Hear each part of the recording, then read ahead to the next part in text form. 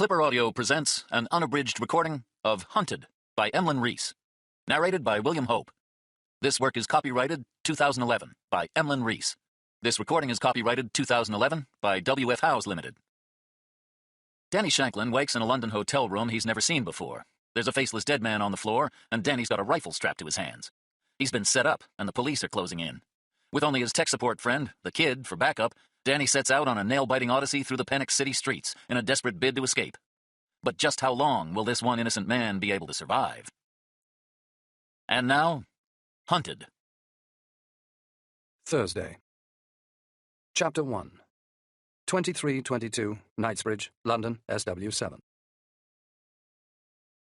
The willowy blonde sitting beside Colonel Zykov in the back of the black London cab was half his age, and twice as beautiful, he thought, as his wife had ever been. Stepping out into the warm June night, he held out his hand towards her.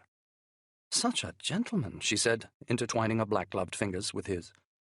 Her name was Hazel. She was Scottish. A Glaswegian, she'd explained over cocktails in the fashionable bar they'd just left. Zykov had never visited the distant northern British city, but there was something about this girl's accent that reminded him of Eastern Europe and left him feeling quite at home. He paid the cab driver before steering Hazel towards his apartment building's well-lit entrance, on through its revolving glass door and across its polished marble hallway to the lift. He punched an access code into the security control panel. The lift's steel door slid smoothly open. "Ladies first," he said.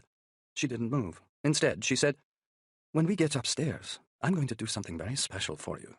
But first of all, now almost all, I want you to do something for me." "What?" "Call your office. Tell them you won't be going into work tomorrow. Tell them you're taking a day off." She smiled. "Why?" "Because I'm not in the habit of one-night stands." Her lips were now almost touching his. He could smell the champagne and kirsch on her breath. "Which means tomorrow we're going to have a long lie-in. And then you're going to take me out for a very expensive lunch." At first, he thought she was joking, but as the lift door began to close, she stayed exactly where she was. He pressed the lift's hold button. He'd put too much effort into this conquest to risk losing her now. Taking out his phone, he made the call and left a message on his PA's voicemail. As soon as he'd finished, she kissed him briefly and gently before stepping back and giggling drunkenly, clearly pleased at having got her own way. It was a charming enough sound, he acknowledged, but not something he wanted to become a feature of their night. He hoped she'd not had too much to drink. The kind of sex he was anticipating would be neither brief nor gentle. In fact, there was every chance this young Scottish woman would not enjoy it at all. As they stepped into the lift, he pressed the button marked Penthouse, Ambassador, to see a smile of Aravist triumph flicker across Hazel's lips. It was a look he'd witnessed many times on many women over the years. Privilege and power, he'd long ago learned, were the greatest aphrodisiacs, especially for the young. The penthouse had in fact originally been earmarked for the use of the deputy ambassador, but the current incumbent was a married football fanatic who lived with his family in nearby Chelsea. Which meant Zykov had got lucky. As military attaché to the Russian embassy here in London, he'd been considered senior enough to move in here himself. He caught his reflection in the lift's mirrored wall. The deep scar on his right cheek, a memento from a knife fight on a Moscow elektrichka as a boy, made him look quite the beast beside this young beauty. He'd first met her 3 days ago in his preferred lunchtime cafe around the corner from the embassy in Kensington Palace Gardens. The day had been warm. She'd been wearing a thin white blouse and no bra, and delighted to observe leaving her pert breasts enticingly defined through the near-translucent material. She caught Zykov staring. Frustrated, he'd had to look away. And that would have been that, he supposed, except for the thief. The bearded vagrant had been either drunk or high on narcotics. He'd entered the cafe staring wildly around before lurching towards Hazel and snatching her purse from the table. In truth, Zykov had done nothing. Even though he was a soldier, his position here in London was diplomatic, which meant it wasn't his place to intervene in such domestic altercations, no matter how attractive the victim might be. But the thief had stumbled sideways, catching his foot on the leg of Zykov's chair. He'd sent them both crashing to the floor. Zykov had struggled, not to subdue the filthy degenerate, but to get away from him. The thief had scrambled to his feet and fled into the street. In his panic, he'd dropped Hazel's purse, which Zykov had then gallantly been able to return.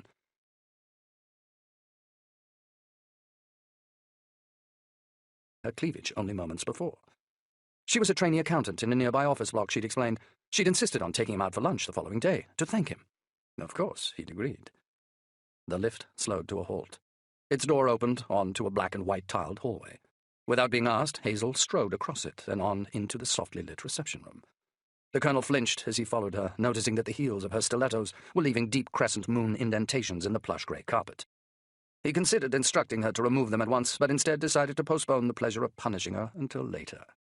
He watched her gazing in silent awe at the sculptures and oil paintings that littered the dresses and walls. She'd clearly never encountered wealth like this up close before. He knew there was no way she would walk out on him now. Proof of this came with the smile she flashed him next.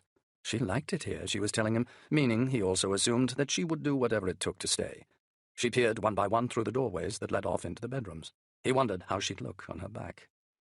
"Why don't we start in here?" she said. She'd chosen the master bedroom, he was pleased to see, the one with the biggest bed. He as this bridged her through and switched on the lights before turning the dimmer down low. As she dropped her handbag onto the four-poster bed, he noticed her glancing up at the framed photograph of his daughter on the wall. Katerina was his only child. It occurred to him that she was probably the same age as this British girl he'd brought back here to screw. He felt a frisson of pleasure, reflecting that there was clearly life in the old dog yet. Unable to contain himself any longer, he stepped up behind Hazel, snaked his arms round her slim waist, and began clumsily unbuckling her coat. She gasped, in pleasure, in pain. He really didn't care which, as he roughly squeezed her breasts. Yanking her skirt up over her hips, he jerked her knickers down and groped between her thighs. As she twisted round to face him, he reached up to grab her short, cropped hair, intending on forcing her to her knees. But the girl was willful. She pulled free. She said, "Wait." The colonel quivered with frustration. Hazel kicked off her shoes. She shrugged herself free of her coat and slipped off her skirt, shirt, and bra. "So what is this special thing you wish to do for me?" he said, no longer addressing her face. She stepped in close and began unfastening his black silk tie. "A game?" "What kind of game?" Her brown eyes glinted darkly as she smiled. "A tying-up kind of game." The colonel's pulse quickened. "You like a man to be in charge, eh?" "I was thinking more the other way around." His eyes widened. She wanted to tie him up? "You cannot be serious," he said. "Deadly." The idea was absurd, of course. She clearly disagreed. Kneeling before him, she tugged his trousers and shorts round his ankles before pushing him firmly back so he was sitting on the edge of the bed. "Trust me," she said. "You're going to remember tonight for the rest of your life." He was tempted to strike her, to pin her to the floor and take her forcibly to punish her impertinence. But as her tongue began working steadily up the inside of his thigh, he decided that maybe there really would be no harm in indulging her suggestion. Reaching up, she gripped him in her fist. She was still wearing her leather gloves. He groaned with delight. "Afterwards, you can do anything you want to me," she said. "Anything at all." That clinched it. It must have shone in his eyes. "Lie on your back, Stuart," said. He did as he was told, staring up at the gold-fringed red velvet bed canopy, wondering if it might be possible to have a mirror fixed to it. "But what will you tie me with?" he said. He could have told her there were steel handcuffs and a restraining gag in the locked bottom drawer of his bedside table, along with Viagra, Rohypnol, several wraps of pharmaceutical-grade cocaine, and a loaded pistol. But she already seemed to know what she was doing, and he was intrigued to see where her imagination would lead her next. Unclipping her handbag, she removed a crumpled pair of black nylon tights. She bit into them and snagged their soft material on her white teeth, tearing the garment in two. Sitting astride his bare chest, she twisted one torn leg of her tights into a makeshift rope. She looped it round his right wrist and tied it to one of the bedposts. She used the second length of nylon to restrain his left hand. He noticed a small green rose tattooed on the inside of her right wrist. He tried to pull himself concentrated for show, to please her. He knew from personal experience that for any fantasy to work, it had to feel real. At the same time, he felt the knots truly were secure. He watched, fascinated now by the girl's concentration, efficiency, and sheer speed, as she fetched his shoes and unthreaded their laces. She seemed utterly focused, no longer drunk at all, in fact. She crawled on all fours to the end of the bed and got to work on his feet. Straining his neck to see over the swollen hump of his belly, he stared after her, keen to see how she looked from behind. "Perfect," was the answer. "What is it the Americans say? Ah, yes, just like a peach." But he couldn't help also noticing, and it struck him now as strange that he had not noticed it before, that her arms, legs, and back were not merely slender, but muscular and toned. No matter, he thought. It was good she was healthy. For what he had in mind for later on, she would need to be resilient and fit. He cursed as a dart of pain shot through his right foot. "Not so tight," he said. "Shut up." "What?" He tried to pull his foot free. He could not. "I said shut up, you stupid old fool." "Shorts in part of the game?" "It was not funny. She'd gone too far." "Do not speak to me that way," he said.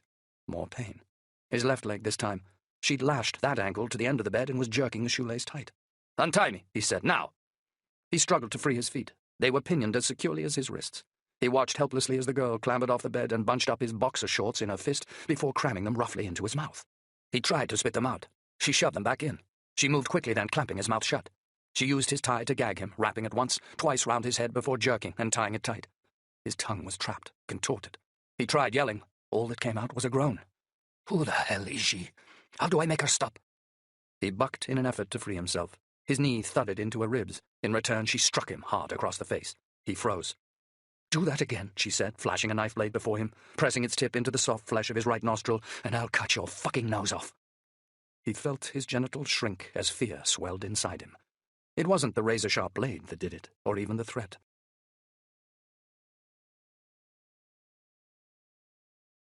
Chapter 2. 2331 Little Venice, London, W9.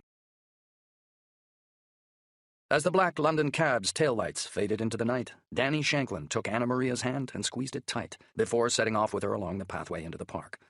He had not seen her in over a year, but he didn't reckon a day had passed without him wondering what she was doing, who she was with, and whether she was thinking of him too.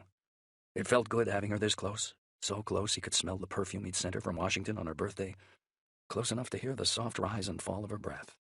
But he wanted her closer still. "Thanks for dinner," she said. "I'm just glad you could make it." He'd only phoned her that morning, the first call he'd made after touching down at Heathrow. He'd hoped she'd be able and willing to cancel whatever other plans she'd made. He'd got lucky. She had. But then that was how she always made him feel, he supposed. Lucky. Lucky to know her. Lucky that she still wanted to see him, even knowing everything about him that she did. Lucky to have someone as beautiful and bewitching as her in his other, which you likewise, most times brutal and complicated life. "Will you be able to spend the night?" he said. "Would you like me to?" "What do you think?" She didn't break stride. Thinking and knowing are two different things. "Okay, then. Yes," he said, "I would." She smiled, leaning into him, slipping her arm round his waist. Whenever he was with her, he wondered how it was he ever went away. But he knew also that he wouldn't leave her again and keep on doing it, until one day he'd come back and she wouldn't be there. "If you do stay, you won't regret it," he said, stopping and pulling her in tight. "I can promise you that." She softly moaned as he kissed her. He felt her body shiver up against his. "Then I'll stay," she whispered. The noise of a car engine reached them. It slowed and idled nearby.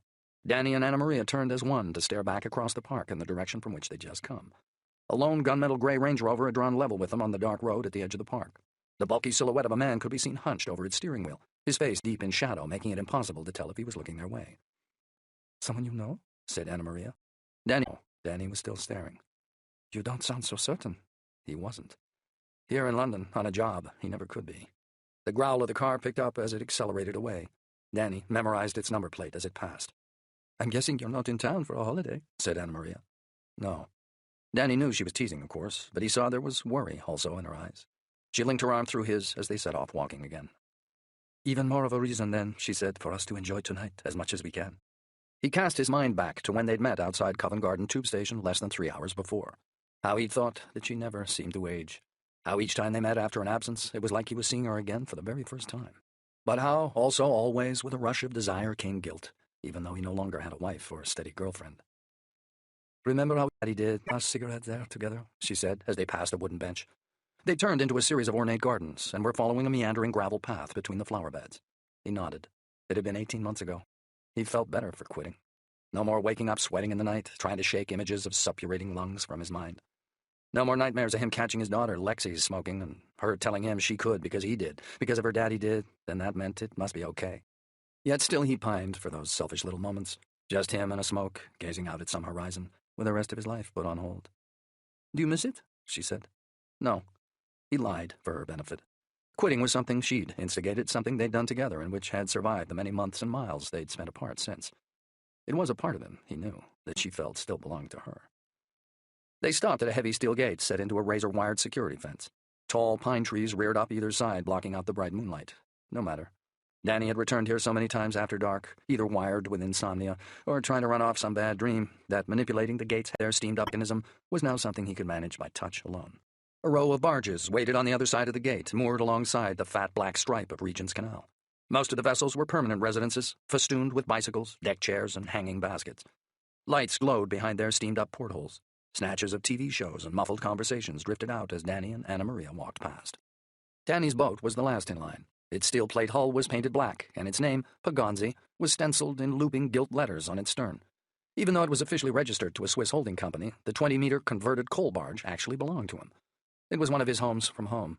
He'd inherited it from Tony Strinati, an old friend and comrade, now dead. Danny stepped onto the small aft deck. He helped Anna Maria aboard and unlocked the hatch. They climbed down the worn wooden steps into the main cabin. He'd put fresh linen on the bed and flowers in the tall cut glass vase on the mahogany galley table. Not because he'd known she'd be coming back, not for sure, but because he'd seen enough bad things in his time to indulge himself whenever he could with life's little luxuries. Had to. He took down a half-finished bottle of Jack Daniels from on top of the fridge. her favorite. He no longer drank. He'd had to stop.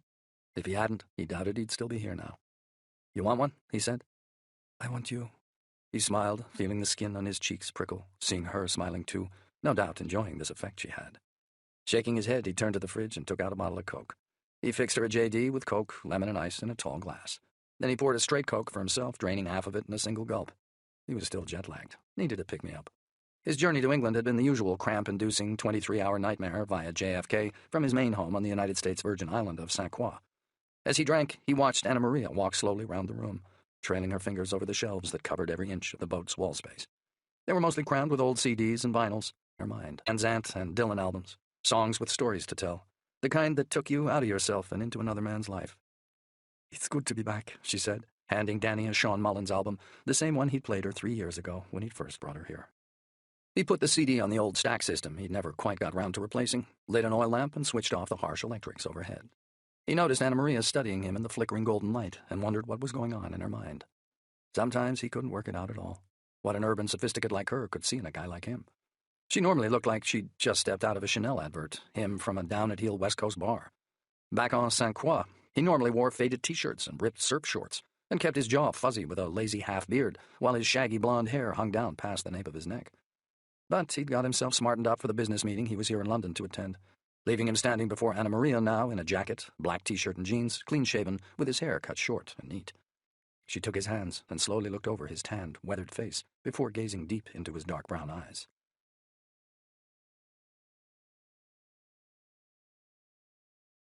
Alone, and one that Danny encouraged. He was already fluent. A sliver of luck life had thrown his way was that languages had always come easy. But he knew, too, that there was always room for improvement. Fresh idioms and nuances to be mastered, little things that might one day make a difference. He gazed back into Anna Maria's sharp green eyes. She was beautiful. Too interesting to be called just pretty.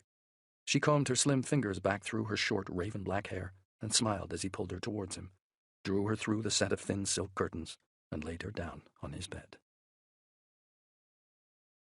Chapter 3. 2346, Knightsbridge, London, SW7. From where he was still trussed up on the bed, Colonel Zykov watched as the blonde girl pulled down her knickers and urinated into the toilet. The bitch. He wanted to kill her. He'd been set up, mocked. He could see that now, right from the start. This woman, this whore, had tricked him, and now she had him trapped. He could still taste the blood in his mouth from when she'd struck him. His lungs were rattling with backed-up phlegm, and only years of training was stopping him from panicking. Training and fury and thirst for revenge. Whoever she was, whatever she wanted, goddammit, he would tear out her throat. But what did she want? He still didn't know. For exactly 15 minutes now, according to the antique French clock on the bedroom wall, she'd had him at her mercy, yet she'd not even glanced at him. He watched now as she stood and shamelessly wiped herself with a wad of tissue paper. She swigged from his mouthwash and spat in the sink. Only then, as she walked back into the bedroom and retrieved her handbag from the bed, did she look at him. She stared at him and slowly shook her head. She took a phone from her handbag and made a call. She spoke a number out loud in Russian, and the colonel's heart sank as he recognized it as the lift's access code, which she'd watched him type into the security panel downstairs. So she is not working alone. Someone else was coming for him now, another Russian speaker. Someone who knows where to find us. He cursed his own stupidity. No wonder her accent had reminded him of Eastern Europe. That was exactly where she was from. He thought of the tiny panic button embedded in the plaster rose on the wall beside his bed. He thought of the loaded pistol in his bedside drawer. He could reach neither. He told himself he would survive. He had the might of his country behind him. He was a soldier. He would get through this, and then... My God, he thought, remembering his phone call. The phone call to the embassy she'd insisted he'd make. No one was expecting him at work tomorrow. No one would miss him for 36 hours.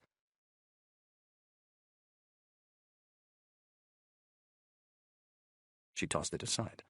So, she is not here to steal from me, he concluded, although far from bringing him comfort, this only increased his dread. Who's coming? What will they do to me when they arrive? She began rummaging through his bedside drawers. Is there something she thinks she will find? He heard a drawer lock snap, and then the drawer being opened. "Samozyarny pistolet Serdyukova," the girl said, weighing his gun in her hand before expertly checking its steel double-stack magazine. 21mm armor piercing. Sitting on the edge of the bed, she jammed the pistol's cold barrel hard into the colonel's testicles, making him groan in pain. "You know, if I fired this up your asshole," she said, "it would blow off the top of your head." A wave of terror swept through the colonel's guts. Not because he thought she was about to pull the trigger, but because she knew so much about the weapon. There was no longer any doubt in his mind. She was a professional.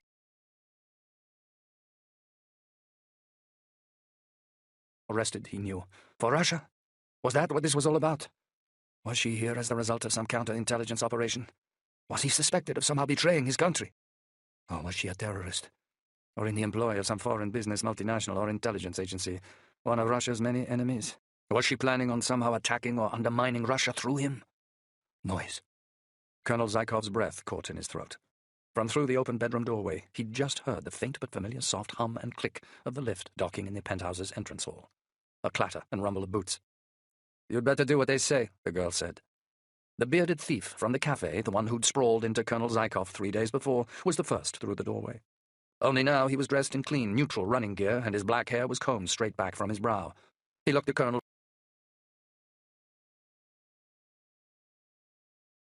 Tears swelled in the Colonel's eyes as he thought of the sheet and why it was there. To catch fluids. Urine, feces, blood. To limit mess. 2 more men marched in. The first was mid-40s, stocky and tall, with a shock of blonde, almost white hair. He had tapered sideburns and was dressed like he'd just stepped out of an exclusive nightclub, in a smart dark suit with a heavy gold watch hanging at his left wrist. His companion was older, perhaps 60, balding, grey, unshaven, tall, and extremely thin. He was wearing wire-framed spectacles and an oversized blue raincoat. He wordlessly set down a black attaché case on the bed and started to hum tunelessly, as if he were the only person in the room. Colonel Zykov recognized neither man, which wasn't true of the equipment the bespectacled man now took from his case's molded foam bed. Swabs, a loaded hypodermic. When he flicked the syringe with his forefinger, tiny bubbles spiraled.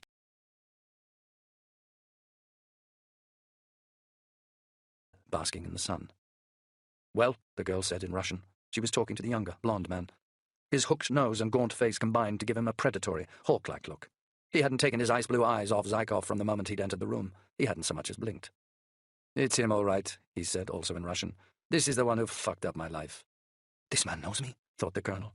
He raked desperately through his memories, trying to work out where he might have seen him before. He came up with nothing. The man must have made a mistake. Because those eyes, that face, there was something about it. A capacity for violence that surely, the Colonel thought, once encountered, would be impossible to forget. "Make the call," the man said. The blonde girl walked into the bathroom with her phone. The man with the glasses squirted a tiny jet of clear liquid from the syringe into the air.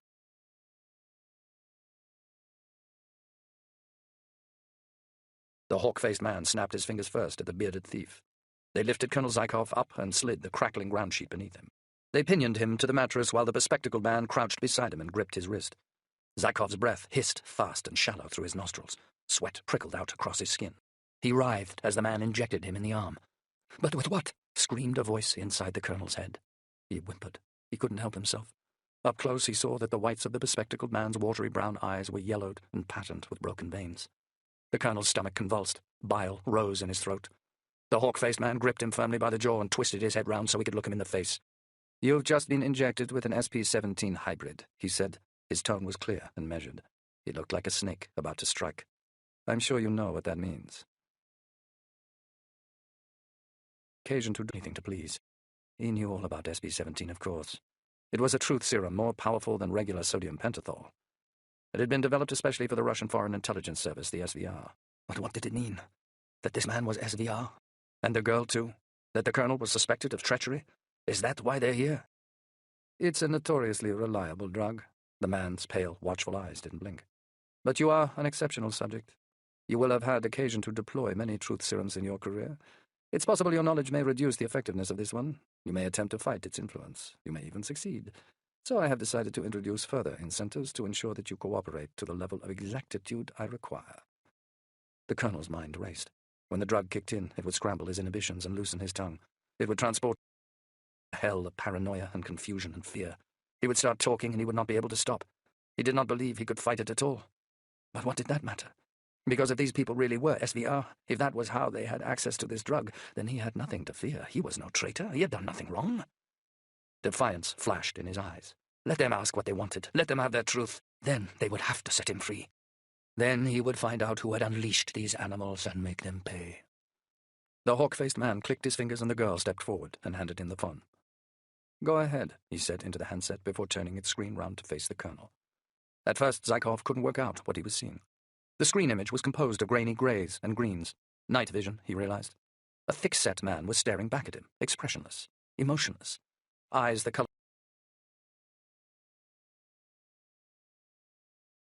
Hollowness grew in the pit of Zaikov's stomach. There was something familiar about the brickwork. Something there filled him with dread. The man turned the camera away from his face to reveal the main entrance of the building. Zaikov twisted to break free. His daughter! How dare they! Inside that building was Katerina's Moscow home. The colonel roared through his gag. Hot tears of rage rolled down his face. SVR or not, he would make these bastards wish that they'd never been born. Chapter 4. 0043, Little Venice, London, W9. Danny and Anna Maria took turns to shower. Then she sat on the arm of his worn leather chair, drying her hair with a towel, while he fixed her coffee, black and sweet, just the way she liked it. Back on the bed, she rolled him onto his back and kissed her way down his body, the way she always did whenever she'd not seen him for a while. He sighed as her soft lips undertook their familiar, lingering journey along the pathway of his scars. Her touch was like a soothing balm.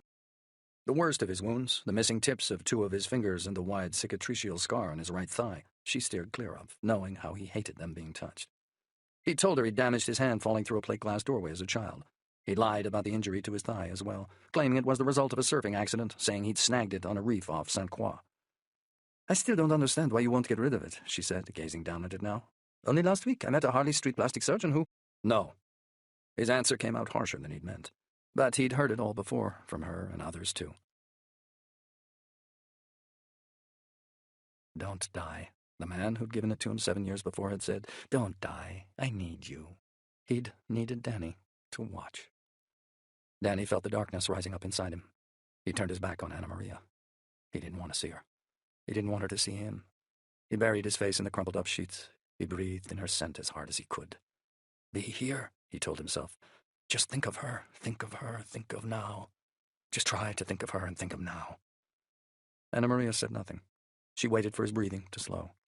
She weaved her fingers gently back and forth across his neck, over and over, before pressing deeper between the mass of knotted muscles leading down into his shoulders, until finally he began to relax.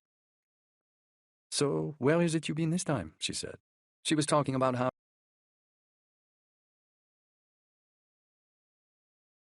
Congo, to be precise. He'd spent 2 months out of the last 3 as a consultant for a corporate security agency there.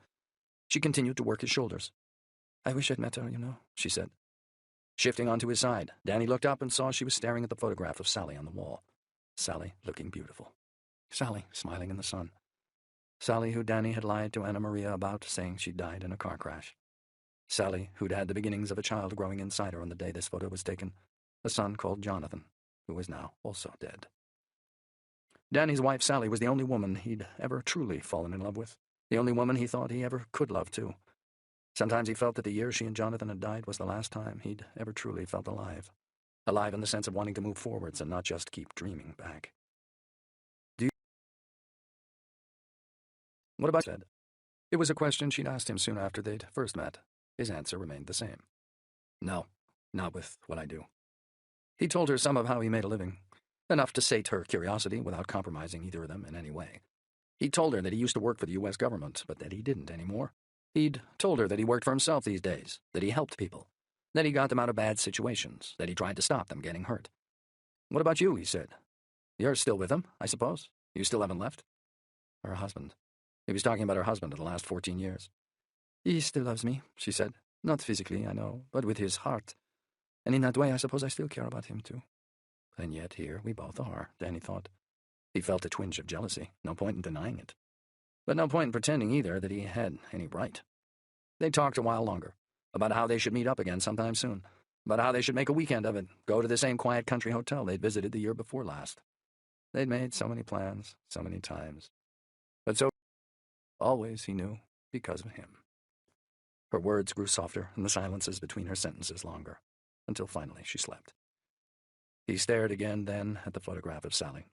Again he felt it all, everything he'd ever loved, being torn and shredded and ripped away. He reached out for his jacket and slipped another photo from its inside breast pocket. It showed a little girl riding high on a playground swing. She was laughing. Her long blonde hair was fanned out, fluttering in the breeze. In the corner of the photo you could just about make out Danny. He'd been pushing her higher and higher that day, but always he'd been ready to catch her if she fell. Lexi. His daughter, Alexandra. His little princess.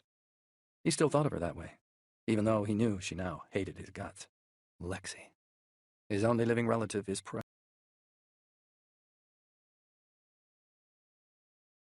daughter. He had long ago decided that he'd never allow the complications of his own life to impact on Lexi's again. He pulled back the curtain and gazed out through the wide oval porthole. The full moon shone in a clear, starry sky, scattering diamonds of light across the glassy canal. Next year would be the 8th anniversary of Sally and Jonathan's deaths. There'd been a time when all he'd wanted was to join them, a time of rage and confusion before he'd found a reason to live again. He tried to focus on Lexi and to think how one day things might be better between them. He'd never forgive himself for the way he'd let her down. Images of how Sally and Jonathan had been at the end leapt into his mind. He fought the sense of panic rising in his chest. He tried not to think about what had happened, or how much had been taken away. But soon he knew the nightmare would come for him. The same nightmare he had every night. A nightmare that wasn't a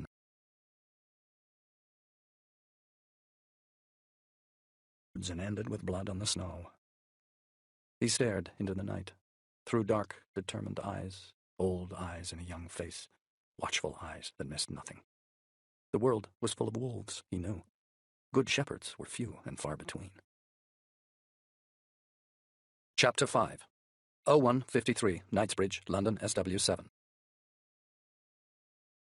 Colonel Zykov puked over the plastic sheet again. The girl wrenched his jaw open and cleared out his mouth with a sweep of her now plastic-gloved fingers. He tried to bite her and twist free. Someone punched him hard in the side of the head. Thoughts chased through the colonel's mind so fast, too fast to grip, spiraling like leaves tossed up by a storm. What's going on? Why are they here? Who are these bastards? Why won't they let me go? He had lost all track of time. His spine and legs were locked with cramp. The ceiling and walls were shrinking and swelling and lurching left and right. Hot urine trickled down the inside of his thighs. "Adrenaline," a man's voice said, booming, reverberating like he was yelling in a cave. Someone seized Zykov's hair. A hard plastic gag was rammed into his mouth, pinning his tongue back to stop him from biting it off. Pain stabbed into his neck. A rush of clarity. Freezing water cascaded down on his face. The man with the unblinking eyes and the hawk nose swung into focus. As he leant in close, Zykov again tried to tear himself free. The plastic beneath him cracked and sure the hold of his throat. "Stop fighting it," a voice inside him screamed. "Remember, you have nothing to hide." "So now I'm going to try asking again," the hawk-faced man said. "But if you try lying again, if your answers become inconsistent in any way, your daughter will first be raped, then mutilated, then killed. You will watch. I will personally staple back your eyelids to ensure that you do." This psychopath, bastard madman, he was telling the truth. Of this the colonel had no doubt. "I'll give you anything you want." He tried screaming the words, but all that made it past his blood-soaked gag was a gurgling sound. "We originally only planned to kidnap you, Colonel," the hawk-faced man said. "What you knew was not important. Your rank and your position working here at the Russian embassy was sufficient for our needs." In his arm, he indulged. "But when I reviewed the dossier my people had gathered on you," he continued, "I saw your photograph and I saw this." The colonel's whole body froze, as almost tenderly the man traced the deep scar on his face with the tip of his forefinger. "And that's when I realized I had met you before." Again, the colonel desperately tried to remember this man. Again, he failed. Other memories instead rose up inside his mind. The long-dead boy who'd given him this scar, his daughter in his arms laughing giddily as a child, that man outside her apartment now, waiting for his orders to... More freezing water sluiced down on his face. The hawk-faced man leered in. "You will remember me," he said. "My colleague here will make certain of that." A tinkling of metal. Zykov strained to look to his left. The bespectacled man was removing several stainless steel surgical instruments from his medical bag. He laid them out neatly on the mattress beside the colonel's head. The colonel fought again to break free, but the men holding him simply tightened their grip. The room's dimensions started shifting again.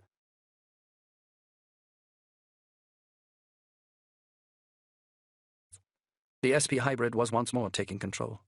Zykov squeezed his eyes tight shut as kaleidoscopic images burst like flak across his mind. He prayed that he'd black out. He did not. "I want you to think back to 1990, the hawk-faced man's voice clawed deep into the colonel's skull. "To the biopreparat weapons facility you illegally raided with an anonymous armed group on the 29th of April. A bolt of clarity. The colonel's eyes flashed wide open in disbelief. "What? But how can this man know about—" The hawk-faced man grinned down. "You cost me my career that night," he said. "It's because of that humiliation that I'm here with you now. But more important is what you stole. That's what you're going to tell me about now, Colonel? What you stole and where you took it next. No, thought the Colonel.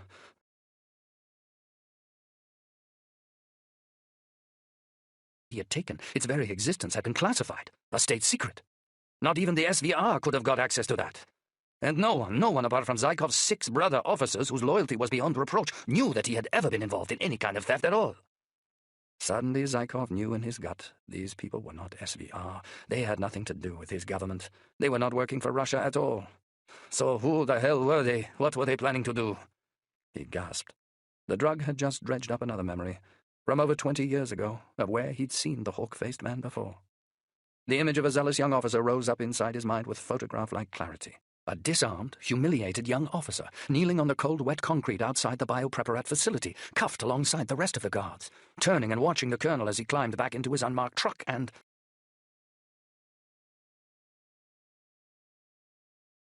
He thought, can it be possible? Could this man truly have glimpsed my face, my scar, so very long ago? The colonel felt the hands holding him tighten, pinning him hard to the mattress. The man in the spectacles closed in and stared deep into his eyes. His pinched-up mouth left him looking hungry as a rat. A tooth of metal glinted in his hand. When the colonel started to scream through his gag, it made a noise like rubber screeching on tarmac. It was the sound of death on the move. Friday. Chapter 6, 1051, Mayfair, London W1. The VT media van parked at the end of the small junction off Piccadilly had false plates that matched phantom records inserted into the 2 supposedly impregnable databases of the Driver and Vehicle Licensing Agency and VT Media, Inc. This was all thanks to the Kid, Danny Shanklin's regular tech support, who'd last night hacked both systems to ensure that his white Ford Transit appeared to be part of VT's engineering fleet, here on legitimate business, in case anyone cared to check. Danny and the Kid were now sweating side by side in the windowless back of the van, wedged in a nest of comms kit and wires. London was in the grip of a heat wave. According to the Kid's copy of the Sun newspaper, this was said to be the hottest day of the year. But the van's aircon was broken, in spite of the fact that the same off-grid chop shop where the Kid had paid an extortionate sum to get its stencils sprayed and plates switched would most likely have fixed it for free. The Kid's IQ was off the scale. But when it came to the mundane facets of day-to-day living, he had a tendency to let things slide. Meaning he'd not got time, or to use his own South London vernacular, because he couldn't be bloody arsed. Danny peeled the lid off the Starbucks cup the Kid had just handed him and took a swig, then winced. The coffee was lukewarm, over-sweet, and stale. Something that clearly wasn't an issue for the Kid, who now drained his own cup in one before belching loudly, twice. The Kid was 35 years old, 6'2", and 16 stone, but baby-faced with it, and pretty much wrinkle and stubble-free, hence his nickname. He was British Army and GCHQ trained and smart enough to have lectured in encryption or coding at either MIT or Imperial College if he'd so desired. Lucky for Danny, he preferred being out in the field, running his own show for a few select, well-paying contacts. Right now, he stank of smokes and last night's booze and was wearing a pair of blue VT Media engineering overalls with the sleeves rolled up, revealing the legend, "God is a programmer," in fancy Gothic tattoo letters.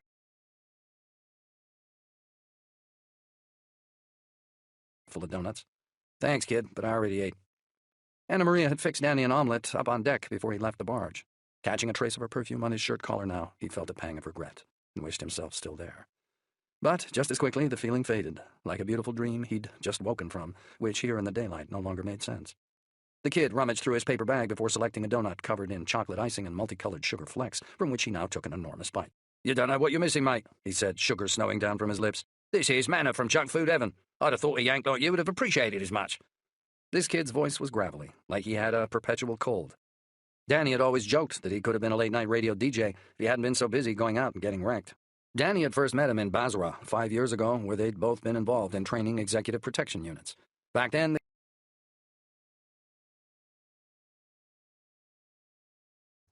but these last few years, working private sector in Europe, mainly out of the back of surveillance vans like this, much of the Kid's muscle had turned to fat.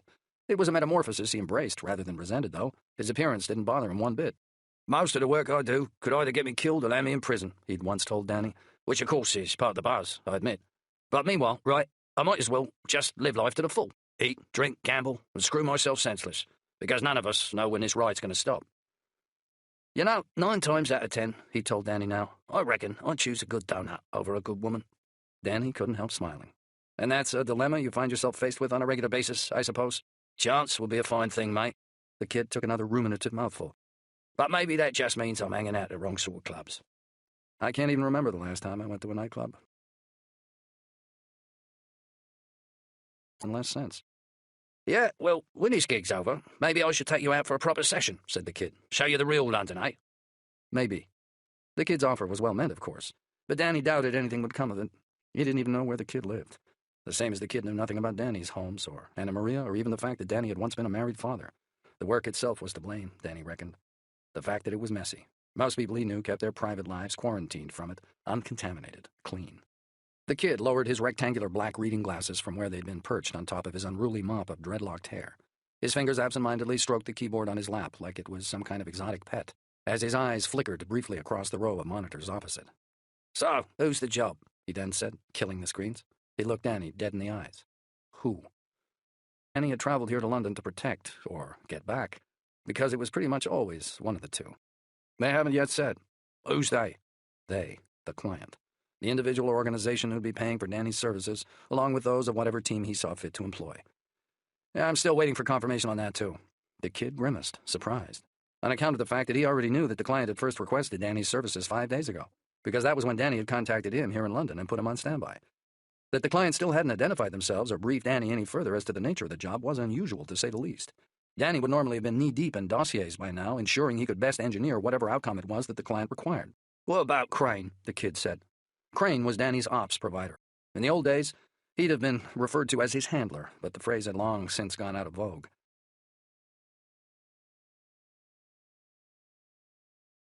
Come through him. All he knows is that the client's been forwarded to him from a U.S. government source. The kid openly sneered. Even before the WikiLeaks fallout, he'd dipped into enough highly classified data files over the years to have developed a healthy cynicism towards governments of any sort. That's no guarantee of anything, he said. Crane says it's someone he trusts. The kid didn't answer, but it was clear from his expression that he didn't appreciate the lack of information any more than Danny did.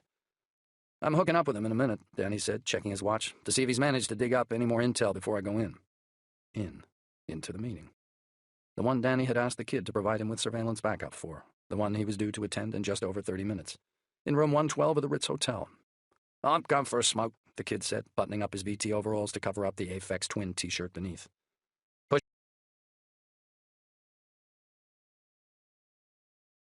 sunshine before slamming them shut. Alone in the sweltering neon twilight, Danny checked his watch. 10:59 a.m. Better get a move on.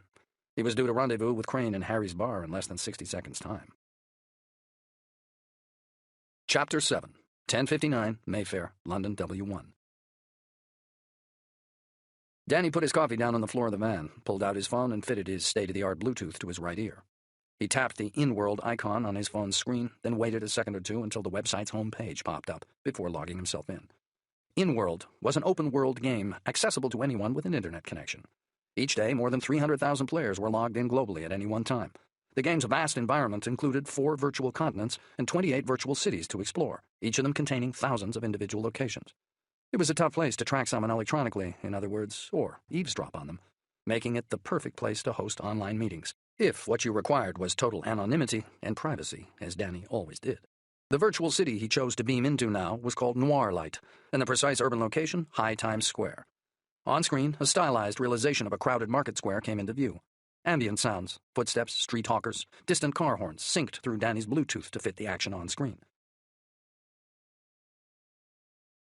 Cars, to look pretty much any way they wanted.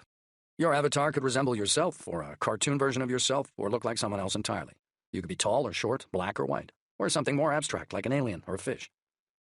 A system status message ticker-taped across the bottom of Danny's phone screen reading, F8 is now entering High Times Square, informing the other nearby players that Danny's avatar was about to beam in. Danny had chosen to call his avatar F8 for no reason other than that it had been the first key he'd looked at on his laptop when he'd originally been prompted to come up with a name.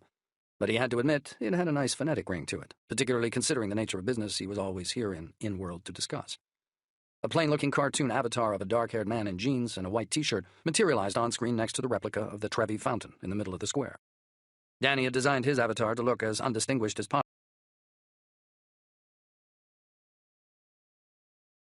F8, another system status message displayed. Danny steered F8 quickly through the throng of other avatars milling around the square before launching into fly mode, taking his avatar up into the permanently twilit sky. Danny's buddies list at the bottom left of his screen showed the name Crane in green lettering, letting Danny know that his ops provider was already logged into the system and would no doubt already be waiting for him at Harry's.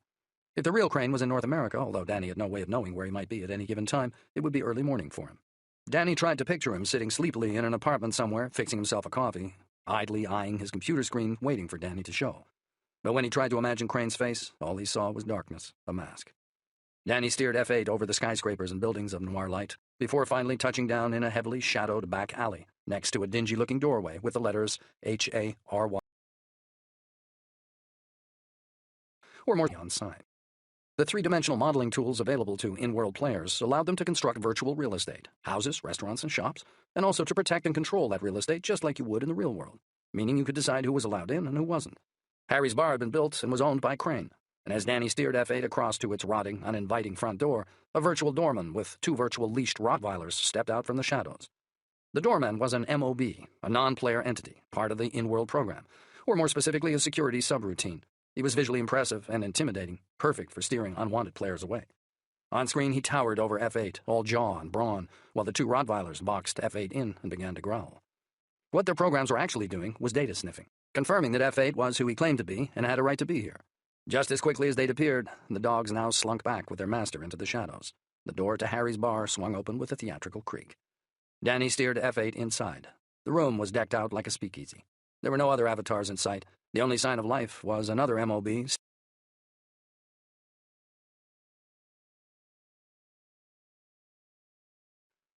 "Long time no see, partner. What can I get you?" the barman said, his computer-generated voice emerging as a pleasing New Orleans drawl. "Bloody Mary," Danny said, "heavy on the spice." This was one of the access codes Crane had given him. The barman set about mixing F8 a virtual drink while Danny waited, knowing that in reality his own voice print was now being checked as a means of providing yet more proof that he was indeed who he said he was. Finally, the barman handed over F8's drink and told him, "Good health," meaning Danny had been cleared to proceed. A floor-to-ceiling bookcase on the wall to the right of the bar slid sideways, revealing a previously hidden doorway. Danny steered F8 through into Crane's private office, a windowless room with a wood fire crackling, blazing ruby red in a cast-iron hearth. Art Deco ceiling lights bathed the exposed brick walls in a sapphire blue glow, but Crane was nowhere to be seen. Looking round, Danny saw a virtual paper note left twinkling.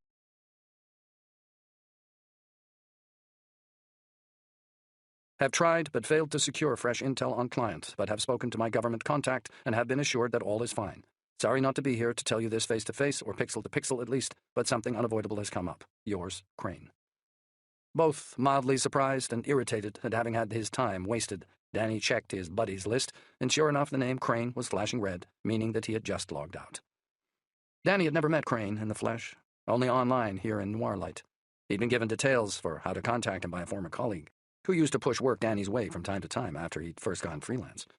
Danny didn't even know if Crane was his ops provider's real name. What he did know was that he was reliable and had never let him down.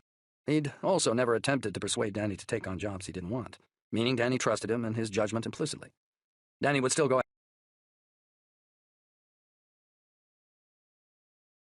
that had been dogging him all week. He couldn't help wondering who this mystery client was, or why they were insisting on meeting him blind, or how the hell they'd managed to keep their identity secret from someone as connected as Crane. He couldn't help feeling, in other words, that somehow something was wrong. Which was why he'd brought the kid in as backup, because Danny knew better than to ever ignore his own intuition. He'd learned that a long time ago, on a morning that had started with a walk in the woods, but had ended with blood on the snow. Chapter 8. 7 years ago, North Dakota. "Do you like killing, Daddy?" Like? It wasn't a question Danny Shanklin had ever been asked. Not one he'd thought about either. Not once throughout his schooling or training. Never in all those hours he'd spent learning how to defend himself and his country, and how to attack. Like had nothing to do with it the way he saw it. Killing was about what was necessary, about what had to be done. Icy wind stirred in the sycamore trees. Sunlight sparkled on the snow. In Danny's hand was a rabbit, dead not more than half an hour, its body still warm. He glanced across at his daughter. Lexi was 9 years old, swamped in a torn and battered camouflage jacket that had belonged to Danny himself when he'd been 8. Her long blonde hair, fine like her mother's, was matted from where she'd slept on it. Snow creaked beneath her waterproof climbing boots as she rocked back and forth on her heels. A snowflake glistened on her button nose beside the 5 freckles that never went away even in winter, and which Danny had gazed at more times than he could remember over the years, as she'd fallen asleep in his arms. It was the 5th of January, just gone partitioned the pastures and the snowy valley from the dark woods above. The air was heavy with the dank scent of pine. Danny's father, the old man, had bought this rocky hilltop off a sheep farmer for next to nothing nearly 40 years before, and had later built a log cabin on its summit the year Danny had been born. Danny had been coming here ever since, first with his parents, then his friends, and now with his own family, too. His wife, Sally, adored it, too. She thought giving the kids a taste of this simple life was an antidote for their New York City existence of boundaries, restrictions, and TV shows. "What I mean," Lexi said, "is we don't have to kill, do we?" Her voice was gentle but commanding, like her mother's. Danny could have listened to it all day. "Because we're not poor like some people in the world are poor, are we, Daddy? And there are plenty of Walmarts where we could have stopped off and picked up meat on the way here." She was a preternaturally analytical child, something her school teachers had picked up on already, much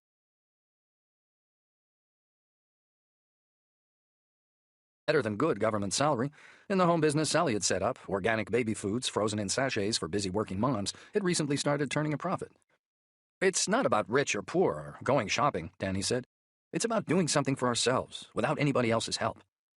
"It's about more than that, too," he nearly said. "It's about who we are, about our place in the world. It's about learning to be hunters, not prey." "The way Granddad taught you." "That's right. Granddad." That was what Danny's kids called the old man. He'd been dead 2 years now, but Danny still sometimes felt that he was right here, looking over his shoulder. He missed him like hell. He loosened the noose of the wire snare from around the dead rabbit's neck. It had been a clean kill. The animal would have died quickly, garroting itself as it struggled to break free. It flopped as Danny lifted it up like a glove puppet with a hand pulled out.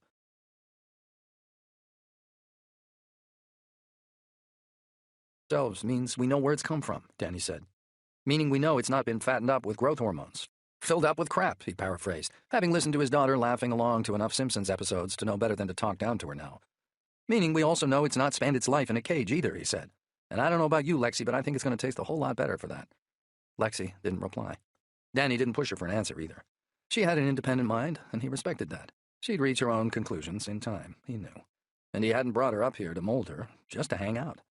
She walked ahead of him, casting a long, thin shadow before her to where he'd set the last snare. They'd walked the fence together with little Jonathan just before sundown the previous afternoon, with Danny pointing out the telltale tufts of fur snagged on the fence barbs and the smooth-worn dirt of the rabbit runs beneath. As he'd tied the snares, he'd explained to his kid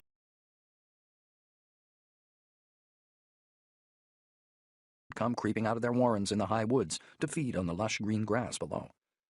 Danny had wondered, when he'd woken today, whether the snow might have deterred the rabbits from venturing out. 3 inches had fallen overnight, and heavy flakes were drifting slowly down again now. But it seemed the snowfall had only made his snares that much harder for the rabbits to detect, because he already had 2 dead in the bag, and now a third. More than he'd hoped for. More than enough for the stew he'd cook and eat with Sally and the kids later on by the hearth. It irked Sally, Danny bringing Lexi out like this on his morning rounds whenever they were up here at the cabin. But Danny had been even younger when the old man had done the same for him. And Lexi wouldn't be left behind. She'd always been like a shadow to Danny. She wasn't afraid of anything that walked this earth, not while she was by his side. The old man had shown Danny more than the dead catch, too. Danny had been taught how to skin the rabbits himself by the time he'd been 7. No different.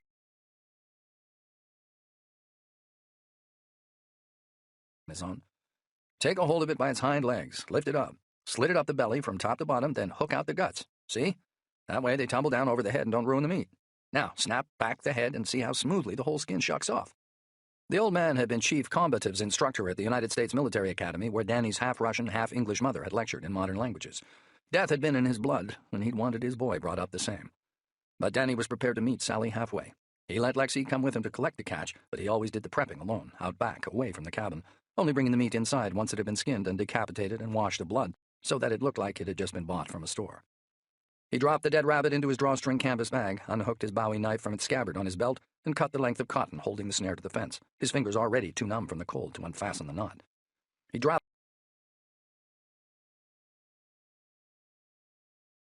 because they'd rust, which they wouldn't, but in case another animal got itself tangled in such a way that it wasn't killed outright, and Danny wasn't here to deliver the coup de grace. No point in causing anything any suffering, unless you had no choice. A bird, a crow, he thought, launched itself up, cawing, into the sky over the trees near where the cabin was. Then another, a few meters to the left. Something must have startled them.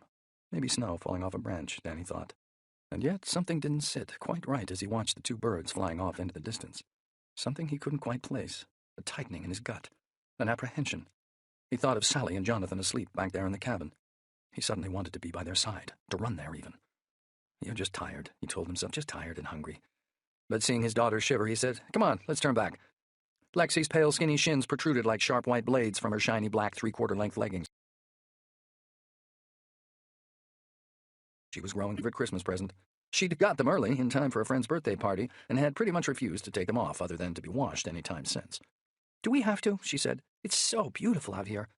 She was staring out across the valley past the winding black snake of the river towards the distant Canadian border, with her eyes shining brightly, her cheeks rosy as apples and a trace of a smile playing on her bow-shaped lips, so clearly proclaiming to the world that she was glad to be alive. She slipped her arm round Danny's waist and hugged him, making him realize how fast she was growing.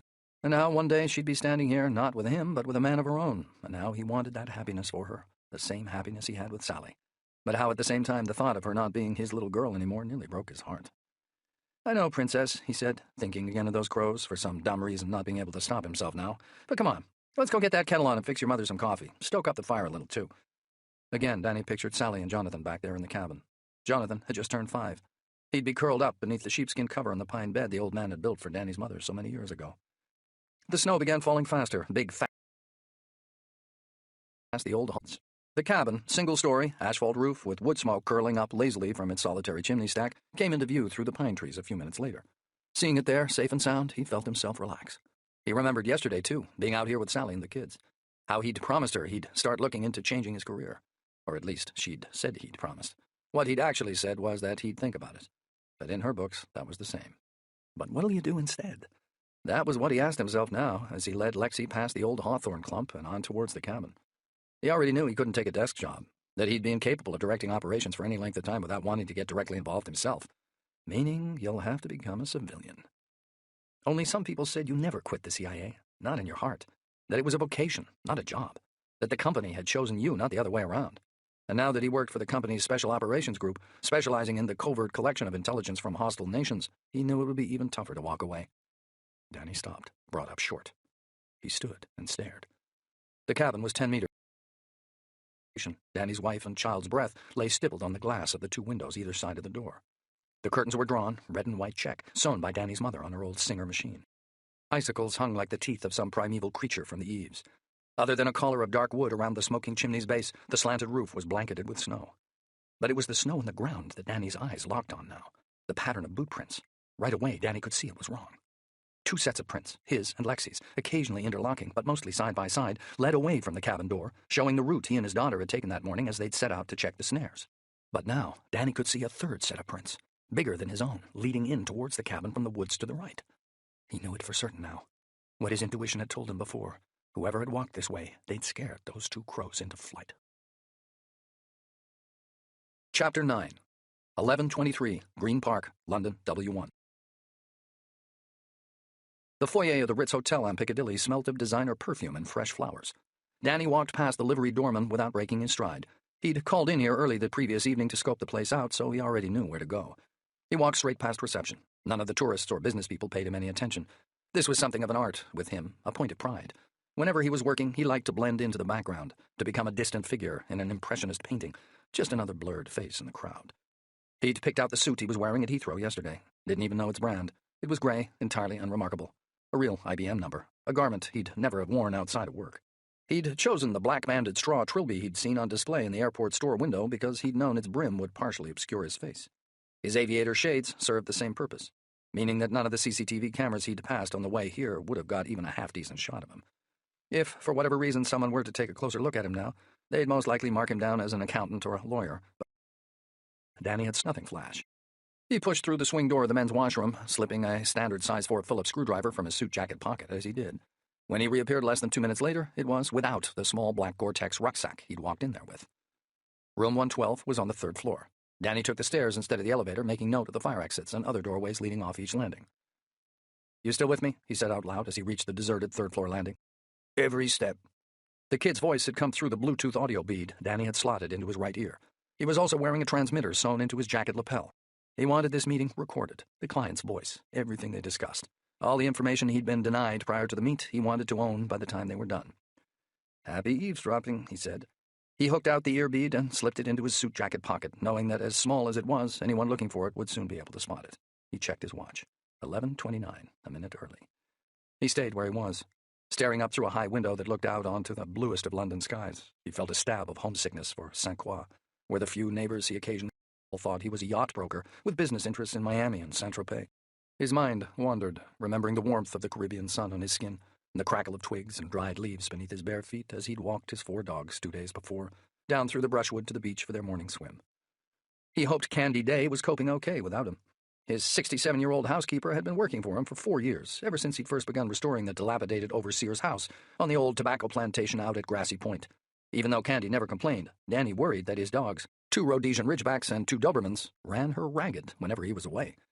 He didn't yet know how long he'd have to be here, but he was already looking forward to getting back. He wanted to finish renovating the old tractor barn, where he hoped this summer Lexi would finally come to stay. She'd never been to St. Croix, had never spent any of her vacations with Danny, not since she'd moved to England to live with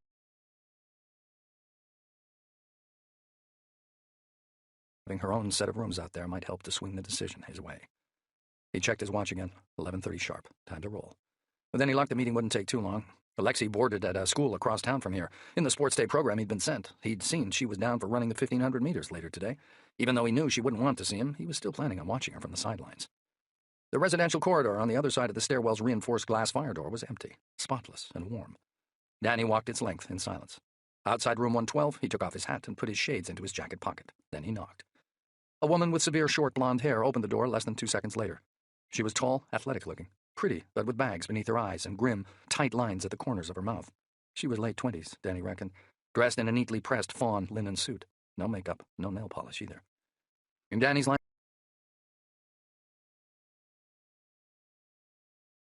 threatened or worse, but one look at this woman's face told him she was none of these. There was a coldness to her expression, an alertness, too, that made him think straight away that she was military, or had been once. "What do you want?" she said.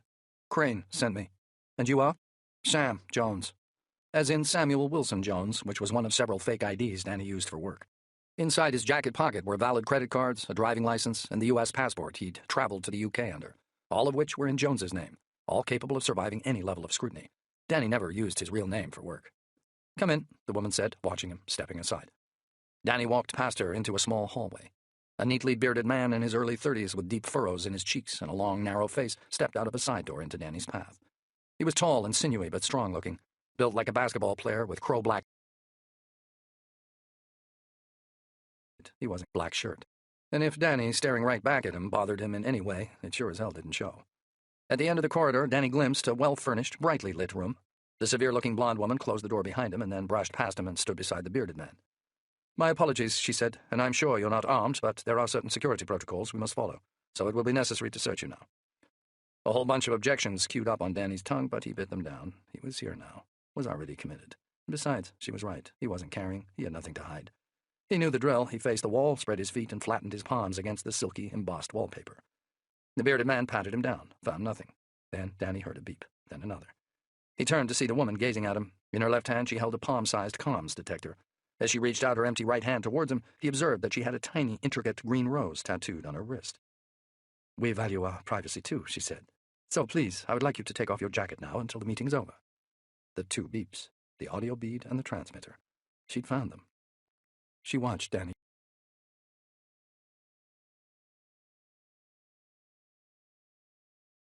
If the compliment pleased her, it didn't show. Danny handed over his jacket. She took his hat as well. He watched as she slid back a mirrored wardrobe door, revealing a large metal case on a waist-high shelf. She popped the case's lid and neatly folded Danny's jacket and placed it inside along with his hat. The lining of the case consisted of a metallic mesh, Danny saw, meaning, he guessed, that it was a Faraday cage, designed to block static electrical fields, including electromagnetic radiation, such as radio signals. In other words, all communication lines to the kid had just been cut off, leaving Danny now truly on his own. The blonde woman snapped the case shut. "This way, please," she said. He caught it then, the trace of an Eastern European accent in her voice, concealed, the way his own mother's voice had sometimes become at backyard Sunday barbecues with his father's military buddies. Russian. If he'd had to hazard a guess right then, that was what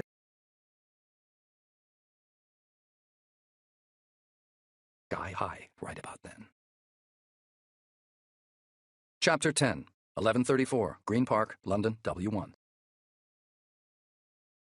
The sitting room the blonde led Danny into was L-shaped and much larger than he'd expected. Part of a suite, antique furniture, modern art, ornate clocks, 2 sets of wide French windows, 2 balconies beyond. Judging by how far away the buildings across the street appeared, Danny guessed this room had a view out over Piccadilly at the front of the hotel. Two men were sitting side by side on the sofa. The first was early 60s, balding, with old-fashioned wire-framed glasses. He was dressed in a cheap, dark suit that hung too loose across his wide, bony shoulders. Steam rose up from the black coffee he was pouring from a white china pot into one of several matching china cups arranged neatly on a glass table before him. He didn't look at Danny. He gave no indication that he even knew he was there. It was the second man that Danny's attention locked onto. A hook-nosed blonde guy in a red and white striped tracksuit, with a gold chain glinting at his right cuff.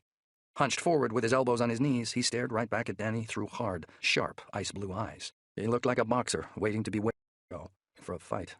Killer eyes. That was what Danny thought the second he saw him. This was no lawyer, no distraught relative or victim, which meant that whatever the purpose of this meeting was, it sure as hell wasn't about getting anyone back. Protection, then? It was possible, but Danny doubted it, because who or what could a man like that need protecting from? I was told this meeting was going to be a one-on-one, Danny said. No point talking to the woman or the bearded guy anymore. The hawk-faced man was clearly bossing the show. The man smiled, showing small, clean white teeth. He said, "There's been a change of plan." He was softly spoken, his accent Russian also, or perhaps Serbian, Danny guessed. "Will you take a coffee?" he said. "No." Wrong, Danny was thinking. Jesus, this all felt so wrong.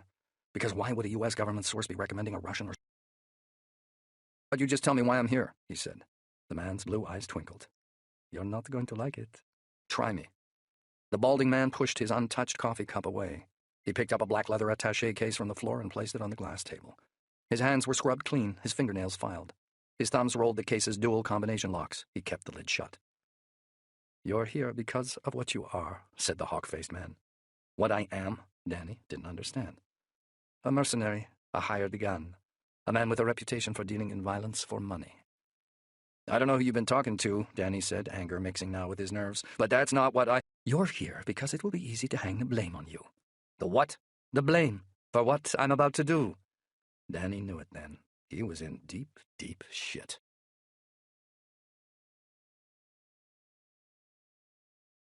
Clava stepping out of an adjoining room. He was wearing an identical red and white striped tracksuit to the hawk-faced man. A machine pistol was gripped in his hands. No way Danny was going to get past him or overpower him.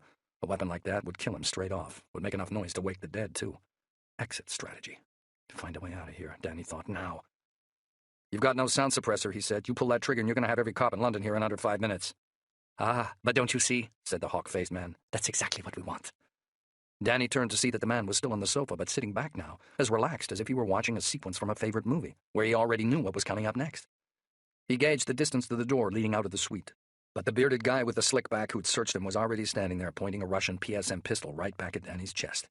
He fought, the panic rising inside him. This wasn't how it was meant to work.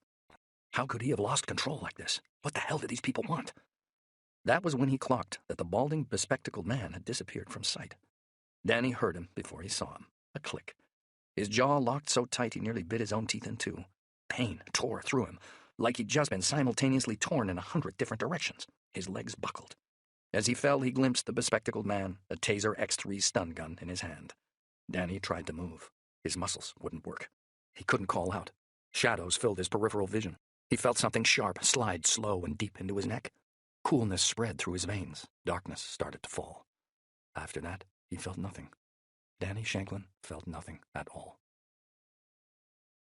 Chapter 11. 1139 Green Park, London W1. Colonel Zykov was shaking uncontrollably. He'd heard raised voices and a thud through the wall. He'd been gagged and tied to the radiator in the darkened hotel bedroom for over 6 hours. He'd had nothing to eat or drink. Dried blood caked his ribboned lips. His muscles felt like they'd been injected with lead. Through his remaining good eye, he stared at the closed bedroom door, terrified of it opening again. Across town in the colonel's penthouse last night, the bespectacled torturer had prized away Zykov's right cornea with a scalpel and rolled it slowly between his forefinger and thumb before crushing it flat. Once the colonel had stopped screaming through his gag, the torturer had explained that he was looking forward to plucking the other eye clean out and examining its aqueous fluid, but that, tediously, he would have to wait until after the colonel had first watched his daughter being slowly raped and butchered. The torturer had hummed softly to himself as he'd waited for the colonel's shock to dwindle and for the truth serum to intensify its grip once more. He'd then asked Zykov for the location of what he had stolen from the biopreparat weapons facility. Only then had he removed his gag. Teen had claimed him again. It had felt like drowning, the struggle in dark, airless depths, craving oxygen, biting back vomit before hurtling back into the light. hauled up like a fish, babbling nonsense over and over, then plunging into cold, howling currents again. Zykov couldn't remember the exact moment he'd betrayed the oath he'd long ago made to his 6 brother officers. Bits of the truth had kept surfacing like storm flotsam spat out of a sinking ship, until his torturer had at last put together the jigsaw of the Colonel's secret past. From snatches of conversation the Colonel had overheard this morning, it was clear he'd eventually told these animals all they'd needed to know. If there was a hell, he knew he would end up there now. If there was a God, then Zykov would be punished for the evil he'd potentially unleashed. Again, he tried wrenching himself free. It was no good. Sometime during his torture, his wrist...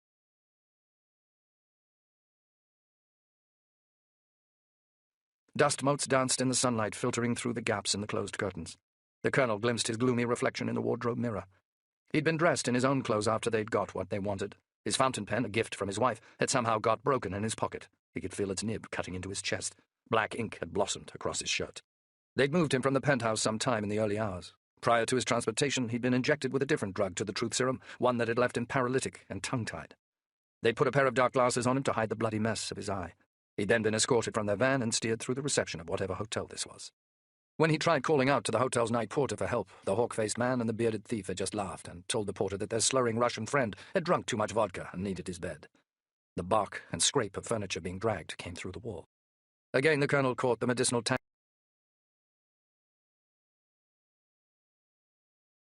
there from when the blonde had first tied him up at the apartment had somehow been cause for concern. He thought of his daughter. Be safe, be safe, be safe. Muffled shouts, rapid footsteps. The Colonel's body tensed. Please, don't let them be coming for me. The door burst open. Light poured in. A huge, shaven-headed man in a red and white striped tracksuit marched over to Zykov. He had a waxy, sick-looking complexion, and when he looked down at Zykov, he grinned. He'd been wordlessly guarding the Colonel all morning, except for when the blonde and the hawk-faced man had come in here to mount each other like dogs in front of Zykov, and that bitch had used her knife to slash his lips until he'd fallen silent and still. The skin had now untied the Colonel from the radiator and hauled him by his bindings into the room next door. Be careful with him, idiot, the blonde woman snapped in Russian. There must be no signs of torture or restraint. After what you've done to my eye.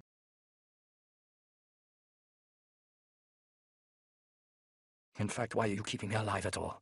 It was this last unanswered question that confused him the most. Because surely these people couldn't be thinking of letting him go. Not after what he'd told them. Surely they must realize that if released, he'd do everything in his power to prevent them from stealing back what he'd once stolen himself so many years ago. The skin had left him in a crumpled heap on the floor. Twisting his neck round, Colonel Zykov stared at the blonde woman. The bitch, the whore. She was crouched by a glass table, pulling on a pair of disposable plastic gloves. She took a surgical knife from a black holdall and held its blade up to the light. Heavy footsteps pounded past. White trainers. 2 people, Zykov counted. A blur of red and white striped tracksuits. Black balaclavas, black sunglasses. Assault rifles gripped in gloved hands. More movement to his right. A face from a nightmare. The torturer. Smiling down at the Colonel now as he moved sideways towards him like a crab. Squatting beside him, he opened his case. He held the loaded hypodermic in his plastic-gloved hand. No, the Colonel tried screaming through his gag. Please, I have already told you all that I know. Zykov felt no shame anymore. He'd beg if he was given the chance. He'd do anything at all that they said. He squirmed and tried to wriggle away. Fresh urine flooded out across his legs. Then he froze. He'd just seen that another man was lying motionless on the floor with his back to him. Someone clearly either unconscious or dead, with 2 fingertips missing from his left hand. The torturer kneeled. He locked one arm around the Colonel's neck as he began the injection. He tightened his stranglehold when Zykov started to buck. As the paralytic agent took effect, the Colonel's struggles weakened, then stopped. The torturer rolled Colonel Zykov onto his back. He took out a flinch. The torturer shone a pen torch into his left eye. Red flooded the Colonel's vision. He tried and failed to blink it away. Then the torchlight receded, and the blonde woman's face loomed into view. Is he dead yet? Am I dead? The Colonel thought. Is that really what she's asking? My God, has he killed me? Is that what he's just done? An urge to weep welled up inside Colonel Zykov, to shriek out in protest, but his tongue wouldn't move. He willed himself to break free from his bonds, to run across the room, to leap from the window, to fly. The torturer shone the torch into the Colonel's eye again. I'm no longer breathing, the Colonel realized. Please, help me, please. Someone, please. A few more seconds, the torturer said, removing the Colonel's gag. Pink from last night, of the man who'd been stationed outside his daughter's Moscow apartment block. They'd shown the Colonel another transmission of him later during his torture. Only this time the dead-eyed man had been inside the building, in the darkness of the corridor outside Katerina's apartment door. The pink spots before the colonel's eyes multiplied, expanded, and swirled. Patterns as bright as butterfly wings began to emerge. His heartbeat suddenly accelerated. Cramp tore across his ribs. In defiance of everything that was happening to him, a hope leapt inside him. "Please, God," he prayed, "please don't let that man have gone into her. Please let what I told these people have spared my darling Catty from that." The torturer leant in and whispered in his ear. "It took her over 3 hours to die. But you know what? From the look on her dirty little cock-sucking face..."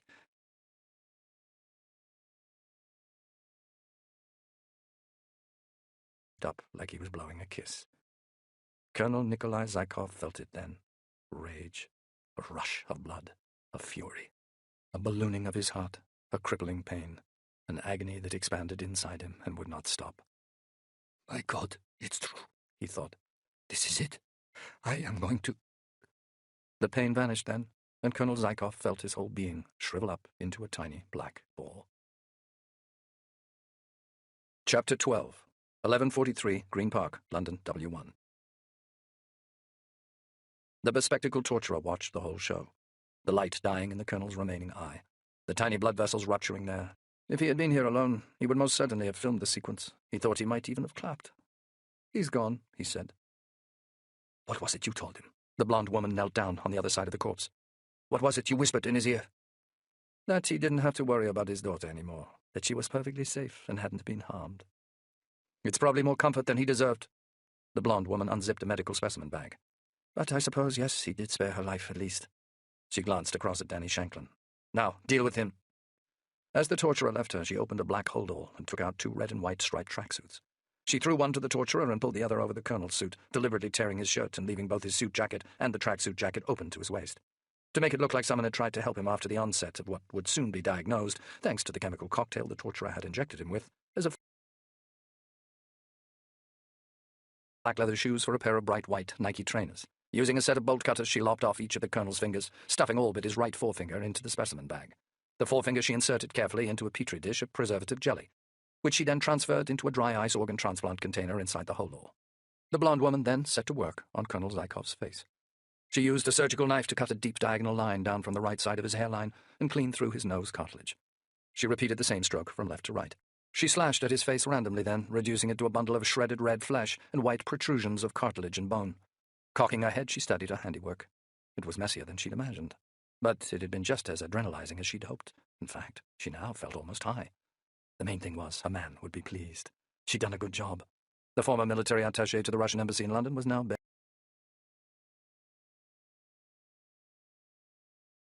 DNA test had been performed and a corresponding database match secured, all of which would buy the blonde woman and her friends more than enough time for what needed to be done. She peeled off her bloodied gloves and dropped them into the specimen bag. Pulling it zip tight, she stuffed it into her holdall, along with the colonel's shoes. Then she pulled on a fresh pair of gloves. Her heart jolted at the clatter of automatic gunfire. It came in short, controlled bursts from out on the balcony.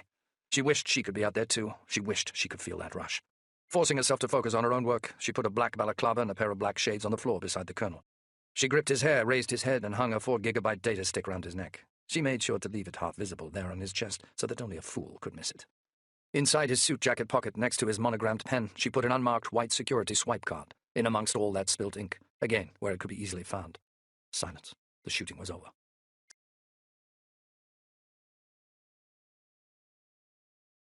Crying out for help.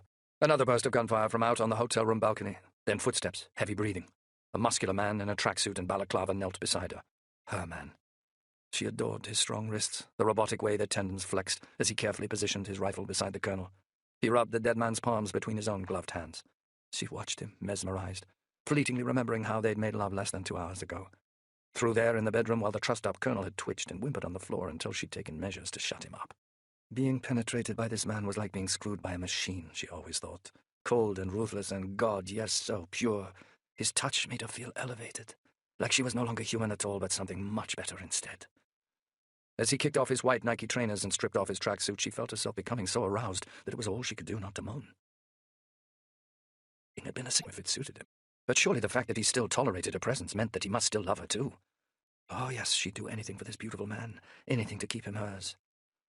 Beneath his discarded clothes, he was wearing a well-tailored dark suit and white t-shirt, no logo. He accepted the polished English black brogues she gave him. Taking off his shades and balaclava, he stuffed them along with his tracksuit and trainers into a bag. Only then did the hawk-faced man smile. She felt her heart swell with pride. So he'd done it. The shooting had been a success.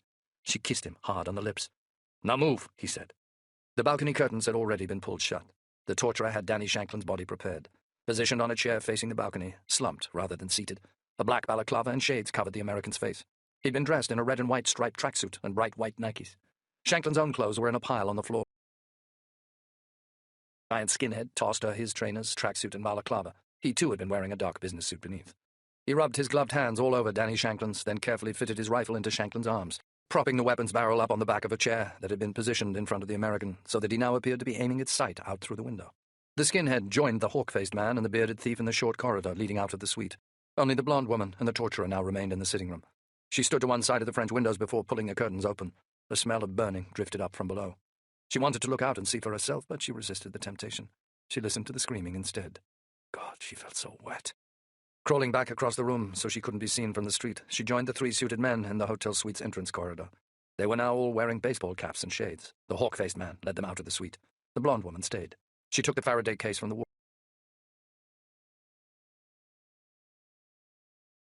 In concentration, he shivered with pleasure as he smoothly slid the needle of the syringe into Danny Shanklin's carotid artery. The torturer had killed several Americans before, most times for money, twice purely for pleasure whilst on holiday in the Florida Keys. It would be interesting to see how this one would die. Would he put up a fight? Would he scream? Would he beg?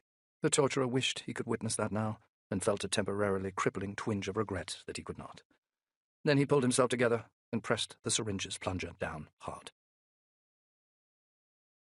Chapter 13. 11:47, Green Park, London, W1. Awake. Danny Shanklin woke, hyperventilating, his heart trying to punch through his ribs. Opening his eyes, he recoiled. Bright light. Burning red. He twisted. Got to get away. Pain. His right forefinger. It was caught in something. Left hand, too. He tried to see what. Saw more burning red. Forced himself to keep looking. The red fractured into a blizzard of pink dots. The pink dots faded into blue. A rectangle of blue right there, dead ahead. What the... Danny's mouth was dry as ash. He felt something solid behind his back. A chair? Was he sitting? His neck throbbed like he'd been stung. He couldn't slow his breathing. His heart kept hammering. Where am I? What's going on? A scream in the distance. Muffled shouts. The blue was the sky, Danny realized. The rectangle was a set of open French doors leading out onto a balcony. The buildings across the street lurched into view. Rows of windows glimmered and faltered. Whatever his hands were caught up in slid sideways with a thud. He felt cold metal in his right hand. His left was entwined in what felt like a strap. Even before he looked down and the object swung fully into focus, he'd already guessed what it was. A rifle. Its barrel was now aimed down at the floor beside him. His right forefinger was wedged through the weapon's trigger guard. His left hand was bound up in its shoulder strap. A Heckler & Koch G36 assault rifle. But why am I holding it? Heartbeat still racing. Muscles flexing, buzzing now, feeling crazed, like he'd just been in a fight. A voice inside him yelled, "Move!" Tightening his grip on the rifle, Danny rose and spun. The short corridor behind him was empty. The door at the end was closed. He kicked away the chair he'd been sitting on, then dropped to one knee and scanned the room. A glass table, a sofa, expensive furniture all around.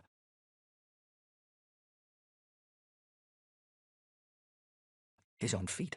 He was wearing a pristine pair of Nikes he'd never seen before. He couldn't remember anything.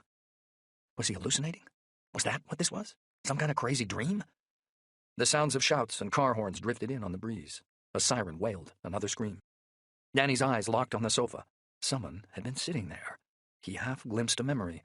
A mocking smile on a thick-set, hook-nosed, blond man's face. Splinters of information pierced Danny's mind. This was the Ritz Hotel, he remembered. Room 112, third floor. But what am I doing here? More screaming. Outside. Danny turned to face the balcony. He took a step forward, another, then froze. A pair of white trainers was sticking out from behind a low wooden table. Worn by a dead man, Danny saw as he slowly circled round. The man's face had been slashed to shreds.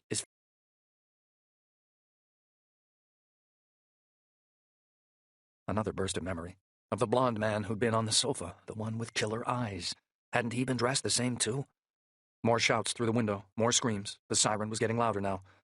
A second rifle, identical to the one Danny was holding. It lay there on the floor just beyond the dead man's reach. Alongside it was a pair of black Ray-Ban aviator shades.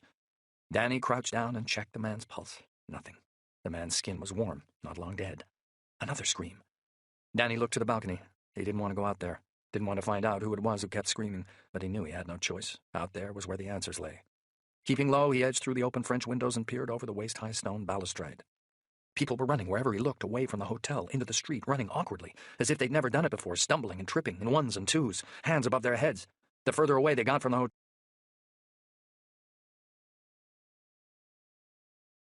tarmac, broken and twisted. 20, Danny counted at least. A scene from a war zone. Only these corpses were dressed in bright civilian clothes, and this was the center of London, in the middle of a hot summer day. Danny looked east and west along Piccadilly. The road was clear of vehicles for 30 meters either way, but then there was chaos. Cars stood abandoned at crazy angles, reversed and crashed. A red double-decker bus had slewed into a lamppost. A mangled motorcycle was half buried in a newsstand that had mushroomed into flames. Further on, vehicles were still trying to slip free of the gridlock, juddering like bumper cars at a fairground. Everywhere Danny looked, he could see people running, crawling, hiding. More sirens in the distance, car horns. A swarm of flickering blue lights was gathering in the east, nudging through the traffic, cracking through it like icebreakers on a frozen sea. Police and ambulances trying to get through. A siren whooped much closer.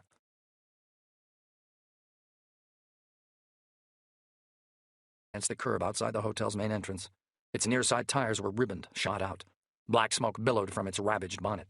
Dozens of fist-sized holes had been punched through its roof. It looked like a tin can a kid had used for target practice with an air gun. The driver's door was open. A man's body lay draped over it like a forgotten coat. A blood trail led away from the car's open street-side rear door to where a woman in a bright purple coat was crumpled in the middle of the street. Something was wrong with the shape of her body. Something was wrong with her legs. The pattern of the bodies, the black limousine was at its center. Whoever had done this, the limousine had been their focal point. The limousine was what this was all about. A police squad car had broken free of the gridlock. It was crawling along the pavement, hugging the near-side line of buildings to the east of the hotel. It angled into the curb and stopped, blue light flashing. The woman whose legs weren't right, she started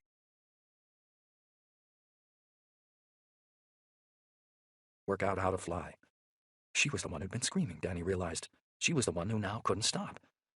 The doors of the police car sprang open. 2 uniformed police ran for her. They zigzagged, half-crouching. One of them lost his cap, but kept on going. He cradled his head in his hands like he'd just been slapped and was expecting the same again. When they lifted the woman up, Danny saw that where her legs should have been, there was only a bloody pulp. Her screaming grew louder as the police stumbled away from the Ritz and bundled her through the glass doors of the building opposite, out of sight. More shouts, directly below. Several women spilt out onto the street, in black and white. Waitresses or maids, Danny guessed. Hotel staff. They ran screaming with their hands in the air. One group of people remained motionless in the chaos, conspicuous because of it, Danny saw. There were 3 of them crouched down low in a shop doorway opposite him. Glass glinted up at him. Something one of them...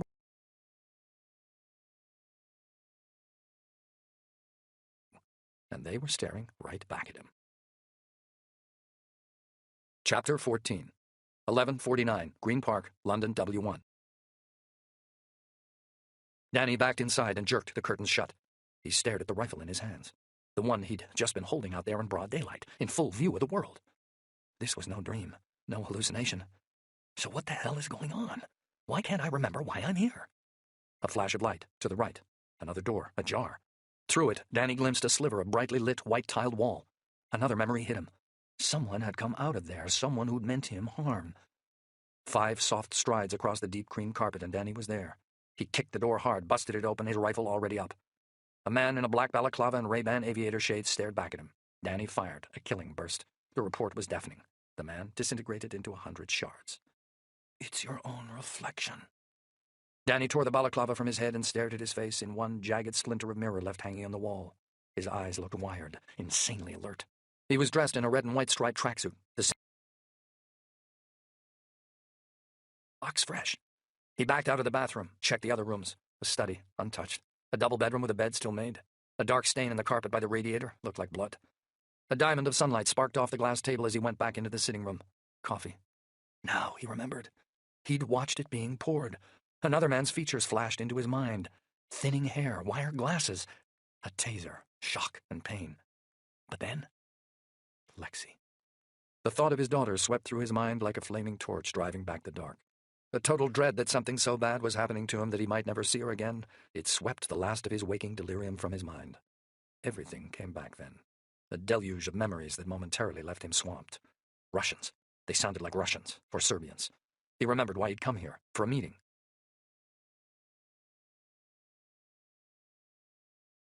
The comms scanner. She'd taken his jacket. She'd taken his jacket to prevent the meeting being wired. The kid.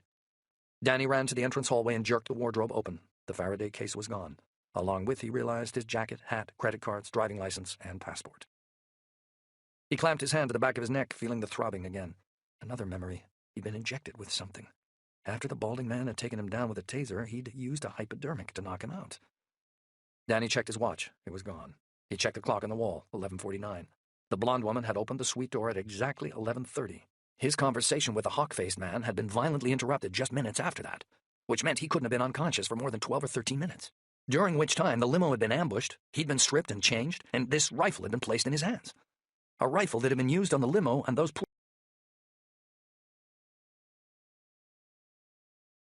would most likely already have been contaminated with gunshot residue.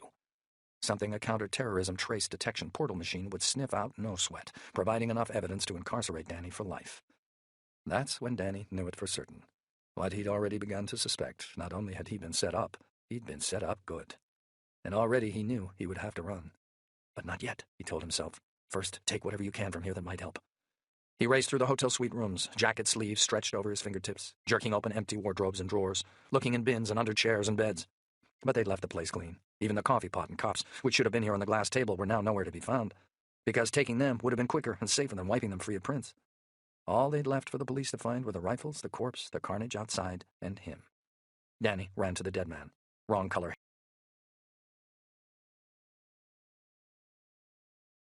Two for the man in the balaclava who'd come at him from the bathroom. He quickly checked the corpse front and back for exit wounds. Nothing. No blood spray patterns nearby either. Nothing to indicate he'd been shot. So how the hell had he died? The man's facial wounds hadn't killed him, that was for sure. The limited bleeding there and on the stumps of his fingers meant he'd already been dead by the time these mutilations had occurred. Meaning he'd been disfigured to conceal his ID. Suggesting that maybe this was another member of the hawk-faced man's unit who Danny had never even seen. Implying that the others must have feared that they could be tracked down through him. ID this guy, and he might lead you to them. Taking prints wasn't an option. Instead, Danny hastily rummaged through the dead man's pockets. Chances were they'd already been emptied.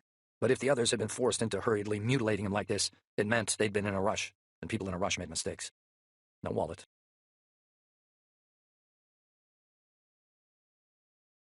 Something else in the man's jacket breast pocket, something thin and rectangular. A credit card, he hoped at first. But what he found instead was an ink-drenched plastic swipe card. He smeared the ink off. The card was white underneath, unmarked. Could have been for anything, a gym or a laundrette. But Danny hoped it might still have the dead man's name encoded in it. He checked the man's wrists, no watch. Then something else caught his eye. Just there where the blood-stained shirt had been torn open in what Danny could only assume had been some attempt to revive him. Danny jerked the shirt wider. A USB data stick hung from a cord around the dead man's neck. Something for the kid. But even in the act of reaching out to grab it, Danny's fingers froze. First the swipe card, and now this. Not one mistake, but two. Both items might have been left here deliberately for the police to find, he realized, to send them off on a false trail. He took them anyway. What choice did he have? Any information was better than none.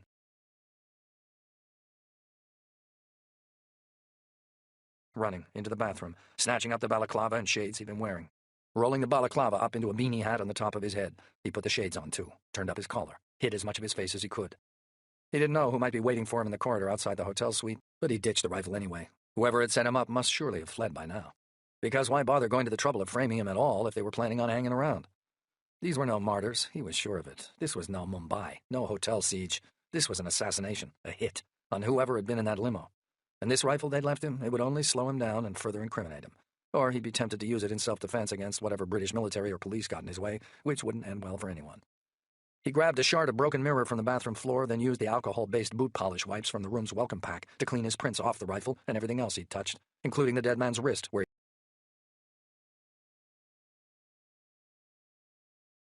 the dead man's clothes with his DNA, then there was nothing he could do about it now.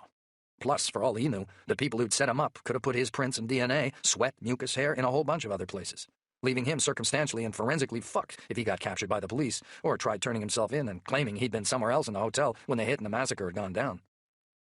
He pushed down slowly on the suite's door handle with his elbow.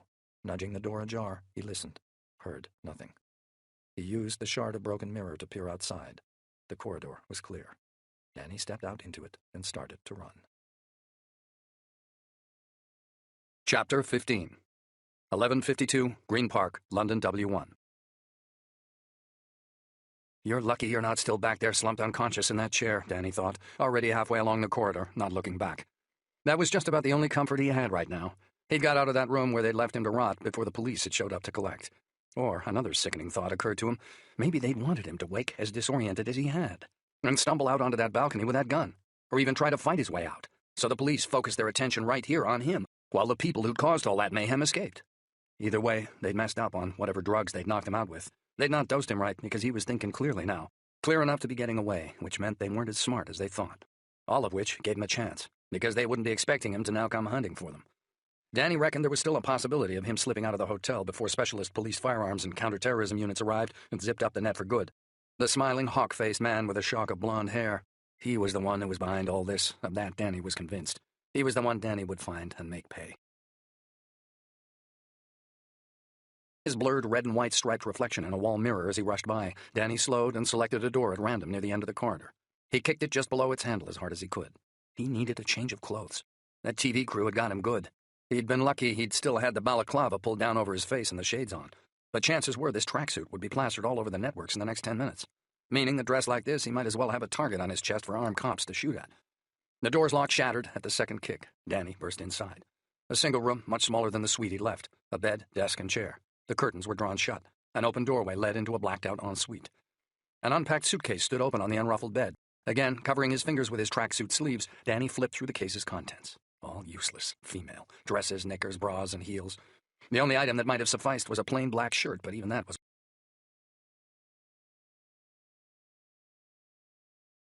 curled up under a writing bureau, wrapped in a white bath towel. Her makeup was smudged and her cheeks smeared with tears. She had ash blonde hair, the same color Danny's mother's had turned that last month in the hospital. "Please." The woman stretched out her trembling right arm towards him, fingers splayed like she was trying to block him from view. It was a gesture Danny had seen before, dozens of times in dozens of countries from old and young alike. She must have heard the gunfire or seen the devastation outside. She was trying to shield herself. She thought she was next. Danny hated to see anyone cowering like that. "It's okay, I'm not going to hurt you," he said. He kept his accent neutral, clipped, as English as he could. Didn't want to mark himself out as an American in case she told the police. "And don't worry, the people who did that out there, I think they've already gone." You're police?" A flicker of hope in her eyes, dashed.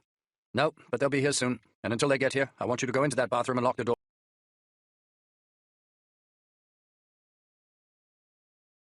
"You're going to be all right," Danny said. "I promise you, everything's going to be fine." She nodded and started to rise. Back out in the corridor, Danny felt his chest tightening. How could this have happened? How could he have ended up bushwhacked? Crane. Who the hell was his U.S. government contact? Why had they led Danny into this? No time left now to kick in any other hotel doors in search of clothes. Instead, he ran to the end of the corridor and out into the stairwell. He thought about busting out through the emergency exit onto whatever fire escape lay beyond, maybe trying to slip away down the back of the building, but just as quickly he dismissed the idea. Before he made any decisions, what he needed was information. What he needed was the kid. He took the stairs 2 at a time, round and down. Seemed like only minutes ago he'd been going the other way. He wished he'd listened harder to his instincts and the warning bells in the back of his mind that had told him not to come. He should have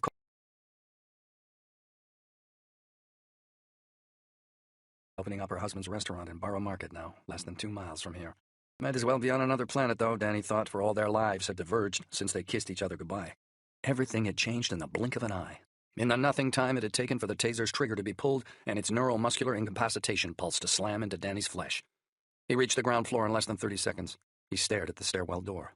What's on the other side? A wall of police? Staff and guests cowering? Or a whole bunch of dead people? Frozen in horizontal cartwheels blitzed by the same people who'd set Danny up as they made their way out? Danny pressed the handle down with his sleeve and used the mirror shard to perform a quick visual sweep. No bodies, no police. Part of the hotel's main reception was visible at the end of the corridor to the left. Warm lighting. The only sign of a struggle was a single knockdown chair. Danny remembered the maids he'd seen running toward the doorway, waiting cop. Someone here must have done their job well, got people out fast. After Mumbai, most of the big international hotels, particularly famous potential targets like this, had taken part in exercises arranged by security forums to brush up on their evacuation procedures. Good for them, but bad for Danny. Because getting out was now going to be even tougher if he was already one of the last people left. He moved fast through the doorway, away from the reception, deeper into the hotel. His Nikes squeaked deafeningly with each step. He passed a doorway leading into the hotel kitchens. He caught a whiff of grilled bacon and freshly baked bread. A short burst of radio chatter gave the cop's position away. Chapter 16, 1156 Green Park, London W1. Danny wasn't looking for confrontation. He would have avoided the situation if he could, but it was too late. The cop, male, early 20s, square-faced, with a wide, pock-marked brow, had already seen him. He was staring out at Danny through the open doorway of a small windowless office, where he'd balled himself up into the corner beside a coat stand. The office ceiling strip light was out, but the screen of a personal radio unit glowed luminescent in the young cop's hand. He was staring at Danny's tracksuit. He couldn't tear his eyes away. Danny was no giant, but up close there was an undeniable sense of solidity about him, as if a whole building might collapse around him, but he'd still somehow managed to walk away. It was enough to give the cop cause for hesitation now. Danny's eyes scanned the pouches on his black utility vest, CS spray, taser, an extendable reinforced graphite baton there at his hip. Must have been passing by when the shooting had kicked off and had barreled in here, unthinking to try and help. A hero, then. Bad news for Danny. Unpredictable. He needed to neutralize him fast. Something in the cop's eyes told Danny he'd just come to the same conclusion himself. He scrambled to his eyes flickered up and down, looking to see if Danny was armed. "You do not have to—" The cop's voice wavered, and so he tried again. "You do not have to say anything, but it may harm your defense if—" Danny had watched enough UK TV shows over the years, and had also taken part in a carefully orchestrated takedown here in London 4 years back, to recognize the start of the verbal caution that British police were obliged to give citizens they were about to arrest. He told the cop, "Shut the fuck up and turn round." He'd flattened his accent to English again. The cop swallowed. His hands were trembling, but defiance now flashed in his eyes. He reached for the flap on his utility vest that was holding the baton in place. "Don't," Danny said. But the cop did. Moved fast, too, quicker than Danny had imagined he could, but not quick enough. Before he had even got the baton free, Danny had stepped up close, grabbed his right lower sleeve, and jerked it away from his body to prevent him deploying the baton.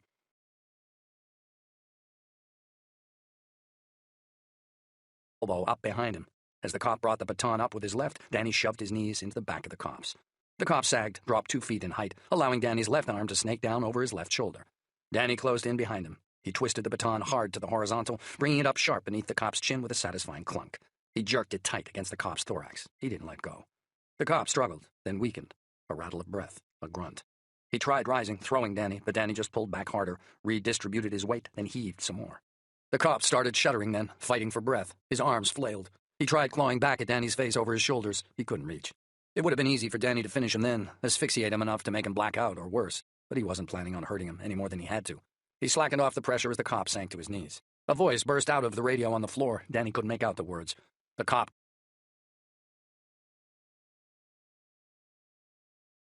wrist-locked him with one hand and ripped the office phone off the desk with the other. He used the phone line to bind the cop's wrists. Then he stood.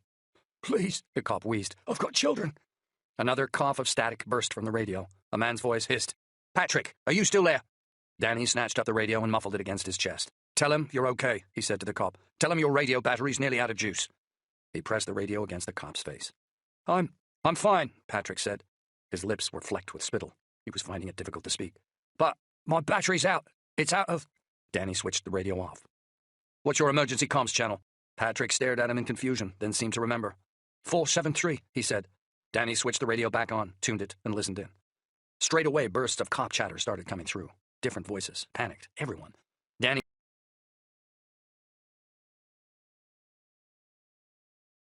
Everything he heard only confirmed what he already knew, that the Metropolitan Police were zoning their resources in on this building. Danny switched off the radio. No matter what useful information he might glean, keeping it on might end up giving him away, the same as it had done this cop. He quickly surveyed the room. What else have I touched? He cleaned the phone and its cord as best he could with the last of the polish wipes he'd taken from the hotel bathroom. He slipped the cop's radio into his trouser pocket, took the baton, and hurried out. The men's restroom was at the end of the corridor. Danny stepped inside and listened. A tap dripped. The air smelled strongly of detergent and cologne. He checked all the stalls were empty, then stood to the side of the wide frosted window. Plenty of daylight shone through. Patches of pale green amongst blocks of blue and gray, meaning he worked out that this part of the hotel offered a view southwest across Green Park. Outside, he thought he heard the sound of running footsteps. Then silence descended again.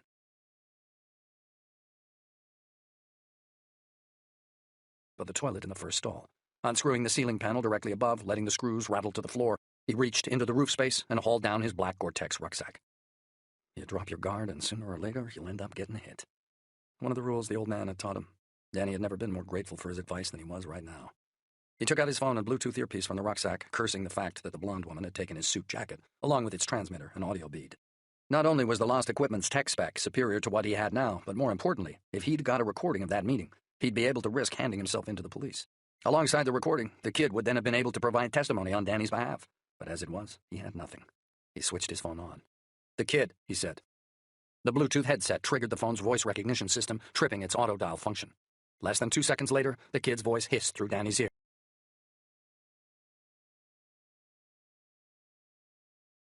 Chapter 17. 12 o'clock. Green Park, London, W1. "You've got to get me out of here, past the cops. I've been set up," Danny said. "Jesus, you're still in a hotel."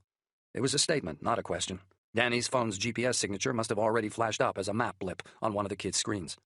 "I'm in the ground floor men's restroom." "I fucking knew this was going pear-shaped the second that woman found a bug," said the kid. "It was them behind the shooting, right?" "Right. Well, listen, you can forget exiting out front. I'm piggybacking Westminster City Council's live CCTV feeds, as well as the traffic master and the camera watch systems, and the cops are kettling anyone they spot on foot into Berkeley Square, quarantining them in a bunch of banks and car showrooms until they can work out who's who." No surprise that the kid was already writing the data feeds. Post-GCHQ, he'd spent 4 years working for the European Network and Information Security Agency, during which time, only out of sheer academic interest, right, he'd illegally acquired copies of the master programming atlases and codes and procedure manuals for hundreds of police agencies, phone companies, government offices, and banks. Meaning that I'm checking the back of the hotel now. Danny could hear the kid's fingers rattling across his keyboard. "I got squad cars showing on 6th or 7th Street corners to the east, riot vans converging to, busting up through Pall Mall and Marlborough Road, uniforms on foot in the park, west and rear, armed with MP5s, looks like, fanning out and pegging down at 300 meters. Hardcore, then, Danny thought. Most likely CO-19 or SO-15, the Metropolitan Police Authority's specialist firearms and counterterrorism units. The 300 meters was standard, in case of IEDs, which the police would be assuming that whoever had attacked that limo and strafed those civvies might also have rigged up to explode around the hotel. "I'm telling you, mate," said the kid, "it's getting airier than a rat's arsehole out there. Looks like they're gearing up for a siege, reckoning whoever did this is going to want to take a whole bunch more people out." "Yeah, well, they're wrong," Danny said. "This was a hit. There's no more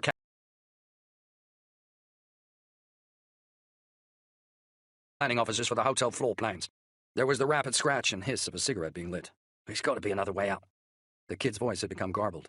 Fractional delays had started punctuating his words. "What's wrong with the line?" Danny said. "I'm routing us through an encryption filter to make sure nobody's earwigging on what we've got to say. We're going to be jumping between networks from now on, too, just to keep us one step ahead." Danny was already moving. This restroom was a dead end. He switched the glass shard from his pocket for a telescopic mirror on a stick from his rucksack, convex-lensed, SWAT issue. He guzzled from the tap, didn't know when he'd get a chance again. Didn't bother washing his hands. It was going to take more than designer liquid soap to get that gunshot residue out of his pores.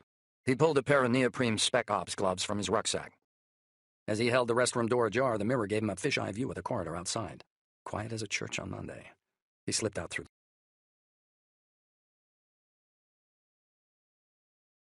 down and watched and waited as the kid continued to type. "So what the hell happened up there, Danny?" The kid's voice crackled down the line. Danny ordered the events in his mind. "I got tasered, then drugged.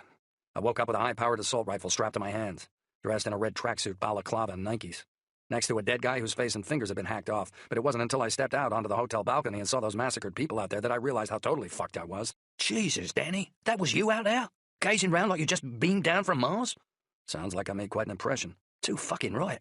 And I only caught a glimpse. Had to get back to concentrating the hell on weaving my way out of that traffic before it jammed up for good." "Well, where are you now?" "An alleyway up the other side of Knightsbridge."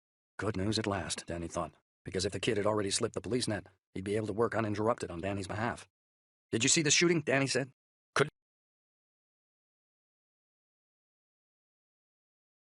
There were two of them, red tracksuits, balaclavas. They rained down on that limo from the second it pulled up, turned it into a sieve, then started wasting people on the pavements who were trying to get away, just taking fucking pot shots, blowing them all to hell."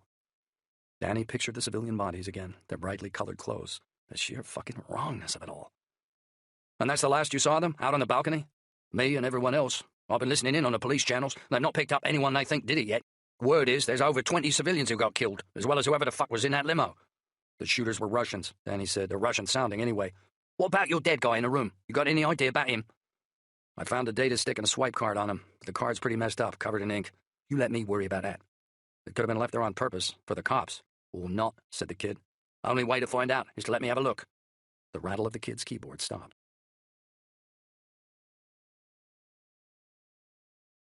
Cigarette. "Roof to roof's a no-go. The building's a standalone. You go trying any of those fire escapes, you'll get spotted for sure." Spotted or shot, the kid meant. Police marksmen would already have had plenty of time to get in position. There'd soon be helicopters deployed too, with infrared detectors. No point in trying to hide anywhere here in the hotel either, he'd already decided. The second the police had the building secure, they'd bring in portable heat signature detectors and dog teams that between them would soon sniff out anything bigger than a rat. Danny felt the walls closing in on him as the prospect of prison swelled up in his mind. He thought about Lexi, about what something like that would do to her. Get caught, and he knew she'd never speak to him again. Again, he cursed himself for not having listened to his doubts about the meeting. Again, he cursed Crane for his shitty intel. Again, he wondered who his U.S. government contact had been. "Okay, plan B," said the kid. "In front."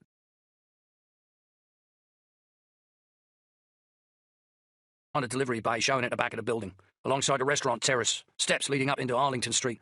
Might be a way to slip out there, across into an office block. Even better, looks like there's a sewer maintenance point down there. Danny thought of darkness, of cold and fear, of a place beneath the ground he'd once been to long ago. He forced the thought away. "How do you know it leads anywhere?" he asked. "I don't, and I'm still looking for other options, but right now, I reckon this is the best shot we've got." Danny weighed up the possibilities. The thought of trying to sneak out of some delivery bay and up into an adjoining street that was most likely already covered by snipers had to be a last resort. Even say he did then make it into some nearby building, if the police spotted him doing it, all he'd really have achieved was to swap one rat trap for another. But the sewer, that might not yet have occurred to the police. Worth a try, then, even if the thought of it was like a punch to the gut. Another of the old...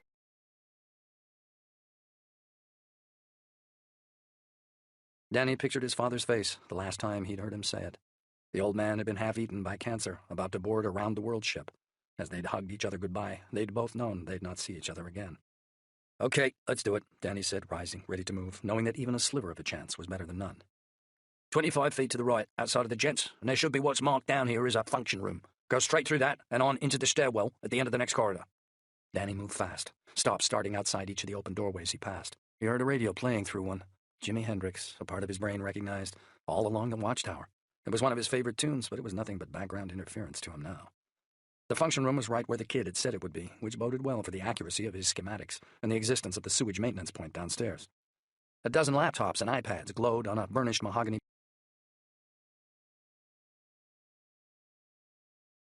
from an ornate ceiling, illuminating a meeting without people. Half-drunk glasses of water, jackets on the backs of chairs, a coffee cup in pieces on the floor.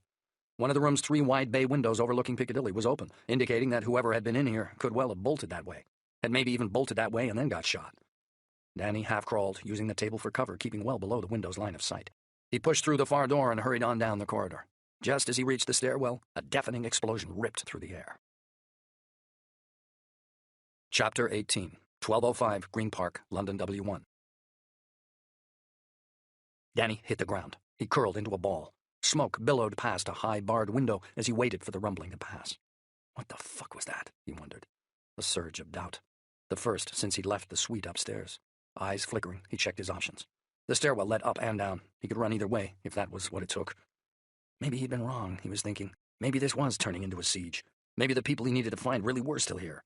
They'd waited for the cops and ambulances to close in on the dead civilians outside, and now they were letting rip with RPGs. Or maybe the Brits had flipped and decided to storm this place early. Fido, fuck it and drive on. That was the Paras' unofficial motto. Who dares wins was the SAS's. It wasn't like the Brits exactly had a reputation for shyness when it came to hitting hard and fast. But here, in the center of London? He guessed they'd be a whole lot more circumspect than that. More likely they'd be shutting this whole section of town down, hoping to snare whatever terrorist faction it was they thought had instigated this attack. The rumbling dwindled to nothing. The hell was that? Danny grabbed his Bluetooth from where it had fallen to the floor. The limo, out front, the kid's voice came back. Oh, what was left of it. Fuel tank went off, flipped it on its back. I'm at the stairwell. Where next? Head down to the first landing, cut through the laundry, then into the wine cellars and out the other side. Danny took the stairs 3 at a time. Good news, said the kid as he reached the first landing. The kid's voice was cracking up again, most likely the phone's reception, dwindling as Danny moved deeper underground. I've cross-refed the sewer maintenance point here in the building plans against the water board's records, and it's marked there too, he went on. Yeah, well, let's just hope it's not part of some Victorian system that got bricked up before you were even fucking born. The kid didn't answer, which Danny took as a fairly sure indication of his total ignorance on the matter. Shit. Fucking great. Danny reached the laundry, all bright ceiling lights and artificial florals.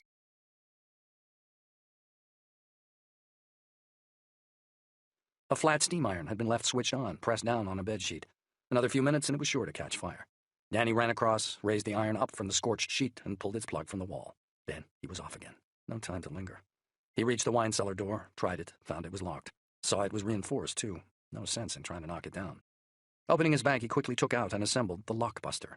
It didn't have a hipper name on account of the fact that it wasn't on the market yet. It was a prototype, a thoughtful Christmas gift from an old company friend now working for a Swiss weapons company that specialized in police, military, and intelligence hardware. Danny slipped the gizmo's barrel into the door lock and squeezed its trigger. It kicked like a mule, then buzzed. A high-pitched whine of spinning gears and blades was followed by a tortured metallic crack. Then he was in. Darkness. The hum of dehumidifiers. Danny took his torch from his bag.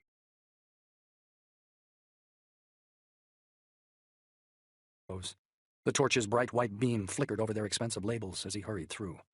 Danny knew nothing about wine. Even when he'd been a drinker, it had mostly been spirits and beer. Anna Maria, though, she knew everything there was to know about it. And if I ever make it out of here in one piece, he thought, I'm going to bring her back here and buy her the best that they've got. In fact, fuck it. If I ever make it out of here alive, I might just drink myself into a goddamn stupor. The door at the far end of the cellars needed the attentions of the lockbuster, too. Okay, I'm in a service corridor, he said the second he got through. The corridor branched left and right. More red brickwork, crumbling mortar. He guessed he was right down amongst the building's foundations now. His headset only seemed to confirm this, crackling like a cat whose tail he'd just trodden on as its reception continued to fade. Fire exit should be just round a corner to the right, the kid's staccato voice came through. Danny ran there, opened the door. Cold air and day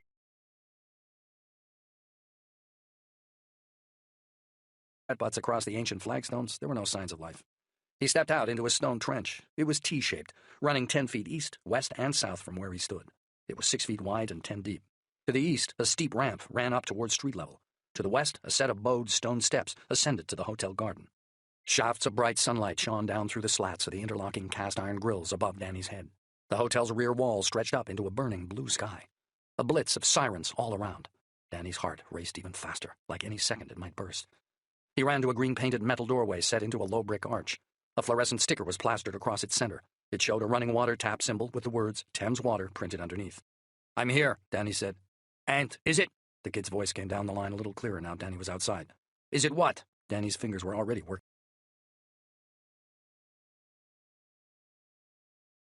it as hard as he could. But not anymore. Chapter 19, 1209 Green Park, London W1. Danny peered into the gloom. A maintenance room, just like the kid had said, utilitarian. A wash basin, soap and paper towel dispenser stood in one corner. In the center, 2 chairs and a table. The tabloid newspaper lay open at the sports pages. A rack of metal tools was screwed to the mildewed wall opposite Danny, alongside another locked door. Danny stepped inside, torch in hand. He didn't bother switching on the bare ceiling light bulb. He shut the door behind him, snapped the thin, curved wooden back of one of the chairs in half, and then in half again before sandwiching the broken pieces together and wedging them tight up under the base of the door leading back outside. Stuffing his shades into his pocket, he checked the date on the newspaper. Only 3 weeks old, meaning someone had been working down here recently, which could only be good news as far as the possibility of this providing a way out was concerned. Running the torch beam over the tool rack, Danny took one with a T-bar ending and another shaped like a giant Allen key, assuming they must be for opening manholes and the like, and that he'd no doubt be needing them soon. Right away, in fact, he now saw, as he examined the locked door set into the mildewed wall. Right round. Resistance gave way to a click. He pulled the well-oiled door wide open and for a moment didn't move. He just stared into the cold, dark mouth of the vertical shaft. The beam of his torch followed its metal ladder down for 9 or 10 feet before it faded into black. There'd been a time when Danny had been terrified of places like this, a time when darkness had nearly swallowed him up for good, but it was a fear he'd learned to deal with. Not through bravery, but because he'd had no choice. He'd discovered words that had made him stronger, that had helped him block the terror from his mind. I'll be there. Nothing can stop me. How's it looking? The kid asked, his voice half crackle, half hiss. Danny was still staring, unblinking, into the gaping hole. Danny, the kid said. Wait. Move, Danny told himself. Just damn well move. He did it. He took a deep breath and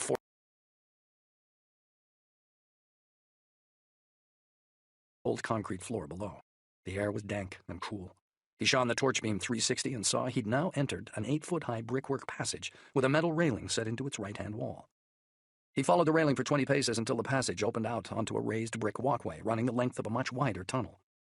Danny shone his torch left and right. The main sewer tunnel was much bigger than anything he'd expected. Cylindrical. At least 20 foot in diameter. Plenty of room to stand. Big enough to drive a car through, in fact. It was built of Victorian brickwork with plenty of patches of modern cement repairs in between, like stitch marks holding together an ancient and decrepit quilt. The sewage channel itself was disused, Danny saw with relief looking down. No rank, fast-running, icy black river, like he'd imagined he might end up crawling through. A cold, steady breeze hinted at a much wider system of which this was only a tiny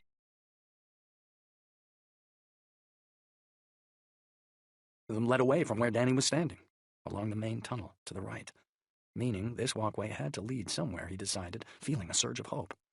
Water dripped from the ceiling. Notes chimed everywhere like raindrops falling into bottles and pans. "Kid, can you hear me?" Danny said. Nothing but a faint clicking. He hurried back up into the maintenance room. "Hey, kid, you there? Well, I got you. Looks like you might just have found me a way out." "Well, thank Christ for that. But listen, there's no way your phone's going to work in there, Danny, so I'm patching you through that waterboard plan I pulled up." An email pinged onto Danny's phone screen. An Acrobat file began to download. Danny selected its icon the second it finished. The sewer plans ballooned into view. Danny shrank them down and then scrolled them across with his thumb. "Christ, it's like a warren," he said, suddenly daunted by the sheer size of the plans. "Which section am I in?" "G." There's the 2 map, the grid reference. There was only one dead end in it. It had to be the same one he was standing in now. "All right, I got it," he said. "So which way next?" "Well, I'm looking at a street map I've superimposed onto the waterboard sewer map," said the kid, "so I can kind of see where the tunnels will lead you to above ground." "Only kind of? The scales I'm working with don't match exactly, but close enough, I hope." You're not the only one, Danny thought. Thought, but didn't say, because there was nothing to be gained from putting the kid off his stride.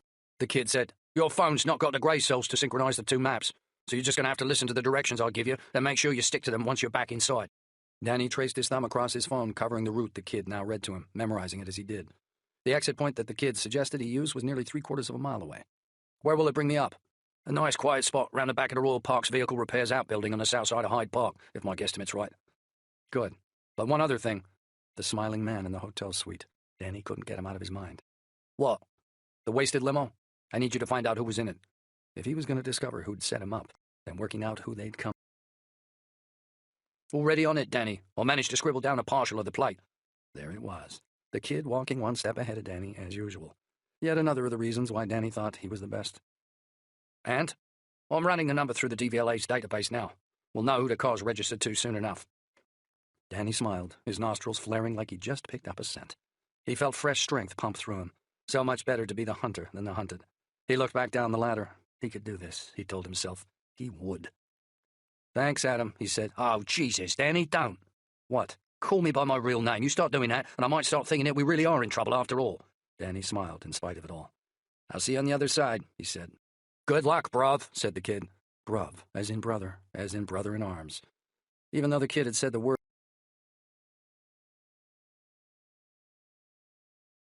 closer than a friend, as blood. They'd been through too many tight situations together for it ever to be any other way. And the feeling was mutual. The kid was one of only 3 people left alive who Danny would trust with his life. There was no one else he'd rather have watching his back right now. He cut the kid off, didn't want to wait any longer. He knew that if he did, he might not go in at all. As he walked into the tunnel, he transferred the blank swipe card and the data stick from his trouser pockets into his rucksack and zipped it tight. In truth, he knew that these 2 small items and the kid were the only real hopes he had left. Chapter 20. 1213, Green Park, London W1. Danny set off south along the raised walkway of the main sewer tunnel. He shone the beam of his torch straight ahead and tried not to think of the darkness closing in behind him with every step he took. He kept moving, following the boot prints, as if he were part of a bigger march. He tried comforting himself with the fact that plenty of ordinary civilians doing their jobs had walked this way before. But memories of the past kept strobing through his mind. His Nikes crunched dirt and grit. He needed to go straight on for 40 meters, the kid had told him. Then the tunnel would divide into 2. Danny should split right, then follow the gradual curve of the sewer through another 4 junctions, progressing southwest for nearly 3/4 of a mile. What was going on outside? That was what he wanted to know. Was he even now walking beneath the boots of some watchful, waiting cop? And what if they too had someone who'd strategized smart like the kid? What if they'd thought of the sewer as well? Not just as a potential route out of the hotel, but as a way in? What if, somewhere up ahead in this labyrinthine system, an infiltration unit was rushing towards Danny right now? Just keep on, he told. Precious thing he had, he mustn't waste a second. Somewhere below him in the vast curved gutter where Victorian London's sewage had once flowed, he heard a tiny cascade of mortar dust and the squeaking of rats. The darkness was closing in, but he didn't break stride. "I'll be there. Nothing can stop me." Again, he remembered the words. And this time he remembered, too, the circumstances in which he'd first used them. When the darkness had nearly swallowed him up for good in North Carolina. In another cold hole in the ground. One from which Danny had thought he'd never escape. Following the old man's death, Danny had completed his master's degree in modern languages at NYC, majoring in Russian and Arabic. He'd then joined the Army Rangers, partly because he'd known it would have made the old man proud, because he'd served with them himself. but mainly so he could get away from his parents' empty New York house, which had long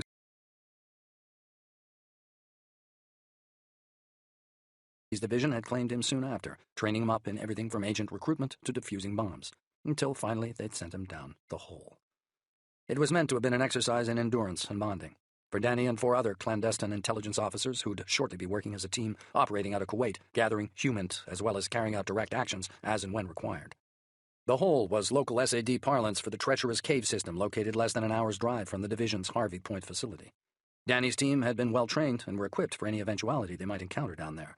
But less than 2 hours after they'd entered the system, already 100 feet below ground, a flash flood had struck, and Danny had got stranded the wrong side of a deep vertical chimney in a half-collapsed tunnel. He had no rope, no food, no map, and within 45 minutes his torch flickered out. He crawled, blind, any way up, away from the rest of his inclines. He focused on his compass's fading luminous dial.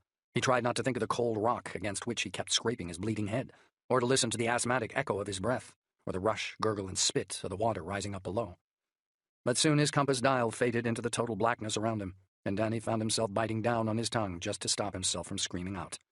He got stuck not long after, jammed, unable to go forward or back, chest too tight even to scream. No way of knowing if the rest of his team had been killed. No way of telling how far into the system he'd now gone, or when the water would reach him. Hyperventilating, he was hit by the realization that he'd die down here, entombed in rock, drowned, suffocated, frozen or starved. But he didn't quit. Something stopped him, penetrated his panic, gave him the strength to move first his fingers, then his hand, millimeter by millimeter, rupturing his knuckles across that sharp knot of rock wedged into his side, until he finally found himself able to ease off his knife belt and engineer the leeway to twist and turn and tear his body through.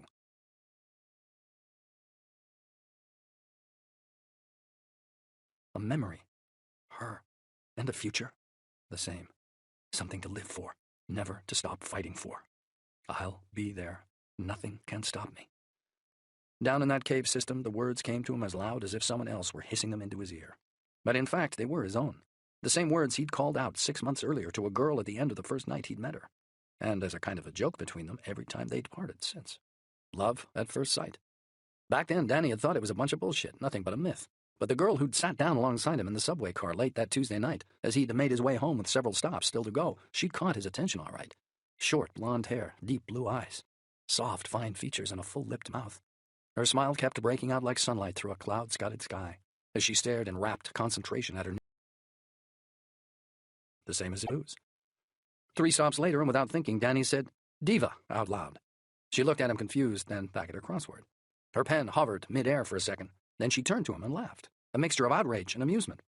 11 across, she said, staring back down at her paper and reading aloud the clue he'd just solved. Prima donna making an eager comeback. You're quite right, diva. Well done. Her accent was English, the same as his mother's. London, he guessed. She scribbled the 4 letters into the grid, then looked Danny over curiously before offering up her paper and pen. You know what, she said. I think I've already done as many as I can, so if you want to try finishing it off. Another smile, but this time with a challenge in it, too, leaving Danny guessing from the fact that her pen looked expensive that she wasn't planning on walking away from him just yet. He was right. Even though he only managed the 1 clue after that, the 2 of them started talking and didn't stop. He couldn't exactly tell her what he did for a living, but he told her a more honest version than he told most. Mainly, though, he just listened and learned how she, like him, had dual citizenship thanks to her English mother and recently deceased American father. She'd been living in this around. She'd studied history at college, but still had no real idea what she wanted to do. Currently, she worked at a gift outlet at the Guggenheim Museum, but she was toying with the idea of one day opening up a ceramics store in Greenwich. She'd moved here from her last place in California for the sole reason that Breakfast at Tiffany's was her favorite book. It was only when the rest of the car finished emptying and the train stayed still that they realized they'd reached the end of the line. On their way out through the darkening station, he said, So, you live near here? She didn't answer. Instead, she said, You? I should have got off 5 stops back. She started to laugh. I was the one before that. Outside, it was raining. Neither of them had an umbrella or raincoat. He stood out in the street and hailed her a taxi. He got the driver to pull right over on the pavement so she wouldn't get wet. He held open the door for her as she climbed in. Pulling it shut after her, she mouthed something at him and pressed the window button down. But he never got to hear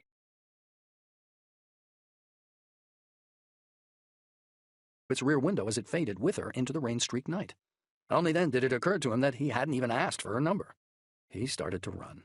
Kept on running, slipping, stumbling, weaving high speed along the pavement between people and bins like some crazed NFL quarterback going for broke. Then out into the traffic. Forget jaywalking, he was jay-sprinting. He invented it right there and then. Twice he nearly caught up with her, but twice the lights changed. Third time he got lucky. At another set of lights, he collapsed panting at her taxi door. As his nails clawed at her window, she stared out at him with an expression of astonishment and delight. The window buzzed down. Danny was too out of breath to speak. "I'll finish work tomorrow at 6, she said. He got to his feet just as the lights changed. "I'll be there. Nothing can stop me," he said. Nothing had. He'd met her the next evening. The 3 evenings after that. That was how he'd started.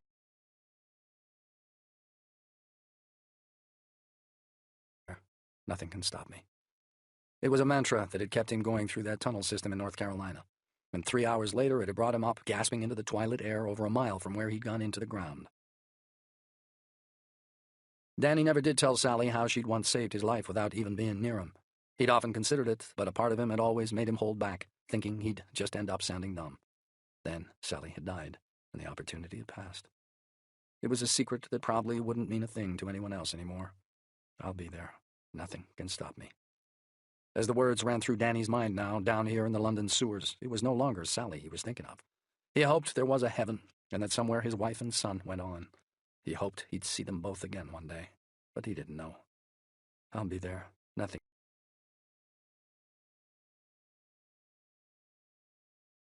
They were for Lexi. Not because she needed his help now, or ever might again, but because if she ever did, then he would be there. For Lexi, he would always stay alive.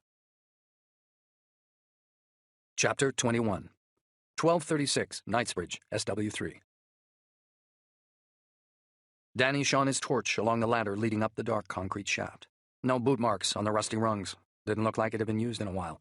But according to his glowing phone screen, this dead end in the sewage network was exactly the exit point the kid had described. And sure enough, 15 feet up at the top of the ladder, there was a cast-iron manhole cover, above which Danny hoped was fresh air.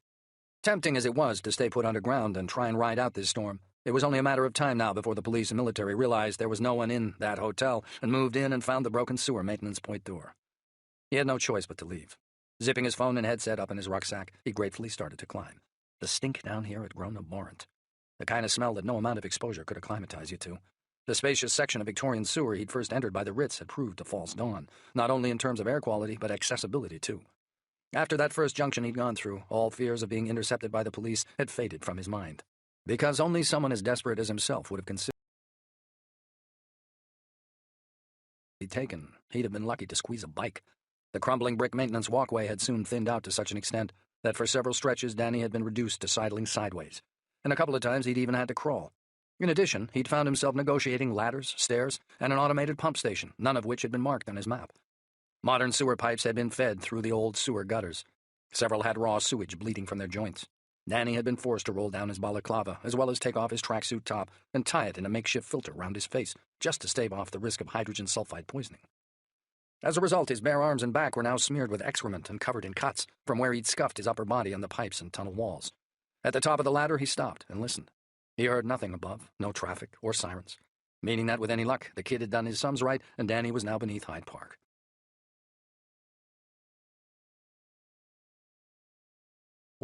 The one they'd be letting nothing and no one get by, and within which they'd soon be interviewing every person and combing through every building, trash can, and car. Manage that, and so long as the police didn't find any fingerprints back in that hotel room to match up to his U.S. State Department records, Danny might finally be in the clear.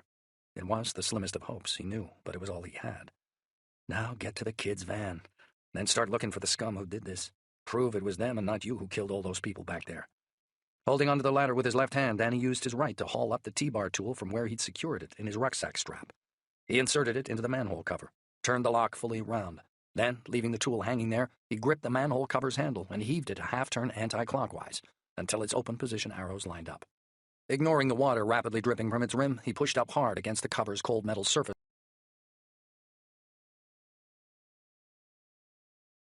Now, as it still wouldn't give. He couldn't believe it. He'd come this far and had got so close, only to now be denied. And by what? By rust? By some jerk parking their car on top of the manhole? By any one of 100 other pieces of crap luck that Lady Fate might have just rolled his way? Anger flared inside him. He ripped the T-bar tool free and threw it clattering down the shaft. Stepping up another 2 rungs, he wedged his right shoulder and the back of his neck up tight against the manhole cover. He brought his feet up another rung each so his knees were up under his chin. He flexed his legs, drove upwards with his shoulder, giving it everything he'd got. A burst of surprise. The cover shifted, scraped, lurched to one side. A deafening rush of water crashed down, a flood that didn't stop. It battered him as if he'd just stepped under a waterfall and would any second get swept away. Danny clung to the ladder for his life. Only instinct saved him. Some primal part of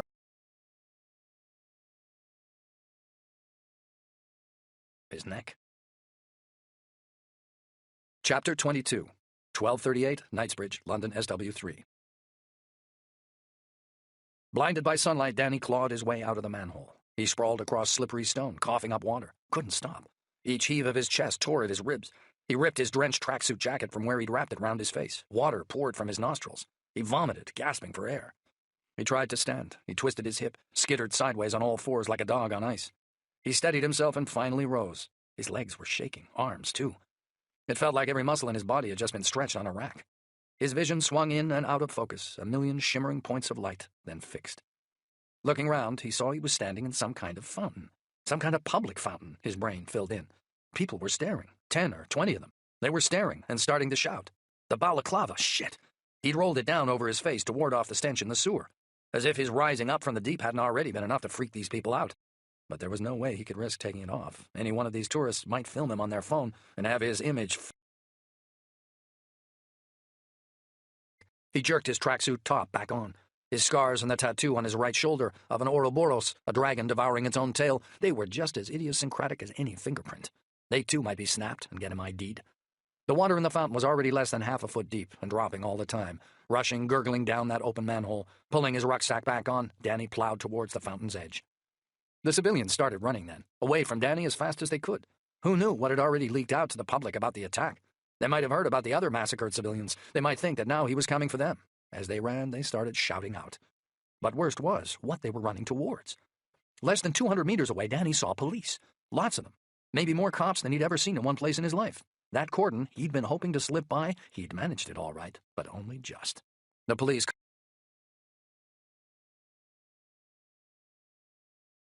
out across whatever road they were parked beside. They must be facing Green Park toward the Ritz, Danny thought, due east, which meant he had to run in the opposite direction, west, into Knightsbridge. And fast. Because the second those cops saw the civilians running at them, each and every one of those motionless black and white figures would flip like a line of dominoes and all end up facing Danny. Hauling himself over the stone rim of the fountain, he hit solid ground and built up speed. He raced down a wood-chip path. To his left, through the trees, he caught glimpses of a wide, empty road. Stretching between Knightsbridge and Hyde Park Corner, he guessed. The lack of traffic meant it must already have been cleared and blocked off either end, meaning there'd be more roadblocks and police to the west. To Danny's right and straight ahead, a vast expanse of rolling green grass dotted with sycamores and oaks stretched into the distance. Hyde Park. Meaning the kid's directions hadn't been so far off after all. He'd got Danny into the park all right. He just...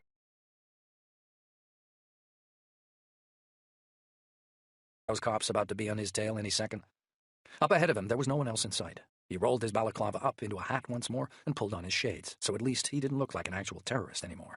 More like some jogger soaked through with sweat, about to have a cardiac arrest. Panting, he reached sparse tree cover 150 meters further on. Some kind of bower arrangement, concrete pathways, raised flower beds, park benches. There were people, kids on rollerblades and skateboards, weaving elegant lines between rows of plastic yellow cups, beat boxes pumping, none of them giving a damn about all the distant cop sirens. Danny thought back to college. He imagined an asphalt track stretching ahead of him. He used to be able to do the 100 meters in 13 seconds flat. Get anywhere near that now, and he might still be in with a chance. He stumbled after less than 50. His rucksack felt like someone had packed it with bricks, but he picked himself up and kept on. 10 seconds.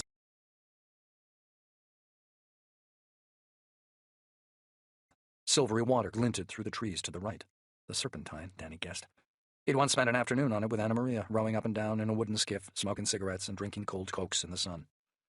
Digging inside his rucksack, he pulled out his Bluetooth headset and phone. The Gore-Tex had spared both from the deluge of water. He upped his pace again for a final burst. He focused ahead, forcing himself to run through a thick patch of bushes and shrubs, ripping his trouser leg on a rose bush, thorns tearing into his flesh. This is what you train for, he told himself. This is why you spend all those shitty hours in the gym. Gasping for oxygen, he finally slowed, his muscles crying out, laced with lactic acid. He saw the backs of tall buildings through the trees, hotels and foreign embassies, if his memory served him right. Another memory got dredged up right alongside, of the SAS storming the Iranian embassy here in London in 1980. Operation Nimrod.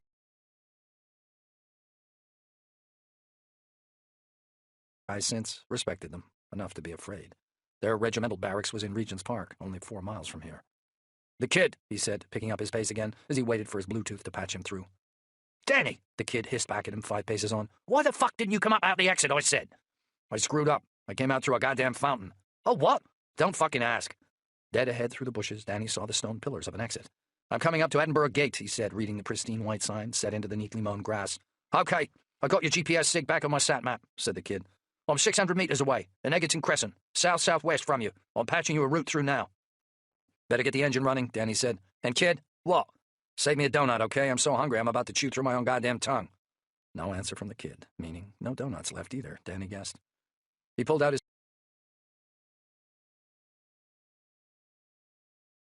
11 turns he'd need to take to get to the kid. Any word on the limo? He said. Yeah, but it's not good news. Diplomatic plates for a start. I had to hack into the Foreign and Commonwealth office just to pull them up. If there'd been anything solid nearby, Danny would have probably punched it. As it was, he settled for tearing a pathway through the undergrowth down to the black park railings. The plates being diplomatic meant the attack on the limo was almost certainly political, not just some criminal hit, which in turn would explain how come that TV crew had already been camped out across the street from the Ritz. Not through chance, but because they'd been tipped off by the same people who'd shot up the limo.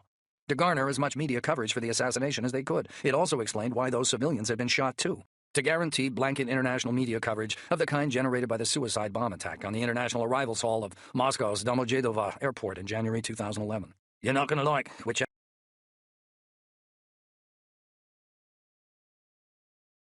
Georgia. Danny slowed. I take it you're not referring to the Peach State bordering on Florida, he said.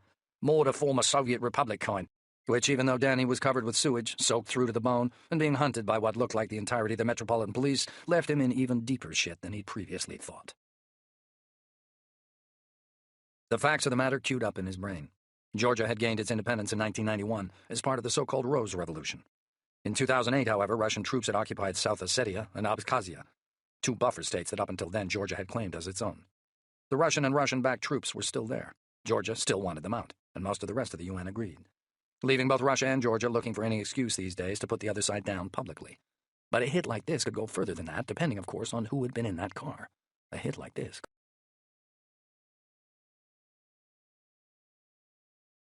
No easy answer there. It could be anyone who'd benefit from an escalation of violence in the region. Arms dealers, Russian expansionists, South Ossetian separatists, hell, even gas and oil companies. The hawk-faced man and his colleagues could be working for any one of these. Or he might even just be an individual with a grudge. Once more, Danny saw the man watching him from the sofa, so totally in control. No wonder. He'd been staring at the perfect fall guy, whom he'd clearly cherry-picked for the job. An ex-CIA operative who now worked for money. Forget that Danny was choosy as hell who he worked for. The rest of the world would no doubt consider him a perfectly plausible assassin for whatever high-profile Georgian had been killed in that car. And for the mayhem that had come with it, too. You're here because it will be easy to hang the blame on you for what I'm about to do. Yeah, asshole? Well, we'll soon see about that. What?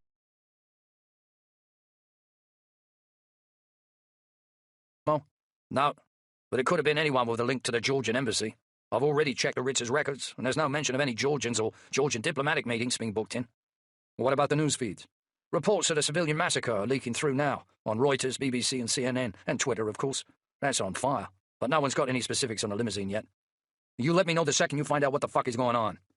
Danny reached flat ground and was grateful for it. A slick of sweat covered his skin, burning hot already in spite of his drenched clothes. He tried to ignore the aching in his thighs as he sprinted the last 20 feet to the gate. He reached the gate, slowed, jogged through it. He saw a blonde woman getting out of a silver VW parked up alongside a grassy bank. A young couple walked by in the opposite direction with a spaniel puppy barking excitedly on a leash. None of them gave him a second look. 10 meters further on, and he reached a junction between...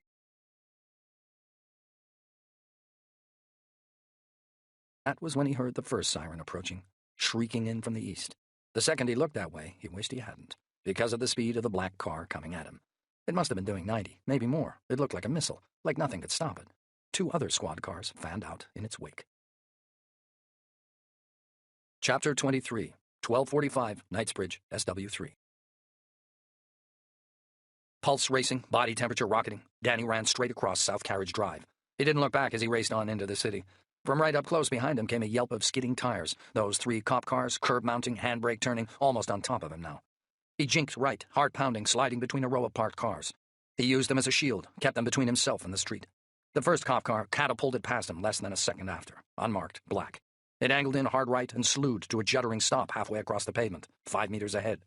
Danny didn't slow. No point ducking into the chained courtyard of the building to his right. Too easy to get trapped. But he couldn't turn back either. Not with those other two cop cars, no doubt already sealing off the road behind. It was the driver's door of the black pursuit car in front of Danny that opened first. A man in his early 40s with a hard-lined face and a short gray-black beard started to get out, pulling a pistol as he did. Danny didn't mess about. While the plainclothes cop was still only halfway out of the vehicle, he dropped his right shoulder and hit the door as hard as he could. The metal slammed against the cop's legs. The man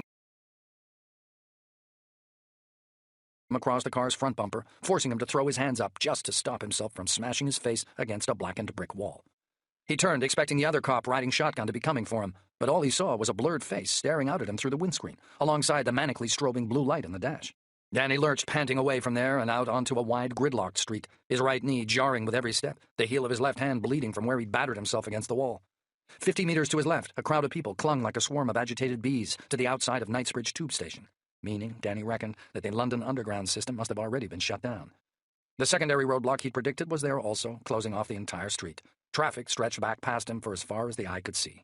And gridlock was good, for Danny at least, because no way could those police cars pursue him through this, meaning the odds against him had temporarily been evened.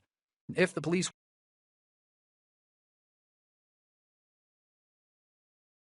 away from the roadblock, heading west, zigzagging between jammed cars.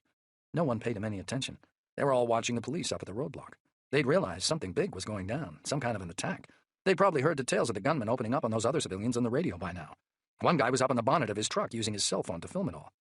Danny kept his head dipped low beneath the line of vehicle roofs as he put more distance between himself and the police. He unrolled his balaclava another inch, so it was right down on his brow. Sweat trickled from it like a sponge. He reduced his speed to a steady jog. He tried to keep on visualizing himself as just another urban wannabe athlete out getting fit. Something in his peripheral vision made him look right. Across the street were two armed soldiers, household cavalry, Danny saw from the uniforms, on sentry duty outside Hyde Park Barracks. But they weren't interested in him either. The same as everyone else, they were wondering what the hell was happening to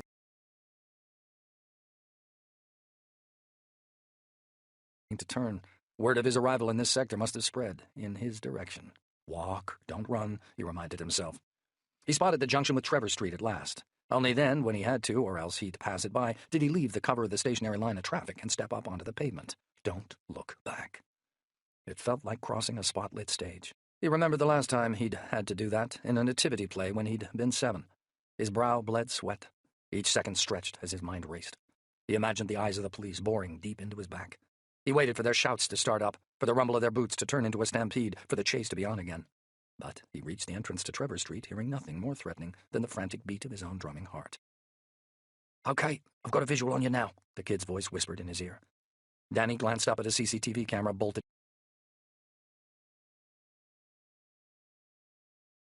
It was already jacked into, no doubt. "I can't believe you still got that tracksuit on, man." "Yeah, funny that kid," Danny said, "but there weren't exactly many clothes concessions down in that sewer of yours." As he turned into Trevor Street, the noise of the idling traffic behind him immediately dropped away. The small square was residential, only parked cars, no cops. "The only fashion I give a toss about right now," said the kid with a snort, "is what's on your face. These images I'm getting of you now. The police can and will access these systems too, and once they start scanning back through the hard drive records, tracking your movements street by street from where you came out of that fountain right up to here, any half-decent shots of your face they get, they're going to set Vido on straight away." Vido. The catchy little acronym the British police had dreamt up for the Visual Images, Identifications and Detections Office at New Scotland Yard, whose tech-heavy task it was to identify and help capture any suspects caught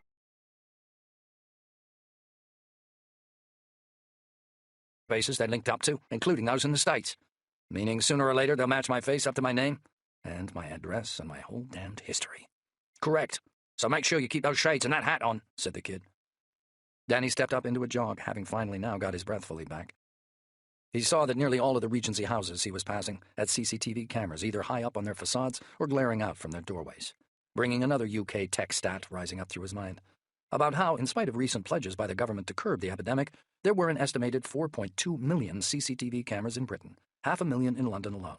Also meaning that your average Londoner, wandering around London on an average day, was likely to be filmed by more than 350 cameras on 35 separate surveillance systems, leaving Danny's current chances of getting his portrait repeatedly snapped higher than.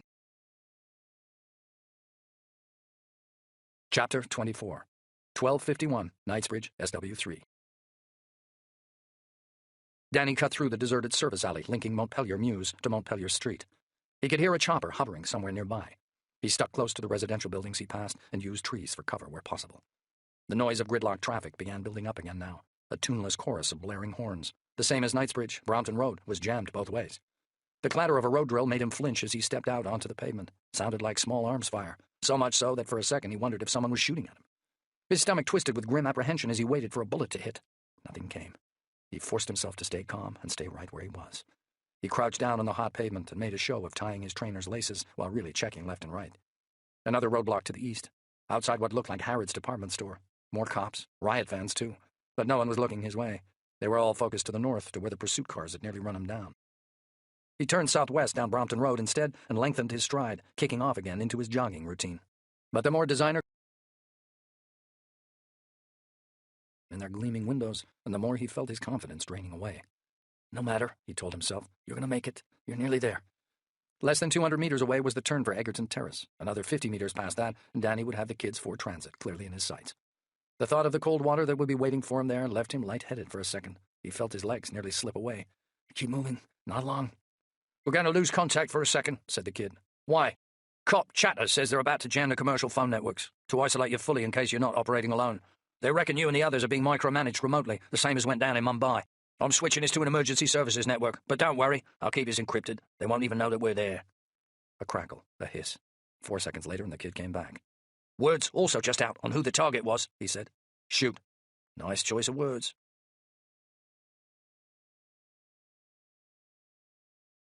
Said the kid. The name meant nothing to Danny. A Nobel Prize-winning journalist, the kid said, due to ask the UN Security Council later today for their support in passing further resolutions demanding the withdrawal of Russian troops from our homeland of South Ossetia. Which, of course, was why she'd been in a Georgian diplomatic limousine, Danny realized. Because, in truth, she'd have been addressing the UN on their behalf. Because if Russian troops ever did pull out of South Ossetia, then Georgia would once more be able to claim the potentially lucrative territory as its own. And she's dead, Danny said. Cops got her into the building opposite the Ritz, but she bled out when she was there. The woman who'd been screaming in the street. The only one of those prone civilians who'd been moving. The one whose legs had been blown away. So she'd been the target. And the shooters had let her live. The hawk-faced man had let her suffer a while longer, knowing she'd soon die anyway. Something else for that TV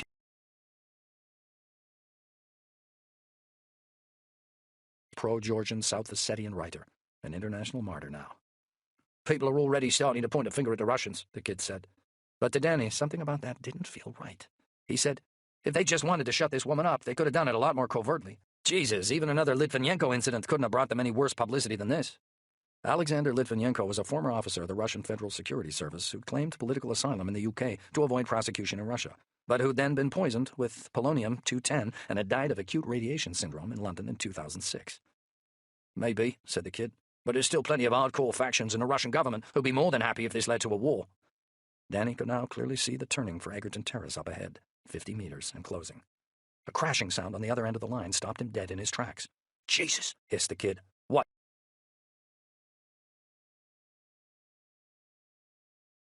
And, oh shit, Danny, he's walking my way. Scuffling, a muffled curse. Silence. Danny fought a sudden urge to spew. How the hell could a cop have got on to the kid? And what would happen if the kid was challenged? There was no way he'd just give himself up. But then he heard the kid sigh. It's okay, he's gone. There was relief and surprise in his voice. Never even reached the van. Just turned and ran back to his bike. Set off faster than Steve fucking McQueen in A Great Escape. Like he really had somewhere to go. It didn't take Danny long to figure out where. Less than 3 seconds later, a cop bike burst out snarling onto Brompton Road and reared up onto the pavement. Its rider fixed his eyes dead on Danny, then sent the bike racing his way. Chapter 25. 1257, Knightsbridge, SW3. Danny broke left, across Brompton Road into Beecham Place. Every muscle in his body was burning like he was about to burst into flames. Pedestrians scattered in front of him like leaves before an oncoming storm. They weren't running from him. They were scared of what was chasing him down. Sirens right behind. Danny cut into the stationary traffic, using it again as a shield. Beecham Place terminated in a crossroads. He shot out onto Walton Street and lurched round to the right, gasping, clutching at his cramping chest. Rounding a corner, he scrambled over a tall flint wall, into a graveyard. A dark stone spire pointed like a witch's finger at the sky. Slipping on ivy and mulch, he staggered between graves and mausoleums to the opposite side of the church. How the hell did they pick up my trail? He said, wheezing, chest rattling. Someone must have seen you. That footage of you on the balcony, it's all over the news feeds now. For all I know, the cops are already tracking you live on CCTV. I said it was just a matter of time. Meaning I'm screwed. They're reinforcing from the west, the kid continued, establishing a line of roadblocks. They must think you're planning on heading that way. In which case, I'll Good thinking. I'll guide you to Pavilion Road. Then take you south, down past Sloane Street. Get yourself a change of clothes, and you might just drop off the radar for good."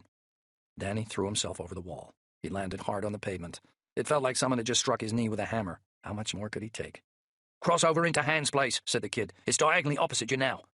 Danny ran on into the leafy urban square. Tall, good-looking white houses, bright floral window boxes. A school playground up ahead to his right. The sound of kids playing, running. He remembered his own son's laughter. He pictured Jonathan's face, the gaps in his teeth, the way he'd sometimes giggle until he ended up gasping for air. "There's an alleyway running down the back of a long square building to your right," said the kid, severing Danny's memory. Danny heard the whoop of a siren behind him. He ignored what the kid had just said. Instead, he ran on.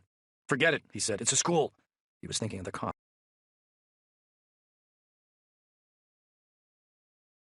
"Fucking turn back now, Danny, or you're going to get caught." A squeal of accelerating tires. As Danny veered right at the end of the square, he glanced back and saw a riot van rushing up to his rear. Then worse, a cop bike screeched up to block the road in front of him, too.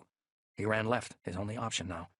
A cliff of ornate sandstone studded with windows reared up at the end of the street 100 meters ahead. It had to be the back of Harrods, he figured, the taste of blood now rising in his mouth. More gridlock, engines revving, horns blasting, sirens wailing all around, a thunder of rotors. Danny saw a helicopter directly above. An insignia was daubed across its fuselage. Sky News. "I got a TV chopper locked on me," he said, cutting right now into Basil Street, across the back of Harrods, past hotels and antique shops. A blur of motion in the window of a Sony store to his right. 20 different images of himself stared back at him, all of him running, all filmed from up above.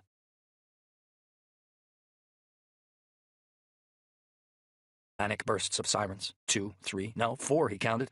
Cop bikes slammed to a halt at the end of the street. Glancing back, Danny saw that another 2 had already circumvented the gridlock traffic and performed the exact same maneuver behind him. He ran for the entrance to Harrods, the biggest and most densely populated building nearby, and therefore his best chance of evasion. "Oh, Jesus, Danny, you—" Those were the last words Danny heard the kid say. Because right then he hit something, hard. A man. The collision sent Danny spinning sideways, tumbling, sprawling. His Bluetooth earpiece flew from him and smashed into pieces on the ground. He grabbed at them, stuffed them into his pocket. He couldn't leave them. They were covered with his prints and DNA. Civilians were running from him like ripples from a rock that had just been hurled into a pool. He touched his face, felt his shades were still in place. The same went for the rolled-up balaclava on his head, thank God. "They still haven't seen your face." The thought gave him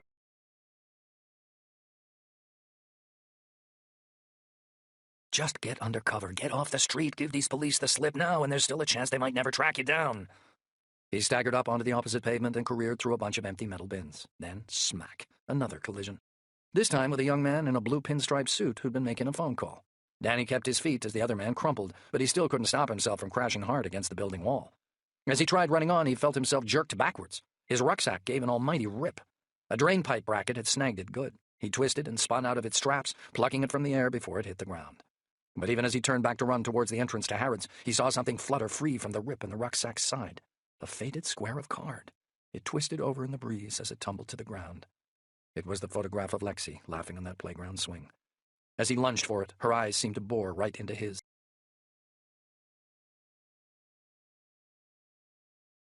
As had fallen, he snatched them up, too, with the photo and slotted them back on his face. Then he locked his eyes on the Harrods doors and ran. Chapter 26, 1304, Knightsbridge, London, SW1. 4 minutes, max. That was all the time he'd get, Danny was certain, before the police shut this whole store down. He glanced at his left wrist, then remembered his watch had been stolen by one of them. He'd get it back. It had been a present from Sally. Whoever had taken it would live to regret it, if he let them live at all. He set an internal clock running instead. It wasn't something he needed to think about consciously, just something he could do. Like he was operating on Windows, was simultaneously processing 2 sets of data. It was an old trick, a childhood trick. The police baton slid easily from the rip in Danny's rucksack as he barreled through the doorway into Harrods' department store. He'd straightaway clocked from the look of the 2 liveried security guards blocking his path that they were both most likely ex-forces, the same as with so many of the security staff in London's bigger stores. Certainly neither of them looked like they were about to let anyone with Danny's current personal standards of hygiene and attire get past them without a fight. 3 meters and closing, they'd still not seen him. A tall brunette in a short black skirt and tight white top was hogging their attention, making them both laugh. With 2 meters to go, as Danny accelerated across swinging round and down in front of him in a wide arc, activating its extension mechanism as he did. The first that the taller of the 2 security guards knew about it was when the full weight of the baton cracked down onto his collarbone extremely hard and fast.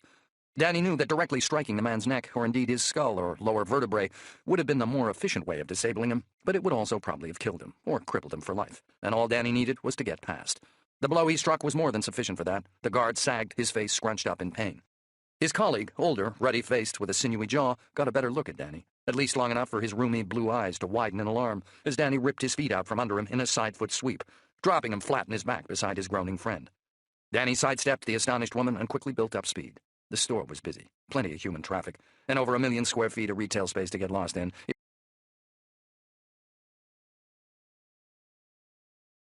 Danny shrank back. These damn clothes. He had to get rid of them fast. Aircon, cool air. Danny sucked it up like a drink. But he also knew that if he didn't find water soon, he wouldn't need to wait for the police to take him down. He ran straight past the staircases and escalators. His best chance of getting out of this building undetected, he'd already decided, was to stick to the ground floor. Get back out onto the street, through another exit as quickly as he could. Hopefully blend into a crowd. Even better, a crowd starting to panic. Best of all, a terrified civilian stampede. He just prayed that the cops hadn't yet got enough numbers here to seal the whole building off. More noise behind him. Men's shouts this time, or more specifically, orders being shouted. Danny jinked between a statue of Princess Diana and Dodi Fayed and a waxwork of Mohammed El Fayed, the ex-owner of the store. The shouts were coming towards him, meaning that whoever those guys were, they weren't just here to block his way back out. An operational decision had just designer laid to contain him. Danny weaved between pillars, desperately trying to conjure up cover behind his back. It was possible the police had already realized from his behavior on the CCTV that he wasn't armed, meaning it wouldn't be so hard to bring him in alive. But there was also his rucksack, meaning that they might now be thinking he was planning on blowing himself up, having cherry-picked an iconic and crowded department store as the perfect detonation point. In which case, they'd be looking to neutralize him as quickly as possible in any way they could. The shop floor widened out before Danny now. Ambient lighting, mirrors, rows of designer-labeled clothes, fanned out left and right. Warm air, the tinkle of piano music, the scent of leather and floor polish and factory-fresh goods. Shoppers stared up, startled from the racks they'd been leafing through as Danny raced on by.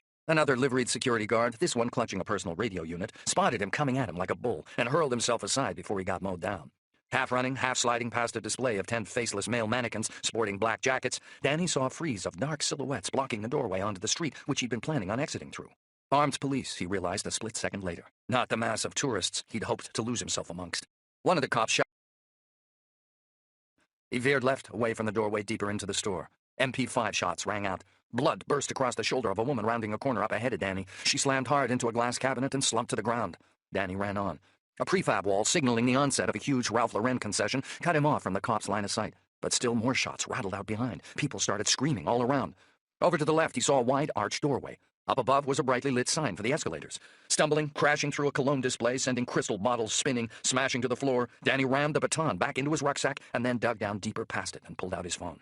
He burst through the arched doorway into what looked like a vast cosmetics emporium. Dozens of glistening counters, hundreds of glinting mirrors, shiny-faced girls with perfect makeup and hair, an almost overpowering collision of sweet and musky scents. Anna Maria flashed into his mind. Again, Danny remembered saying goodbye. Restaurant here in this store. The bark of a megaphone brought him back. Everywhere he looked, customers were running, ducking, trying to hide. Danny tore a zigzagging channel through the stalls, past Dior and Karan and Ricci and Boss, their designer logos flashing subliminally before his eyes. Another arched doorway up ahead. Beyond it, he saw escalators running up and down through the center of the store, as sparkling and inviting as a waterfall. "The kid," he said, panting, wedging his phone to his face. A second later, and, "Danny, you're still there. Jesus, I thought you'd smashed your phone." "What?" "On the TV footage," the kid said. "Taken by that damn helicopter. I saw it just now. You ran back for something outside the store, the same time we got cut off." "It was nothing, just the Bluetooth." Danny didn't mention Lexi's photograph. The kid didn't even know she existed. "The building's totally surrounded," the kid said. "It's worse than the Ritz." "Jesus, Danny, why didn't you go the way I fucking told you? You'd done that, by now I'd have got you in the clear."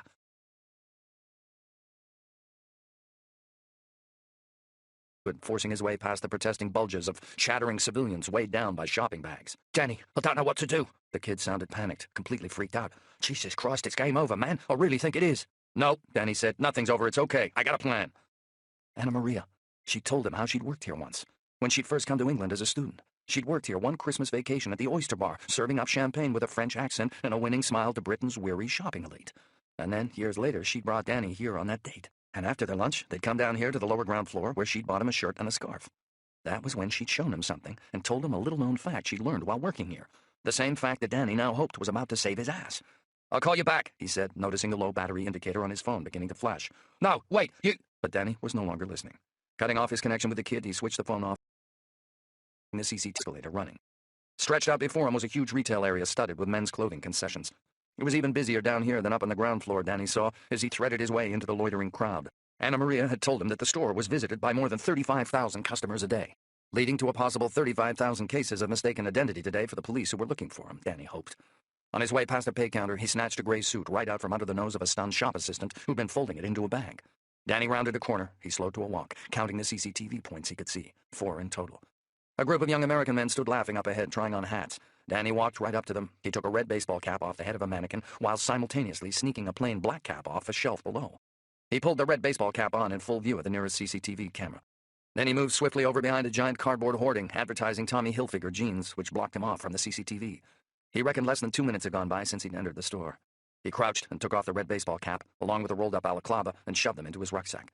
Face to the ground, he threaded his arms through the sleeves of the suit jacket he'd just snatched, then jerked the plain black trousers on over his Nikes and soiled tracksuit trousers. He tore one of the legs, but there was no time to do anything about that now.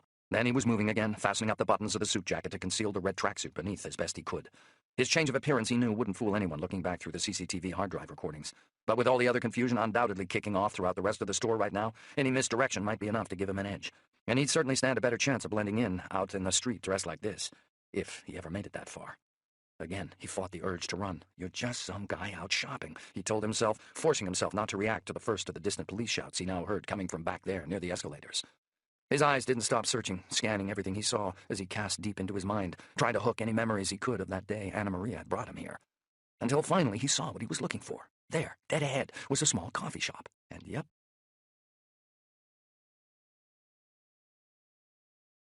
only. There was a radio frequency ID tag reader on the wall. Danny felt a swell of fear. He'd got no staff ID card to swipe. He'd have to try kicking his way through. But then he got lucky. His first piece of luck that whole day. The door opened almost as he reached it, and a stout, middle-aged female exec in a 3-piece charcoal gray business suit looked Danny over curiously as she strode by. The redness of his face, the mess of his hair, something had snagged her attention all wrong. Danny didn't hesitate. He didn't look back. He ducked on through the doorway before it swung shut. Chapter 27. 1307, Knightsbridge, London, SW1. 3 minutes and counting since he'd first entered the store. Time was rapidly running out. The little-known fact that Anna Maria had told Danny when she'd brought him here on their date was this. Harrods owned a building across the street, to which the main store was linked via a short underground service tunnel. The adjacent building had originally been used in the early 20th century as a factory for goods sold in the main store, but was now mainly used for administration, coupled with 6 stories of underground warehousing. The good news for Danny was that the service tunnel between the two buildings was very much still in use, on account of the fact that most of the 3,000 staff who worked in the main store exited the building this way once they'd finished their shifts. The staff-only doorway led through into a brightly lit, windowless corridor. An air conditioner hummed. Danny still stank of sewage, even worse than before, he reckoned, down in this enclosed and sanitized environment. He followed the corridor past a bunch of doorways and staircases, leading off left and right. Hearing a muffled rumble of engines, he glanced up at the ceiling and realized he must now be under the road. 10 meters on, and a security checkpoint loomed into view. Another RFID-controlled access point he saw, a notch to sports stadiums or underground train systems. Just the other side of the turnstile, a tall, bearded, uniformed guard stood stationed behind a wide table. A second guard, broad-shouldered and bald as Billy Zane, was sitting at a control desk with a newspaper spread out in front of him, alongside a couple of lunchtime subs. A CCTV camera stared down from the ceiling. A radio was switched on low, playing Sinatra. But the TV monitor on the desk beside the bald guard was tuned to what looked like internal CCTV of the underground warehouse system below. Not a news channel or any outside views of the building, thank God. Past the guards, Danny could see stairs leading up, to street level, he assumed. A sign above the table read, "Bag Check," making this the kind of security inspection point run by lots of stores these days to keep track of their staff. The trouble was, Danny's bag was way too bulky to hide, and once they looked inside, well, there was the cop's baton to begin with, then the lockbuster, not to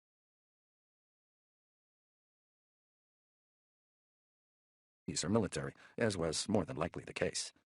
Might as well just cut to the chase, then, Danny thought. He reached the turnstile and stopped. "I'm really sorry," he said, smiling awkwardly, as English as could be, making a show of going through his pockets. "But I think I've left my wallet and card upstairs." He knelt down and opened his rucksack, but even as he began searching through it, he saw the bearded guard's shadow falling across the scuffed lino in front of him, meaning he'd already clocked that something wasn't right and had just peered over the turnstile to get a better look. Danny became excruciatingly aware of the tips of the red tracksuit jacket's lapels rubbing at his throat. He felt as if the guard's eyes were burning like lasers into the back of his head. "Jesus, mate, what the hell is that smell?" "All things for all people, everywhere," Danny said, looking up. "You what?" "It's your store motto," Danny said, again keeping his accent all English and smooth, smiling broadly now as he got to his feet. "I read it on the fella before the smile. So as an employee of this store, I think you're now going to have to give me exactly what I want."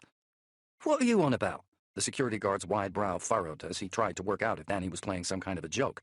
Hey, do I know you? He said. Danny didn't answer. Out of the guard's line of sight, he slipped his hand into the rip in his rucksack.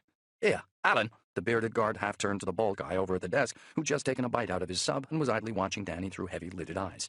You ever seen this fella before? Danny knew he couldn't just vault the turnstile and run past these two. Not because he wouldn't make it ahead of them through those swing doors, because he would. No, he couldn't run, because if he did, one or other of these guys would either activate an alarm or chase him out onto the street. In each case, they'd end up alerting the police. Which is why Danny had already reached the regrettable conclusion that his best option was just to get on and neutralize the pair of them now. The intercom on the fat guy's desk suddenly burst into life. This is a store-wide security announcement. Code 1412. I repeat, code 1412. Danny didn't need to know what the number actually signified to know that it added up to trouble. His internal clock told him that it was just over 4 store, meaning he'd been too slow. Someone, somewhere, had just ordered the whole place locked down. He used the cop's baton again, was used to its weight by now.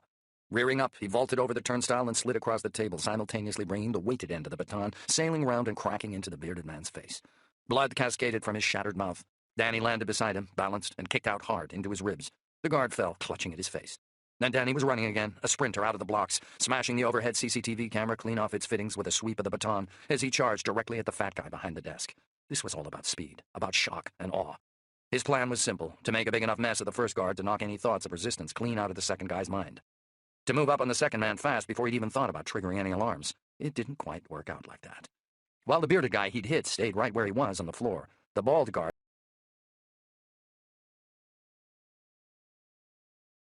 wider than Danny had expected and wiped the mayonnaise off his mouth with the back of his hand. Then he did what Danny could never have foreseen. He grinned. Chapter 28, 1309, Knightsbridge, London, SW1. It was a type of grin Danny had seen before, late at night, outside bars, on the faces of junkies and street thieves, but on plenty of soldiers, too. It was a primeval grin that had nothing to do with friendliness and everything to do with turf. All of which Danny realized too late. He was already rounding the desk and closing in on the guard way too fast to be able to slam on the brakes. The bald guy was waiting for him and shifted his bulk sideways at the exact moment that Danny brought the baton swinging down. Danny missed. The baton powered on through the block of air that the bald guy had vacated. Danny's momentum hauled him down after it, sending him crashing to the floor. He got lucky. Didn't hit his head. Managed to take the worst of the impact on his shoulder, but as he crash-rolled and got to his feet, his luck ran out again. The bald guy had already turned to face him, and had already thrown a punch, and timed it well. Danny never even saw it coming. It was only the fact that he wasn't yet steady on his feet that saved him. As he staggered sideways, the blow glanced off the left side of his jaw with enough power for him to realize that if it had connected with its full force, it would most likely have knocked him out. Danny tasted blood. He lost a shadow to Danny's right, a vibration in the air. He sidestepped just in time to avoid getting caught out by a follow-up left uppercut from the bald guy, who, Danny now saw, was already closing in for the kill. Trained, Danny thought, crabbing sideways and backwards, keeping the hell out of the big guy's impressive reach, while simultaneously trying not to get cornered or pinned against a wall. Yeah, that's right, mate, the big guy said in a deep, gravelly voice, almost as if he were reading Danny's mind. I used to box. Harrow Road All-Stars Boxing Gym. You not heard of it? A gold tooth flashed as his upper lip curled back. You're going to remember it after today. 2 paces, 3, keeping his guard well up, the bald guy shadowed Danny every step. Then he started circling around him, was clearly aiming on driving Danny back towards the bag inspection table, maybe hoping his fallen colleague might bushwhack him from behind. He watched as Danny tore the shattered sunglasses from and again. You know what? He sucked in spit off his lower lip. This job's a piece of shit. Most boring thing I've ever done. I've been praying for some stupid yuppie fuck like you to flip out on me for over 2 years. Yuppie fuck? So much for the designer suit giving Danny a veneer of respectability.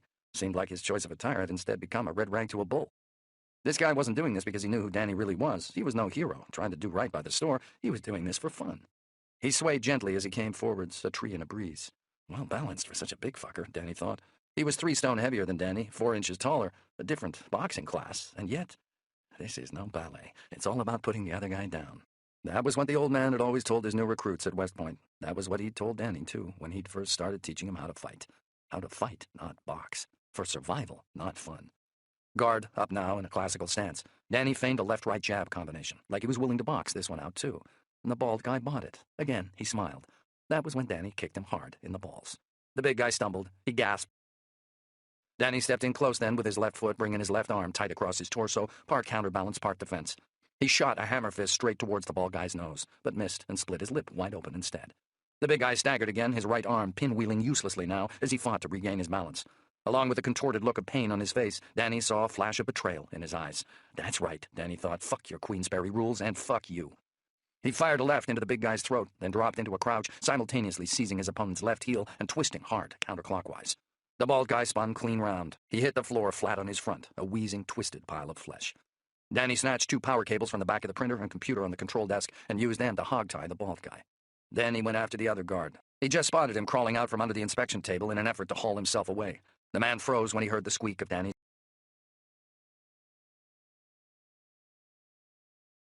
ankles to the table.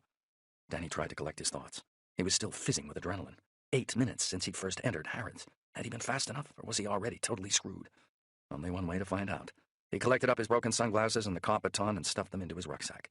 He took the bald guard's reading glasses from where he'd spotted them on the control desk next to a timesheet with the name Alan Offenaya at the top. The world went blurry as he slipped the glasses on. He perched them on the end of his nose. Then he grabbed a bottle of Coke off the desk, along with what was left of the bald guy's sandwich. He drained the Coke and ate as he hurried up the steps to the swing doors at the top. He could have drunk another 10 bottles. Could have done a lot of things, in fact. Like volunteered to be shipwrecked, or joined a monastery, or slept in a hammock for a month. Anything not to be here. He looked back over his shoulder at the bald guy before he went out through the door. He was glaring up with a look of absolute defiance on his face, like he'd been cheated.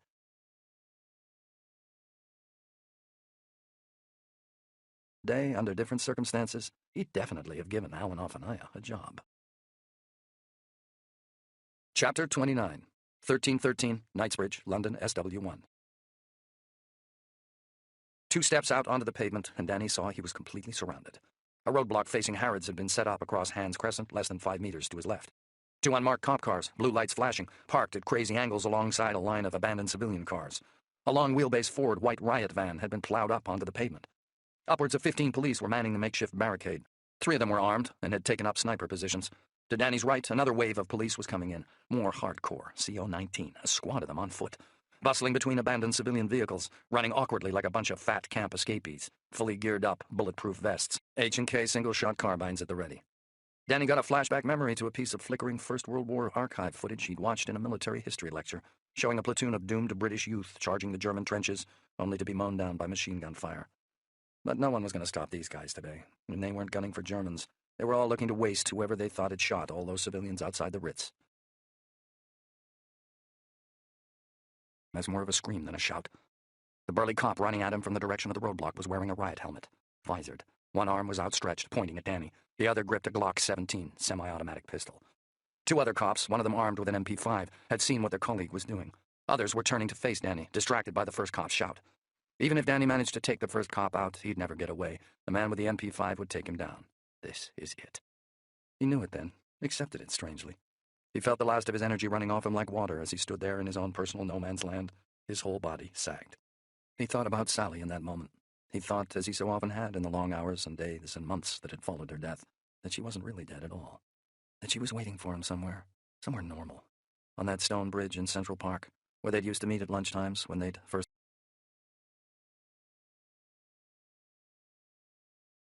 on her paintbrush on the windowsill and pressed his hand to her denim dungarees so he could feel his daughter, Alexandra, kicking for the very first time. "Move!" The cop running at him shouted. Move? The sun burned down, sweat trickled from Danny's brow. The cop grabbed him by the collar of his suit jacket. He jerked him aside out of the way of the oncoming police. He gripped the back of Danny's neck. "That way!" The cop was pointing Danny in the opposite direction from the roadblock. "Go! Get the hell out of here, now!" Then before Danny had hardly had a chance to accept what was happening to him, let alone thank his lucky stars, the cop was running back towards the roadblock. They think I'm just another civilian. The change of clothes, it had been enough to fool the cop. Witnesses, police, you name it. Most people only cared about the big details of the way other people looked. It was a fact Danny thanked God for then. He saw another cop frantically waving at him from beside a flashing squad car parked across the next road. Waiting, Kid had said. About the civilians leaving the Ritz, being kettled in Berkeley Square. Quarantined until they could be interrogated. Was that what was happening here? Because Danny couldn't afford to get caught up in that. Not with a potential DNA match still waiting to be picked out by forensics at the Ritz. No time to think about it now. No choice but to go with the flow. Not with all these cops watching. Danny ran to the waiting cop. He noticed the street sign as he did. Pavilion Road. The name struck a chord. Another thing the kid had said. Down south that way was where the kid was waiting. The cop didn't give Danny a second glance as he reached her. She was too busy looking past him at the roadblock and the sliver of Harrod's facade beyond that. She grabbed him, pulled him past her, passing him on to another cop who unceremoniously shoved him further west. So they still think that the guy in the red tracksuit, they still think I'm inside Harrods. Which means they're not trying to quarantine me anywhere now. They're just clearing the area so Danny out through a wall of riot shields into a short street jammed with stationary vehicles and panicking civilians. "That way, keep moving!" The last cop who'd manhandled Danny yelled. "Keep moving? How?" Because something was wrong. Bodies were pressed up against gridlocked cars. Hundreds of people had been jammed into this short stretch of street, siphoned off from inside and around Harrods. But the crowd wasn't moving. None of them could get out. They were starting to shove each other, to panic. News of the massacre outside the Ritz had clearly filtered through. These civilians' terrified faces all told the same story. Their recurring group nightmare, the one they'd collectively been having since 9/11 and 7/7, they'd woken up bang in the middle of it now. There'd been a terrorist attack right here in central London, and not just on some diplomat. Civilians like themselves had been indiscriminately slaughtered. One of the masked gunmen was now on the loose. And all these people were convinced that if they didn't get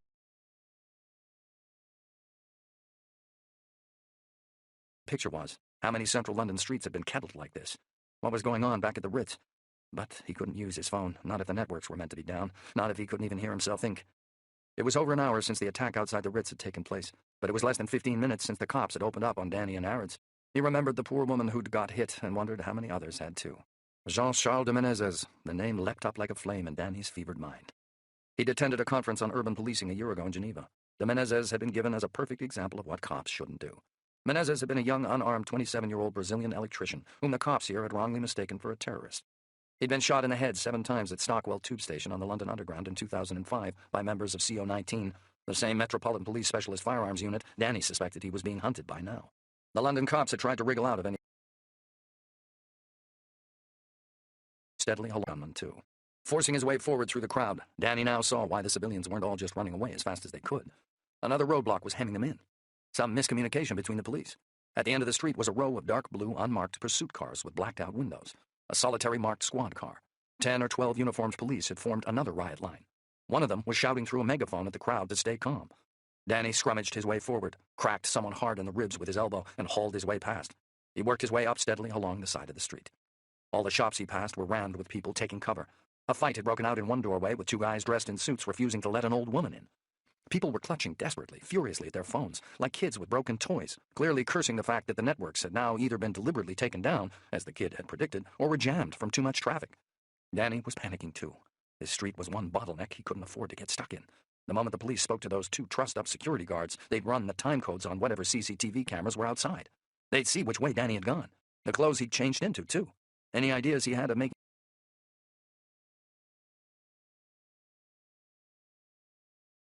noise of the crowd. The first of those unmarked pursuit cars leapt backwards, wheeled right, and out of sight. The others followed, leaving only the white squad car and the now hopelessly isolated and exposed line of police. In Danny's mind's eye, it was like one of those plastic tile puzzles he used to get in his stocking from Santa Claus as a kid. All you had to do was clear the right part of the puzzle, and you could suddenly move everything else. He wasn't the only one who'd spotted the opportunity. The whole crowd surged forward as one. It was like the removal of a dam from a pool of water. People rushed out of the street, and Danny let himself get swept along. In under a minute, he was past the abandoned white cop car, out onto Sloane Street.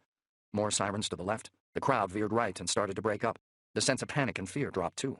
These people weren't potential victims anymore. You could see it on their faces. They were survivors. They were the ones who'd got away. With each step forward, the crowd felt less like a scene from a disaster movie.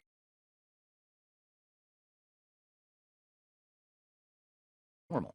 They'd started to talk again, not shout. Danny even heard somebody laugh. He nearly snatched out his phone and called the kid, to tell him he was okay, to work out where the hell they should meet. But equally, he knew that he couldn't exactly start chattering into a phone. And besides, there was someone he wanted to talk to first, Crane. The first opportunity Danny got, he cut off Sloane Street and into Cadogan Place. He spotted the moped chained to a railing outside a boutique hotel. He could only see one CCTV camera nearby, and that was turned away from him, monitoring the entrance to a bank. Danny popped the bike's paneling and got it started. The owner had been kind enough to secure a helmet in its equally easily opened pannier, and had left a full fuel tank. Half a mile and 13 turns later, heading due south along Passmore Street at a steady 25 miles an hour, Danny finally got what he'd been wishing for since he'd first gazed down on that burning black limousine outside the Ritz. He was just another blurred. Chapter 30. 1342, Chelsea, London SW3. Hi there, welcome to Pasta Pronto. Can I interest you in any of today's specials? No, get me 2 liters of still water, 2 strong black coffees, spaghetti, fries, bread. Danny spoke in English, but his accent was now French. The waitress, Argentinian, dyed red hair piled high and knotted on top of her head, glanced from Danny to the 3 empty chairs at the table he was sitting at, clearly wondering how many other people would be joining him. Flushed cheeks and a bright smile, she couldn't have been more than 18. Danny had already taken a brand-new black leather wallet from his rucksack. It contained a full set of credit cards and a photo ID matching his face, but in the name of Louis Barthez, a Parisian businessman whose crumpled expenses receipts clearly demonstrated that he regularly spent time in London for work. Danny opened the wallet now for the waitress to see and smoothly removed a 20-pound note before sliding it beneath an upturned wine glass. "That's for you," he said, "so long as you persuade the chef to get my order here in the next 5 minutes. I've got a meeting I need to be at, and I can't be late." "Yes, sir." Danny watched her scurrying away. Then he started a quick 360 visual sweep around the concourse again. He'd chosen this Italian franchise in the middle of a busy shopping mall in Chelsea because it was out in the open, easy to see people approaching and near to the escalators, the fire exits, and the doors leading out onto the rooftop car park, should he need to make a hasty escape. He was barely a few miles from the chaos of that penned-in crowd, but looking round now, he could have been on another planet. There were some apprehensive-looking people, sure, but others were laughing, drinking coffee, shopping, just getting on with their lives. London was a network of separate villages, his wife Sally had always told him. More like separate continents, he thought. Danny had ditched a stolen moped in an underground car park half a mile away. He'd washed in a public convenience, scrubbing his face and hands with caustic liquid soap. He'd used the medical kit in his rucksack to tend to the multiple cuts he'd sustained after entering the sewers, and had patched up his blistered, torn feet as best. And when he'd got the security tags from the suit he'd stolen from Harrods in case they set off an alarm in some other store. In a high-street menswear store, he had then bought himself a fresh set of clothes. Blue jeans, gray socks, a white T-shirt, and a hooded khaki jacket. New running shoes, black Nikes, exactly what the mannequin in the store's display window had been wearing. He'd also bought a black baseball cap and new shades. The only time his face had been uncovered throughout the whole process had been when he'd switched outfits in the store's changing booth, after first having checked that there'd been no prying CCTV cameras there to record the event. Exiting the menswear store, he ditched the stolen suit, along with his soiled tracksuit, gloves, trainers, cap, and the guard's spectacles, all of which he'd earlier transferred into one of the menswear store bags, in the first bin he'd passed on the high street. He'd spotted this shopping mall from 200 meters away, and had entered it via a street-level cinema foyer, before walking straight through into the shopping concourse beyond. He reckoned he'd done enough to buy himself some time. He peered back into the restaurant. The waitress was now busy working the coffee machine, transient plumes of steam hissing up past her face. Noticing Danny watching, she flashed him a perfunctory smile, meaning, he hoped, that she'd already incentivized the chef to get his ass into gear. Danny grimaced, his stomach cramping. He was ravenous. As in, sweating, starting to shake ravenous. 2 guys at the table next to him were digging into a couple of steaks. The smell of Dijon mustard and meat was making Danny's stomach growl. It was all he could do not to snatch their plates right out from under them. Both guys were in their mid-20s, well-groomed, suited and booted. Bankers, Danny was guessing, or hedgies, or city boy slickers, or whatever the hell else the media was calling them now. Guys like that no longer had any impact on Danny's world. He didn't invest in anything he couldn't manage himself. The majority of his wealth was tied up in a bunch of properties, with the rest carefully distributed through a web of...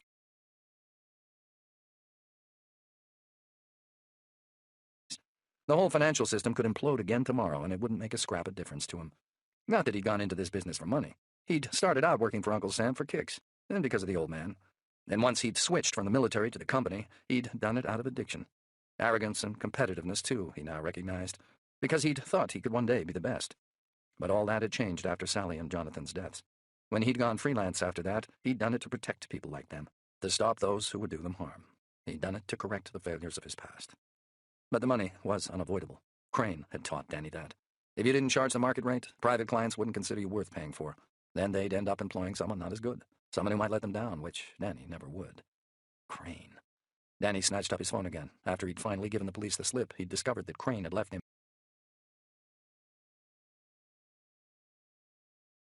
the shooting, by which time Danny assumed the news of what had happened must have broken in the States, or wherever the hell else Crane might be. The other 3 messages had come through at roughly 30-minute intervals since.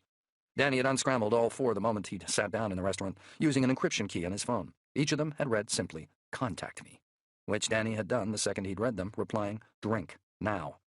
As soon as he'd pressed send, the software on his phone would have automatically encrypted the message before firing it off to Crane.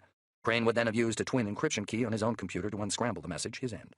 Since Crane and Danny were the only 2 people in possession of the twin keys necessary to unscramble these coded messages, Crane would know that the reply to his own messages was genuine, leaving him free to arrange a meeting where no one else could hear. Plenty enough time had now passed for all this to take place. So why the hell hasn't Crane even got back in touch? He'd clearly already...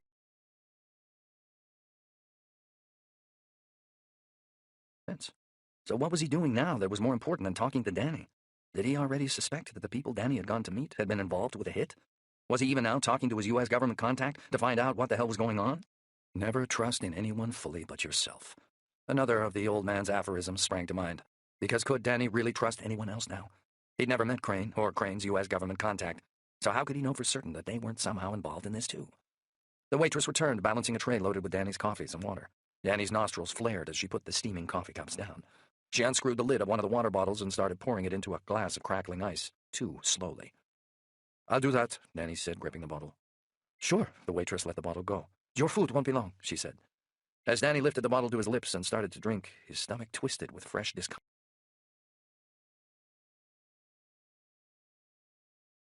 Probably at the bruise forming on his cheek below his left eye, he guessed. A reminder of his encounter with Alan Ofanaya, which would stay with him now for a week, and which even his new tinted aviator shades didn't fully conceal. He glared hard at the waitress. She hurried away. He did another 360 security sweep as he drained the bottle. The electronics store on the other side of the concourse had several TVs in its window, which were still showing footage of the Mayfair massacre, as they'd now tagged it. Always from the same angle, from across the street where that TV crew had been. Only now the TV people had added computer graphics, showing the angles of fire.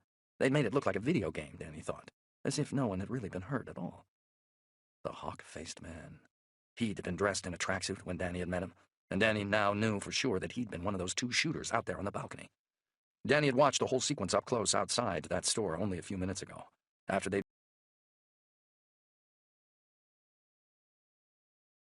entirely ripping others apart.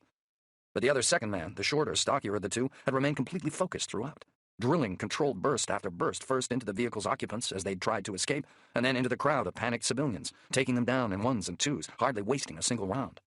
He'd looked as casual, in fact, as if he'd been standing on a boat deck with nothing more incriminating than a fishing rod in his hands. And there, at his wrist, between the end of his sleeve and the beginning of the black glove in his right hand, Danny had seen something flash in the bright morning sun, a gold chain, the same one the hawk-faced man had been wearing. Oh yeah, that sicko had been having the time of his life. Danny checked his phone as he snatched up the nearest coffee and burned his lips at the very first sip. Still no word from Crane. He felt his vision darken, like someone had just turned down a dimmer switch in the world. His temple throbbed. The idea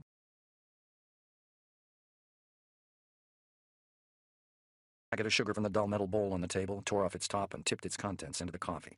He splashed in water from the second bottle and drank greedily, wincing at the heat, shocked by the sudden influx of taste. For a second he thought he was about to spew it all back up. He stared down at his hands. They were shaking. Clenching his fists, he tried to make them be still, but he could not. He checked the phone again, still no answer. He felt exposed, completely alone. This is the worst day of my life. But even as this thought entered his head, anger rose up through him, hatred at himself for having thought it, hatred and shame. This wasn't the worst day of his life, nor would tomorrow be, nor any other day yet unlived. The worst day of his life had already happened, a nightmare that was a memory, one that began with a walk in the woods and ended with blood on the snow. Chapter 31. 7 years ago, North Dakota. Danny was sweating, trembling. From where he and Lexi were crouched down behind the thorn bush through the falling snow, he could see that there was snow right there on the doormat beneath the cabin's eaves. Snow that must have dropped from the boots of whatever uninvited stranger had come to call. No third set of boot prints led away from the cabin, and there was no other door, meaning that whoever had walked this way had to still be inside. The cabin's curtains remained drawn. It was dark as a cave in there this time of year. Danny knew Sally wouldn't have let anyone in without afterwards opening them wide. "Daddy, you're hurting me." Beside him, Lexi shifted her weight. The crunch of her boots in the snow rang out like a cymbal crash in Danny's mind. He looked down at her hand, gripped in his. He saw the blood-red puckering of his skin and forced his fingers to relax. She grimaced, jerking her hand back like she'd just been stung. She clenched and unclenched her little fist. "What is it, Daddy?" She spoke in a whisper. She had not yet seen the boot prints, but he could tell just from the way she now glanced across at the cabin that she too knew something was wrong. "We're gonna back. I know, but it's just for a minute." Danny started stepping slowly backwards, taking Lexi's hand, gently this time, so that she had no choice but to do the same. He didn't take his eyes off the cabin. He watched the curtains. He didn't blink. "What kind of game is it, Daddy?" "A hiding game." "Who are we hiding from?" A note of excitement in her voice, but apprehension, too. "Just your mother and your brother." He kept walking backwards, holding her firmly by the elbow, preventing her from turning. "See if you can't step into your old boot prints," he said. "You mean so Mom and Jonathan will think we just disappeared into thin air?" "That's right." Danny did the same, keeping them moving backwards, both of them glancing back over their shoulders to make sure they hit the mark. 10 paces, 20. Better to look a fool than be one, his father would say. The snow had started falling even harder now. Danny felt his chest tightening as they finally...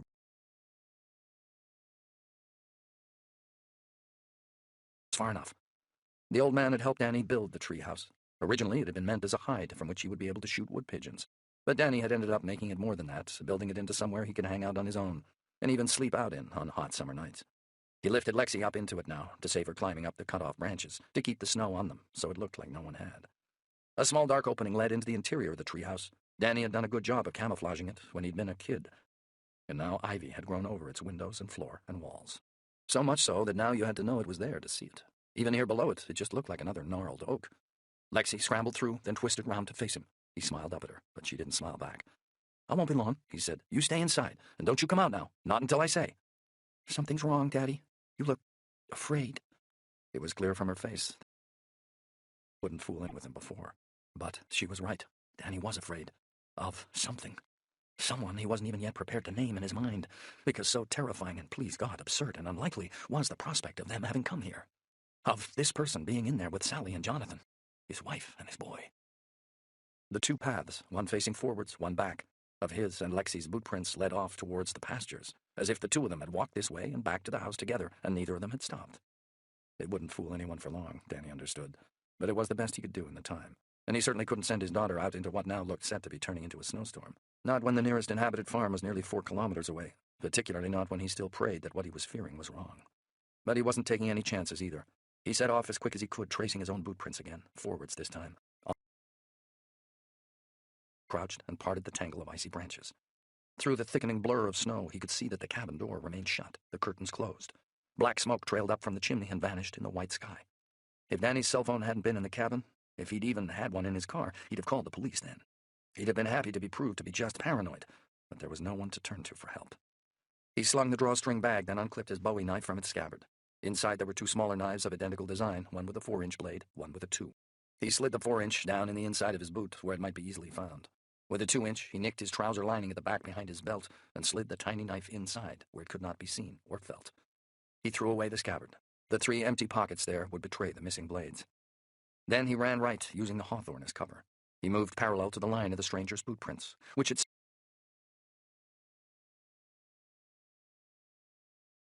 a Chevrolet sedan, nothing but a blurred white lump in the snow. 50 meters further on, and his stomach lurched as he saw the second vehicle. It was parked up in a small clearing in the woods behind a thicket of spruce, where it could not be seen from the cabin or the dirt track leading up from the valley. The tree branches shivered in the wind as the snow continued to fall, but apart from that, all was still. Danny circled round, then moved in closer to the vehicle, his Bowie knife already in his hand, his breath rushing out fast in little white clouds. A cold clamminess had settled on the back of his neck. He'd become acutely aware of the passing of time. There were no tire tracks ahead of the car, he now saw. None behind either. Not enough snow had yet fallen this morning to account for that, and last night it had stopped falling at just gone midnight, which meant this vehicle must have been parked up here all night. Like Danny's own car, the horizontal surfaces of this vehicle were covered in snow, but unlike his car, he now saw as he closed right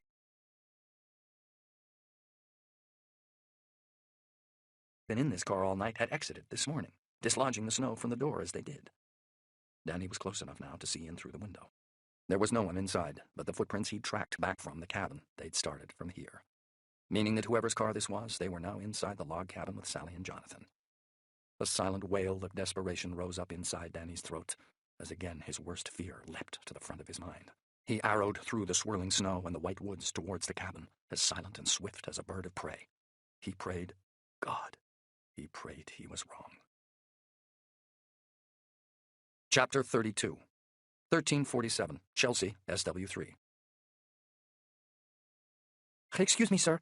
Danny looked up to see the Argentinian waitress staring down at him, a plate and bowl in her hands. He realized he was holding his breath. Looking down, he saw his fists clenched on the table. He forced himself to exhale and felt his chest shaking as he did. Come on, Crane, he thought, glaring at his phone. The second I've finished with him, I can talk to the kid. He had already messaged the kid to say he was okay.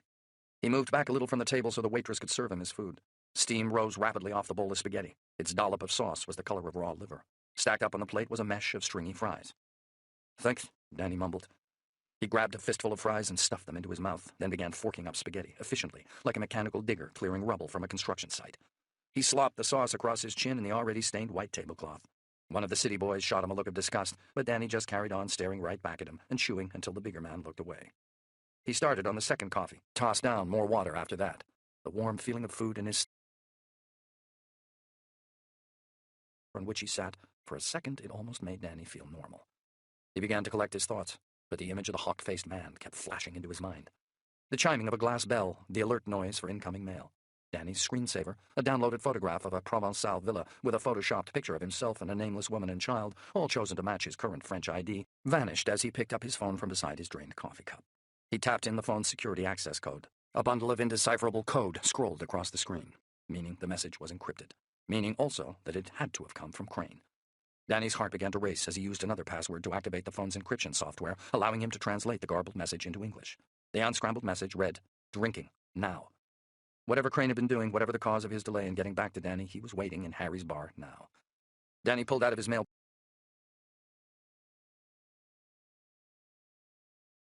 indeed listed in green lettering on his buddies list at the bottom of the screen.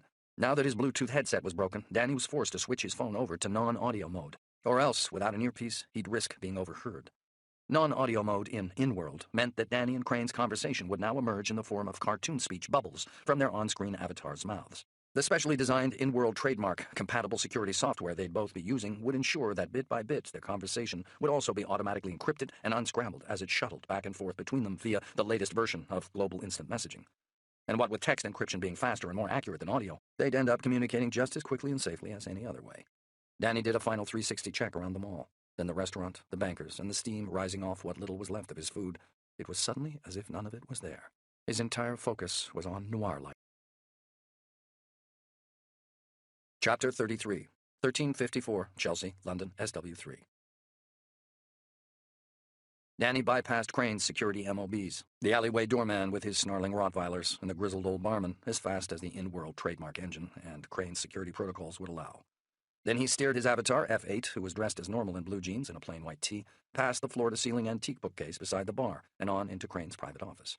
The wood fire was still flickering ruby red in the cast-iron hearth, but Danny could no longer hear it crackling. In fact, stripped of its audio ambience, the whole scene had a flatness to it that made it feel even more illusory than it already was, and consequently even less suited to solving Danny's real-world problems. But Danny wasn't here for the atmosphere. He was here for Crane. And there Crane's avatar was, dark hair, side-parted, dressed in a somber gray suit, white shirt, black tie, like he was fronting a funeral parlor, sitting as per usual behind his wide mahogany desk, lit from above by the sapphire glow of Art Deco lights. The effect was to leave Crane's avatar's face deep in shadow. A deliberate affectation, Danny had always thought. A joke But he saw nothing funny about it today. He was sick of deception. He wanted the truth. Danny left F8 standing in the doorway as he started to type onto the small touch keyboard at the bottom of his phone's screen.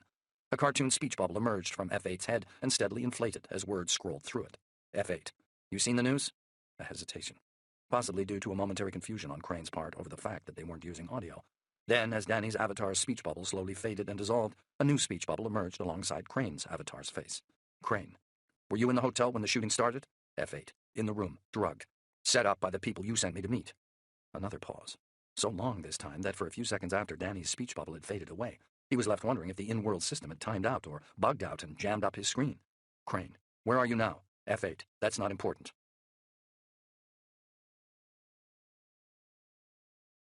Betray him. But until he got some answers about what the hell had gone down today, and until Crane had satisfied him that he was playing this straight, he wasn't giving any information away that he didn't need to, especially concerning where it was he'd gone to ground. F8. Who is your U.S. government contact? Crane. Come on, Danny, you know how it works. Yeah, you protect their anonymity even though they nearly got me killed. F8. What department do they work for? Crane. The same people you once did. The company, then, Danny thought. Or its Special Activities Division, or Special Operations Group, at any rate. Either one of which was capable of instigating black ops abroad. But here, in London, in the capital city of one of the U.S.'s chief allies, and publicly murdering a whole bunch of civilians like that? Danny wished he could believe it wasn't possible, but he'd been involved in this game too long for that. Agents did go rogue, and sometimes big time.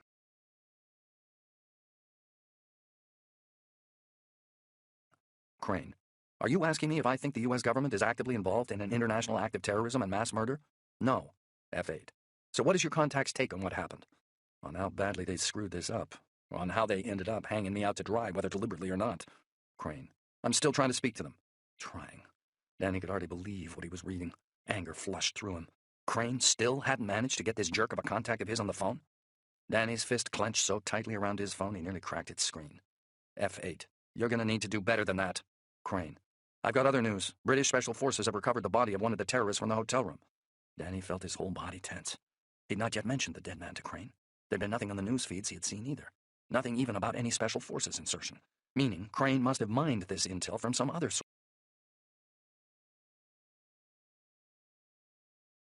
Word is the guy died of natural causes, a heart attack in the wake of the shooting.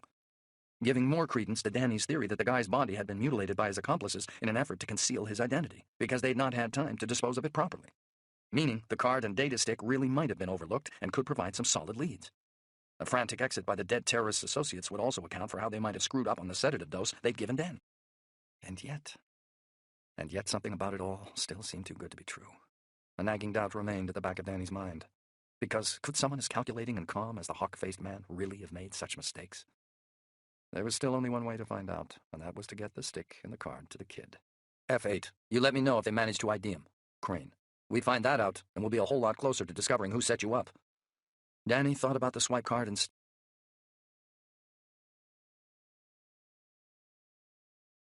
until he'd decided how to play them, he didn't need to reveal them to anyone, including Crane. A final pause. Crane's speech bubble faded. Another expanded in its place. Crane. Good luck.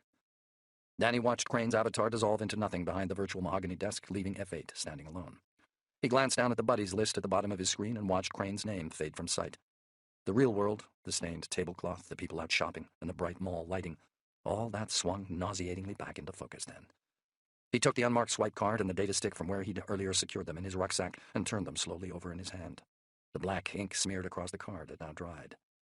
His conversation with Crane might not have given him the answers he'd wanted, but it had confirmed one thing in his mind. These two items were now his greatest hopes. Crane was right.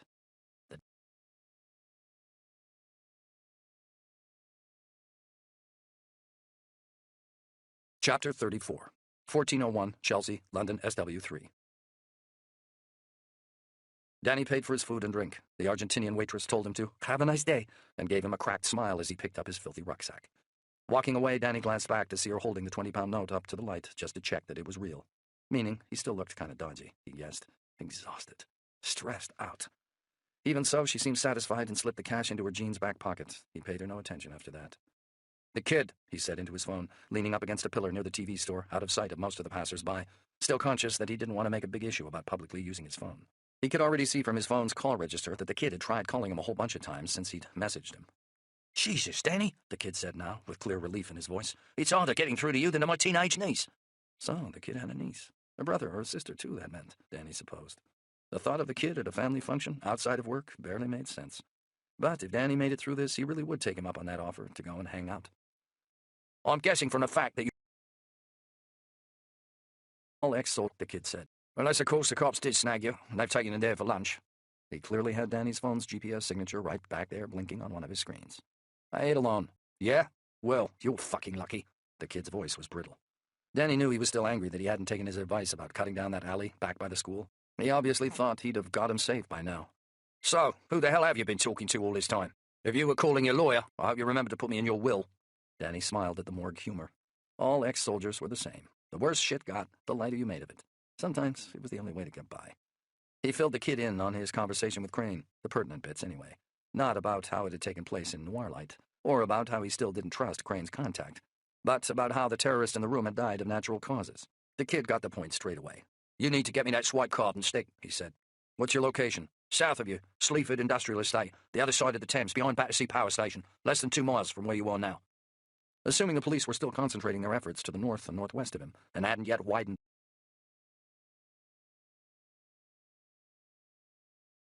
there to read the card? To scan it, sure, said the kid. But to read it, well, that kind of depends on what's on there. Which could still be nothing, Danny thought. Or something totally unimportant, like credits for a library photocopying machine with no name attached, no paper trail, nothing.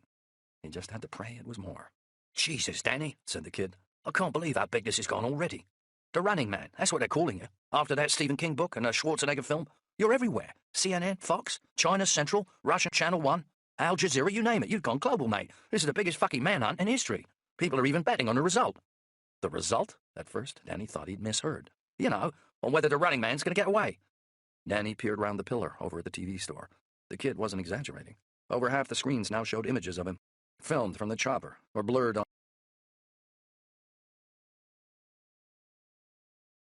security guards, racing through the store, knocking down displays. Even him taking out the CCTV camera itself in the staff exit, before he'd ended up going through that round of sheer hell with Alan off an eye. Other screens focused on the wider story, on the fact that terrorists were still believed to be at large in central London, on whether suicide bombs would be next, on the mass murder outside the Ritz, on growing rumors that a gunman had gone on the rampage in Harrods. News reporters stood in flak jackets in Knightsbridge and Green Park. Other channels were concentrating on the actual hit on the limo, on international reactions to the way it had been targeted. The White House lawn, 10 Downing Street, Tbilisi in Georgia, Moscow in the rain. Even as he watched, Danny saw a hastily constructed animated sequence of a man in a tracksuit with a backpack on, running into a store, only for the store to then explode in a cartoon fireball. "Is terrorist still inside? Is he wired to explode?" the accompanying headline read. No, bets? But the scumbags that did this, they're all still at large, Danny said. The thought made him sick to his core. I know that, Danny, but most people don't care. To them, you're just another chunk of reality TV, something for them to chew their popcorn to. 33,000 police, mate. That's how many are looking for you in London right now. Plus, God only knows how many government operatives. At least 9 intelligence agencies I can think of, both here and abroad. Agency spooks. Danny had been spared them so far, at least, and the military. He'd been lucky in that, he knew, because it wasn't like the British weren't prepared to deploy soldiers into civilian areas. He remembered how just a few years back they'd sent tanks to Heathrow Airport, following fears that a terrorist organization was planning on using a rocket launcher to shoot down a jet. They'd no doubt used the same level of force on him, too, if they could only work out where he was. "Danny," said the kid. "What?" "Do me a favor, and don't sweep again. It makes my life a whole lot bloody simpler if I can contact you and track where you are." "Sure." Danny noticed that his phone's low power indicator was still flashing. There was a telecom store across the mall. As soon as he'd finished talking to the kid, he'd get in there and buy a new battery.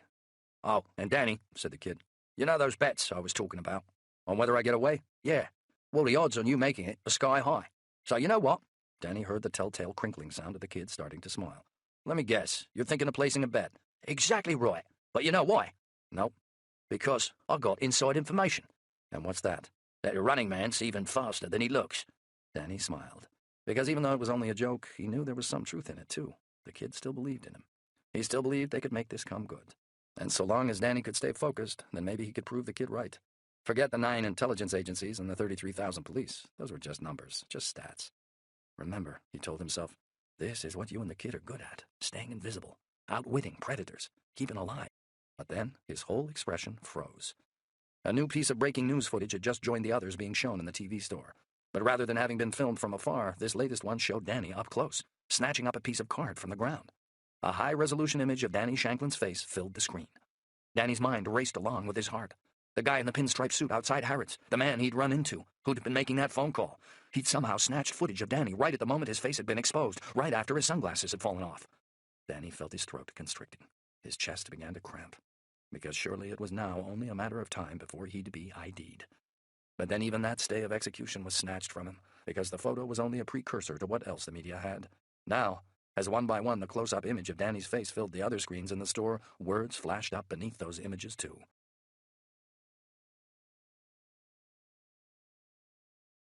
Chapter 35, 1404, Chelsea, London, SW3. "Danny? Danny, are you still there?" The words Daniel Shanklin glared out at him from beneath every single image of his face in the TV store window. "Danny!" The kid's voice finally pierced Danny's mind. He tore his eyes from the screens. He said, "Wait. Stand. Don't fall. For God's sake, don't fall." He felt as if the pillar against which he was leaning was made of sponge. He felt like the whole mall was no longer real, as if everything he saw was no more substantial than a digital environment clipped straight out of noir light. He fought the fear rising up inside him. He forced himself to focus on the here and now. Lexi, his precious princess. The fact that he'd now been publicly ID'd meant that a link from him to her would happen next, just as sure as night followed day. He'd done the one thing he'd sworn he never would. He'd put her life in danger again. The first thing the police, the military, and whatever other agencies were hunting Danny would do was to run his now known real ID through every official database. And marriage certificates to the births of his children and the deaths of his wife and son. Which meant they'd soon enough find out about Lexi, how old she was and how she lived here in London and where she went to school. Then they'd come for her, to reel him in. Of that, Danny had no doubt. He had to reach her first, and get her somewhere safe. He had to do it now. He turned towards the fire exit leading out onto the rooftop car park. already focusing on what kind of vehicle he'd be best off stealing. But then he stopped. It was too risky. There'd be CCTV covering the lot.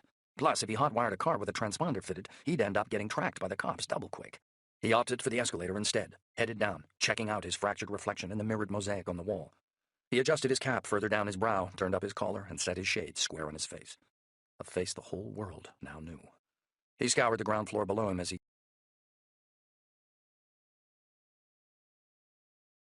Plastic foliage and fake tropical blooms stood unmonitored in the far right corner of the mall near its southernmost exit. Danny marched straight for it as soon as he hit the ground floor, the swipe card and data stick already palmed in his hand. He sat on the flower-bed wall and half-turned to face the fake flora behind.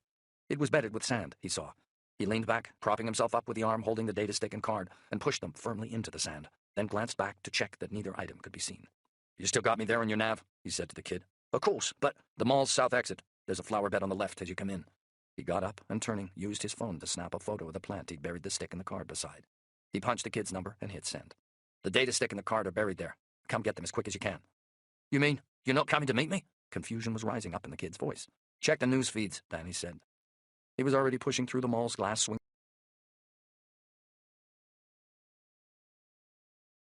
The traffic was moving, but only just. Bright sunlight burned down, glinting off windscreens and store windows. Danny turned right, walked fast. Again, he had to use all his self-control just to stop himself from breaking into a run. The kid's voice came back. "Oh, shit. Oh, Christ. I can't believe this is happening." He sounded more rattled than Danny had ever known him. "How the fuck could they have matched up my name to that footage so quick?" Danny said. "Because there'd not been nearly enough time for him to have been ID'd from any forensics that might have been found back there in the Ritz.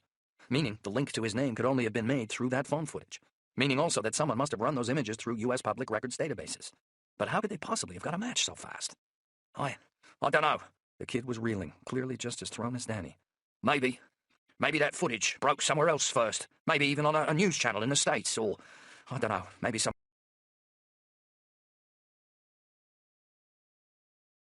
Possible, of course, Danny knew.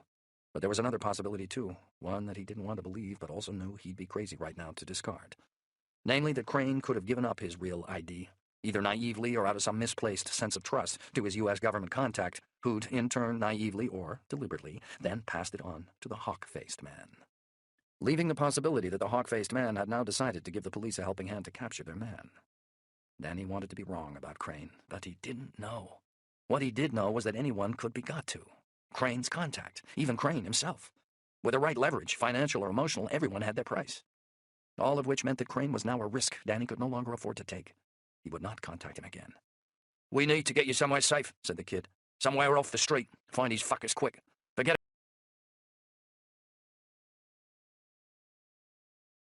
it." Mall and not turning back. Sweat was pouring off his brow. His clothes felt like wet paint sprayed onto his skin. Pressure, the heat, it didn't matter which. He felt dizzy, nauseous, like he was about to throw up or pass out. All day it had been like he'd had a snare tightening round his neck. And the harder he'd pulled, and the more he'd struggled to escape, the tighter it had become. Until now, he wondered if he'd lived through this at all. The traffic on this side of the street was still crawling at a snail's pace both ways. He considered going back to the underground car park to get the moped, but there was already the possibility that the police had by now used CCTV footage to trace his escape route there. Instead, he saw a black London taxi moving slowly towards him in a demarcated bus and taxi lane. The orange glow of its roof light meant it was for hire. "And Jesus, Danny," the kid was saying, "for God's sake, keep your face covered. The rules have changed. All those CCTV networks I was piggybacking, the ones the police were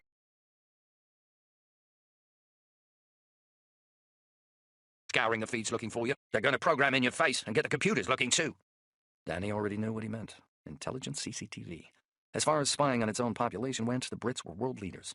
Half of London now incorporated facial recognition systems into its surveillance networks. The systems were far from flawless, but they could still trip him up. "Another damn good reason to get you off the street," said the kid. "You need to get your ass over here now." But Danny was hardly even listening. He flagged the taxi down. "Danny?" Another note of confusion from the kid. "What are you doing?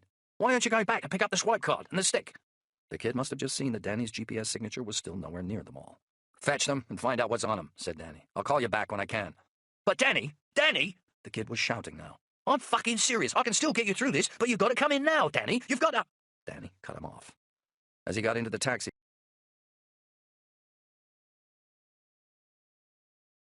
he finally died. "Where to, mate?" said the driver, peering at Danny through the rearview mirror. "The corner of Whelan and Peters Street," Danny said. "Get me there in under 10 minutes, and I'll pay you triple, okay?" Danny stared out of the window. The cab jumped a curb and turned into an alley. As it picked up speed and the buildings blurred past, he hunched forward in his seat, his fingers locked up in two fists. Lexi. He had to get to her. He had to reach her in time. He'd not fail his daughter again. Chapter 36. 7 years ago, North Dakota.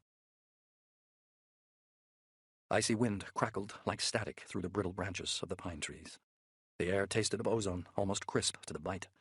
The snow was falling heavily now, swirling like interference on a TV screen. Danny was desperately trying to control his breath, to clear his mind, to calm his stuttering heart. But all his training seemed to have deserted him. This wasn't work. This was home. He was pressed up flat against the log cabin wall, edging sideways, pushing through the glistening cobwebs hanging from the eaves, spreading his weight carefully to avoid the giveaway snapping of twigs and the crunch of frozen leaves. Inside the cabin was a Beretta 12-gauge shotgun and shells locked in a dry steel box, safe from the kids. But if he was right and someone had come here to do them harm, he'd never have the chance to get to it. He'd have to act faster than that. He had the Bowie knife in his right hand, in a fighting grip. He stopped at the corner of the cabin and listened. Nothing but the wind. He waited, then stole a look round the corner. The porch was clear. Another look.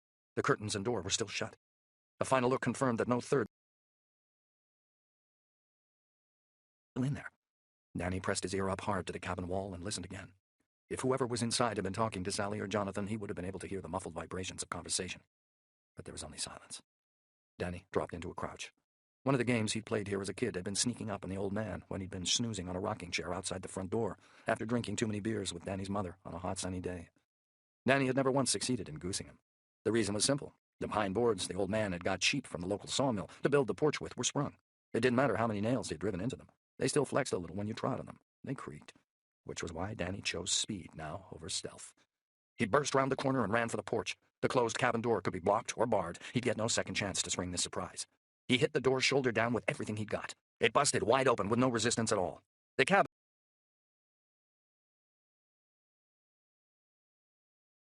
Danny's plan had been to execute a tight crash roll, protecting himself from the blade of the Bowie knife coming up in the center of the cabin, 6 feet from the door, thereby giving him a combat circle with a maximum 8-foot radius.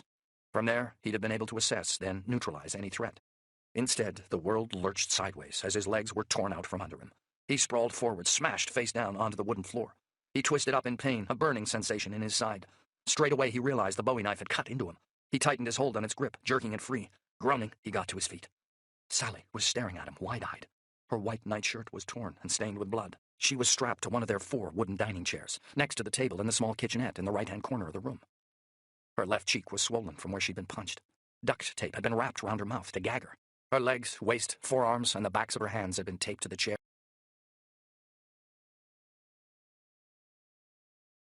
But no one came at him. At first, all he saw was Jonathan.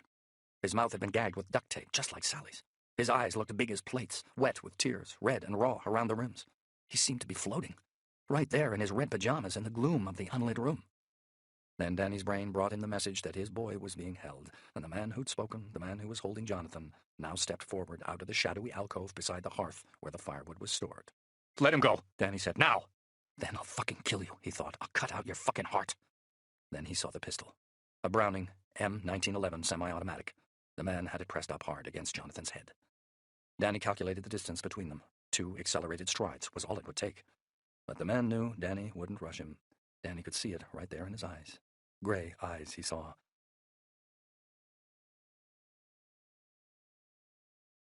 No fear.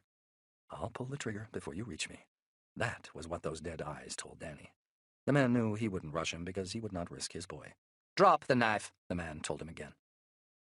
This time Danny did what he said, feeling as he did his power being sucked from him, like he'd just been put in a vacuum deprived of air. He laid the knife on the floor because he had no choice. "Kick it away," said the stranger. His voice was reedy and thin, his accent southern, educated. Again, Danny obeyed. The cut in his side sent a sharp stab of pain piercing through his ribs as he kicked out. The knife spun across the scuffed wooden floorboards out of reach.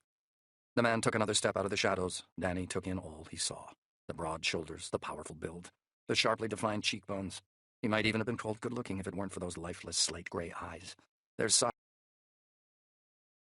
was his kill all for his face, like a seagull's, as if this man were part predator, part scavenger. As if, given half a chance, he'd strip the meat from your bones and leave them to bleach out in the sun.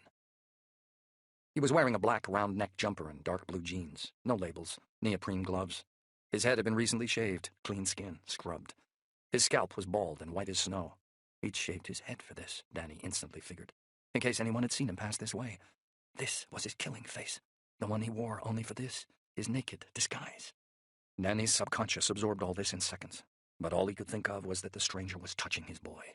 All he could think of was Jonathan's heart beating, and that pistol pressed to his face. A terrified whimper, Sally's, muffled by the duct tape. "Lie flat on your front," said the stranger. Danny slowly lowered himself down. His senses reached out for anything he could use, but all he got was a gust of cold wind whistling through the open door, a stink of plastic melting on the open hearth, Sally's breathing coming out in short, asthmatic gasps, a soft moan. A footstep, another. The stranger was moving in closer now. "Put your hands behind your back." "No!" A sudden half-shout, the first sign of nerves. "Don't try and look at me!" But it was too late. Danny had already seen what the stranger was planning on next. He'd seen all he'd needed for his worst fears to have been confirmed. The man had kept the pistol jammed up against Jonathan's temple, his elbow hooked round his throat. But he'd now also picked up a long metal pole, with a pulley mechanism fitted to it and a rope noose hanging from its end. It was the knot the noose was tied with that frightened Danny. He'd seen that knot before. "Press your palms together as for prayer," the man said. The word prayer. He intoned it differently, reverentially, as if he meant exactly that, as if Danny should be praying to him. Another cold blast of wind rushed through the open door. Danny stared up into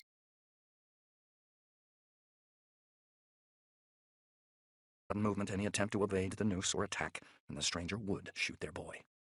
Danny knew this even better than Sally did because he'd already worked out who this stranger was.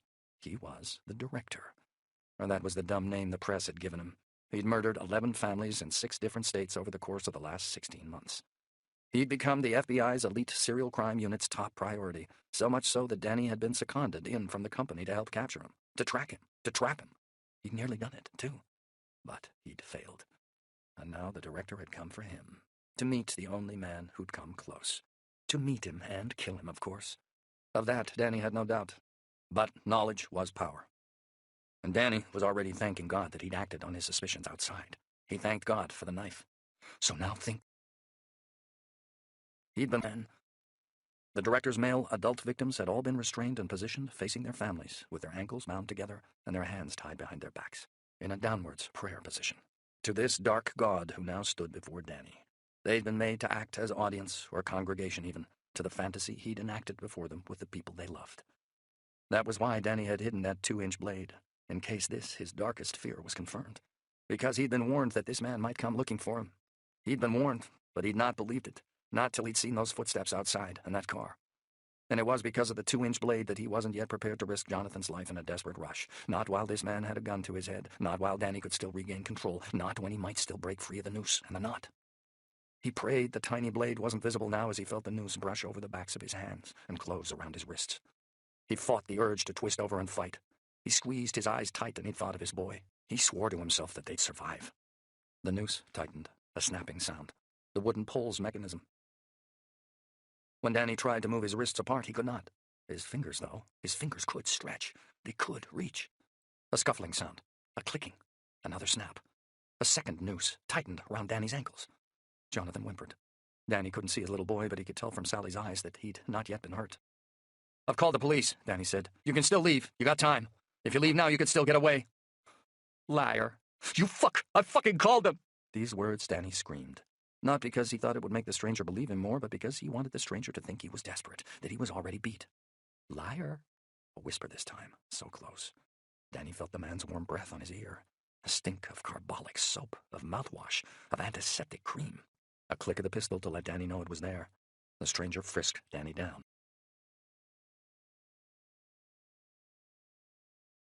"Catch you? Is it because you're police?" "And what have we here?" The man had found the 4-inch blade in Danny's boot. The one Danny had left for him there. "I'll fucking kill you, motherfucker! I'll fucking—" Again, Danny shouted the words. Another show of furious desperation. He struggled, screaming, bucking on the floor, twisting, trying to turn, fighting against the sudden weight of the man kneeling on his spine. Not because he thought he could tear himself free, but so the stranger would think the 4-inch blade had been his last hope. The man raised Danny up then by the scruff of the neck and slammed him back hard on the ground. Without warning, he twisted the 4-inch blade's tip hard and fast up into the bleeding wound on Danny's side. Danny screamed again. No need to fake anything this time. He gritted his teeth and crushed the tears that sprang to his eyes as the man twisted the blade in again. The man stood and kicked Danny hard in the ribs, then stepped back and watched him writhe. reflection on it until he'd stopped. "It's not deep," was all he then said, calmly, as if there'd been no altercation between them at all. "Your wound, I mean. And that's good, because it means you're not going to die on me yet." He yanked Danny's head up then by his hair. A shriek of duct tape. He wound it tight around the lower half of Danny's face, covering his mouth, trapping his tongue against his upper lip, but leaving his eyes and nostrils clear. Digging his foot beneath Danny, he kicked out, flipping him over onto his back. In the reflection on the full-length wall mirror, Danny saw the wire the stranger had stretched across the doorway, the one that had tripped Danny up. The stranger used a metal pole as a lever this time, flipping Danny over onto his front again, up against the cabin wall. He wedged his legs there with the old man's beat-up brown leather armchair. "Stay," he told him as if he were talking to a dog. Danny tried slowing his breathing. Wait for your chance. He couldn't risk working the 2-inch blade free yet, not with his back still open to the room. Footsteps. The sound of paper being torn and scrunched up. A glass of water being poured, then drunk, before being smacked, but then into the embers of the fire. Jonathan started to whimper. Danny prayed he would stop, would not draw attention to himself. A scrape of furniture. More duct tape being ripped. Then a sudden thunder of hammer blows, but only for a second. Then another short burst of the same. Danny thought the worst then. He felt himself disappearing, fading into nothing. He thought he might already have lost them both. But then he heard Jonathan whimper again and sagged with relief. He was still alive. He told himself the same must be true of Sally. More footsteps came next, heading for the open door. "Lexi, no!" Danny prayed. The snow was still falling. He prayed for it never to stop. "Please, Lexi," he begged silently. "Please don't have come down from that tree." The sound of the door slamming, then another creak. He gripped Danny's being dragged. Elation leapt inside Danny's heart. The stranger hadn't gone out. He doesn't know about Lexi. Or he's given up on finding her in the storm. Pain tore through Danny's arms as the stranger hauled him up by the knot binding his wrists, as easily as if he were a child, as if he didn't weigh a thing, and dragged him across the cabin. He gripped Danny's hair with one hand and hooked him under the elbow behind his back with the other. He jerked him up, nearly dislocating Danny's shoulder as he did, then shoved him down onto a chair positioned opposite Sally and his boy. Danny stared hard into his young son's eyes. All the love he'd ever felt for anyone, he felt it for Jonathan now. But then his heart sank. On the other side of Sally was another empty chair, for Lexi. The stranger had not forgotten her at all. A creak of gloves. The stranger gripped Danny's neck and exerted a sudden violent downwards pressure. He wound a duct tape round Danny's torso, strapping him tight to the chair, then taped his legs tight too. When he'd finished, he gazed down at Danny and smiled, all teeth. "Your little girl, Alexandra." No, where the way he said it, like he was trying out the word for flavor, made Danny want to tear out his tongue. The bruises on Sally's face. They'd not just done it to find out if Danny had a phone. This man had beaten their daughter's name from her, too. "Did you hide her somewhere out there? Or did you tell her to run for help?" The stranger wasn't expecting an answer, of course. Not now he'd taped Danny's mouth. He watched Danny's eyes instead. He watched them like a fisherman watches the sea for signs, searching for cormorants, diving for fish, so he'd know where to cast his net. He watched Danny, and then he smiled. "Not help," he said. "Not in this storm. She's hiding, somewhere dry and out of the wind, just like those rabbits you've been busy gutting and skinning out back." Danny knew then for certain. The stranger had either been watching them the last couple of days, or he'd scoped the place out sometime after he'd arrived. Either way, he'd know already that they had no neighbors near. Without warning, the man turned to face Sally. He ducked down low and kissed her duct-taped mouth. A rushing sound filled Danny's ears. He threw himself bodily forward, instinctively, without thinking. Has been killed, he nor the chair moved. That was when he realized it. That hammering sound. The stranger had nail-gunned the chair to the floor, so that whatever came next, whatever he chose to do to Danny's family, Danny would have no choice but to watch. Danny fought the blind fury rising inside him. He forced himself to focus instead on what he now knew he must do. He thought of the 2-inch blade. How much time did he have? He couldn't be sure. This man's previous victims had sometimes been killed quickly, sometimes over days. Never give up. Never say that you can't. He would not surrender hope. He still had surprise on his side. The stranger no longer regarded him as a threat. That much was obvious from the way he now turned his back on Danny and put more logs on the smoldering fire, before continuing to tear up more newspaper and scrunch it into tiny balls. Danny already knew what he was doing that for. He felt for the 2-inch blade with his fingertips then. He started to work it free. Chapter 37.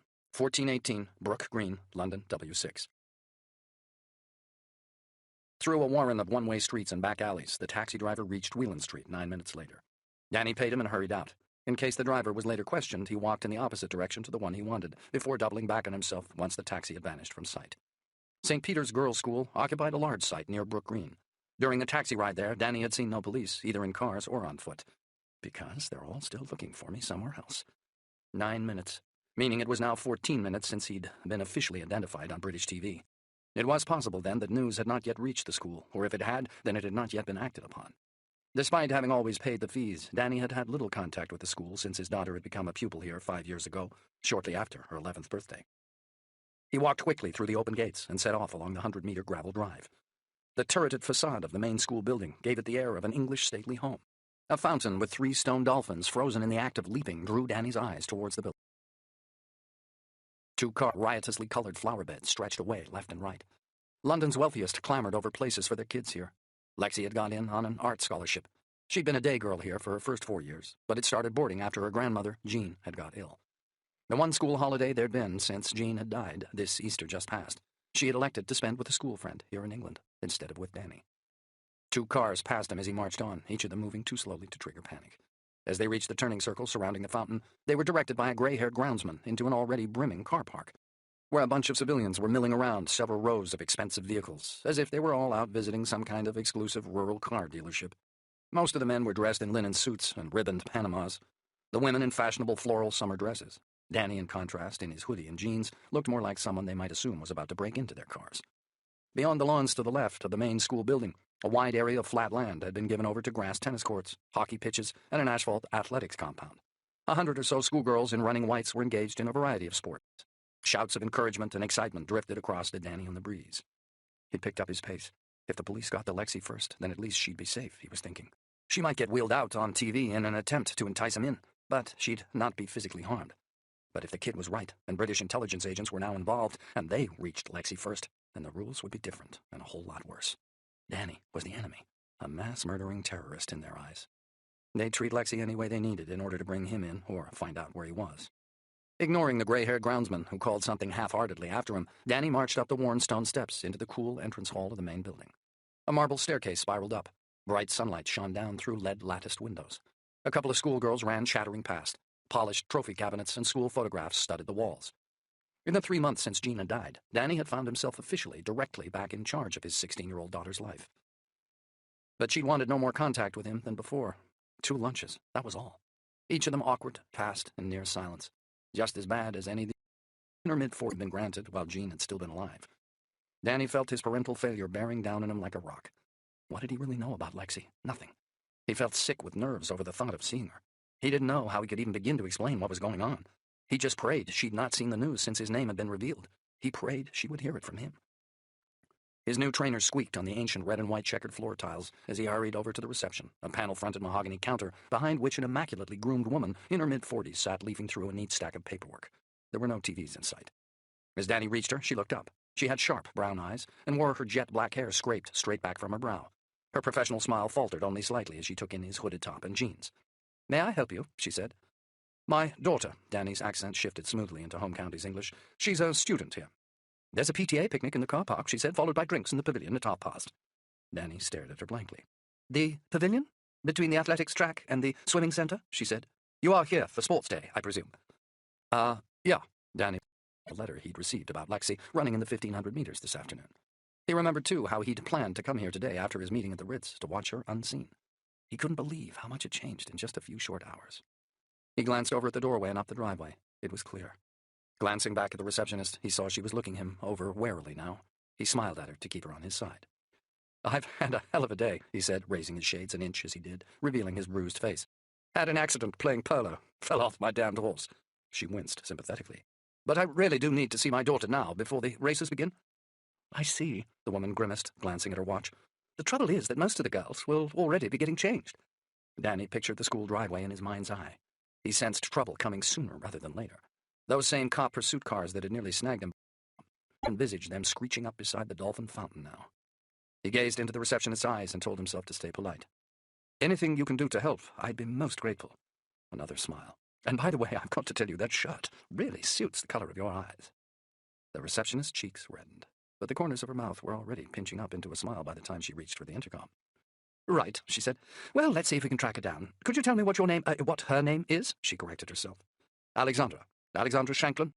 "Lexi?" A female voice interrupted from behind, leaving the receptionist's hand hovering over the intercom system before she actually switched it on. Danny turned to see a tall, blonde teenage girl, skinny as a stork, with an iPad hooked nonchalantly under one arm. "That's right," Danny said.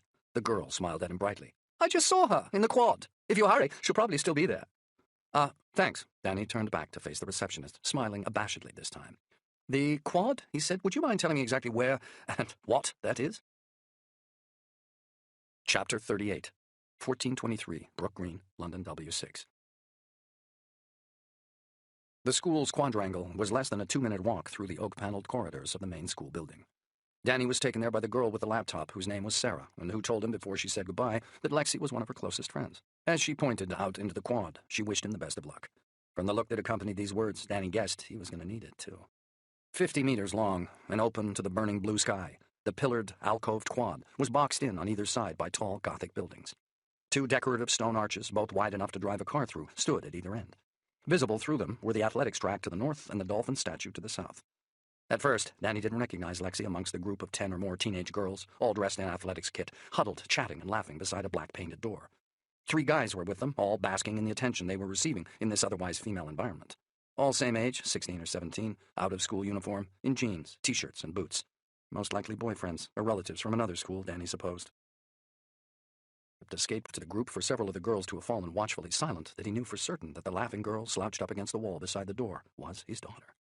She was slim, like her mother had been. But in contrast to Sally's elegance, Lexi was still bony-kneed, gangling, not yet fully grown. In profile, she was elfin-featured. So much like Sally. It wrenched his heart. She'd still not seen him. She kicked off the dry, dusty wall, turning to face a dark-haired boy who'd just flipped a skateboard up vertically with a practiced flick of his boot. Seeing her at her full height, Danny reckoned she might even have grown an inch since he'd last seen her. It hit him that his little girl might one day be taller than him. She'd dyed her hair and was wearing it tied up. Stripes of black ran like strips of licorice through a tangle of strawberry blonde. As the other girls, en masse, a cloud of oversweet perfume, stepped back to let Danny through, Lexi finally noticed him, too. He saw straight away that she'd got it all wrong, that she thought he'd just turned up here for sports day, her estranged dad fumbling to make amends. He could not have manufactured worse circumstances for a reconciliation if he'd tried. He took off his shoe and regretted it. As she stared at the bruise Alan Ofanaya had given him, her eyes grew harder still. "What do you want?" she said, a hiss of car tires slewing through gravel. Danny looked sharply across to the front of the school. What he dreaded was already happening. An unmarked black Mercedes, no, make that 2, had just pulled up in a mistral of summer dust alongside the fountain. Several men were already spilling out of the vehicles, some of them in suits, a couple in jeans, t-shirts, and shades. One sported a black leather jacket. 2 of them ran for the school entrance. The others fanned out. "You've got to come with me now," Danny said.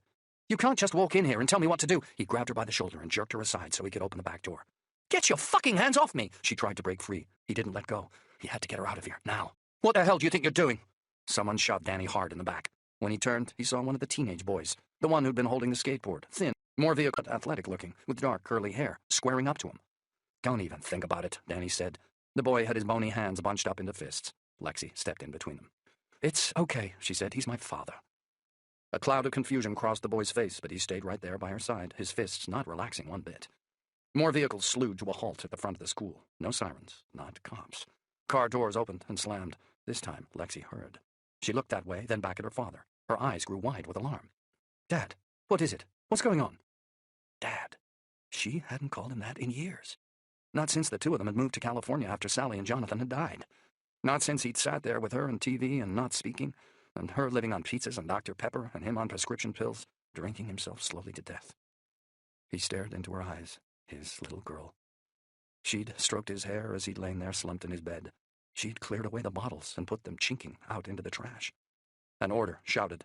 One of the suited men, bald, squat, and powerful-looking, set off inside, purposefully towards the quad archway. The other kids began dispersing, sensing now that something was wrong. Apart from the curly-haired boy who'd fronted up to Danny. He'd not taken his eyes off the older man. He hadn't moved an inch. "Lex," he said, "what you want me to do?" Danny saw the way his daughter's eyes softened when she looked into the boys. The 2 of them, Danny could see it, were clearly much more than just friends. "Wait here," she said. Lexi pulled open the black door. Danny followed her inside. "I'm not going anywhere with you until you tell me why." Danny couldn't see her face. She was marching ahead of him down a gloomy corridor. A sign reading library pointed to the left, but Lexi led Danny right. As somewhere nearby, a machine burst humming into life. "Wait," Danny said.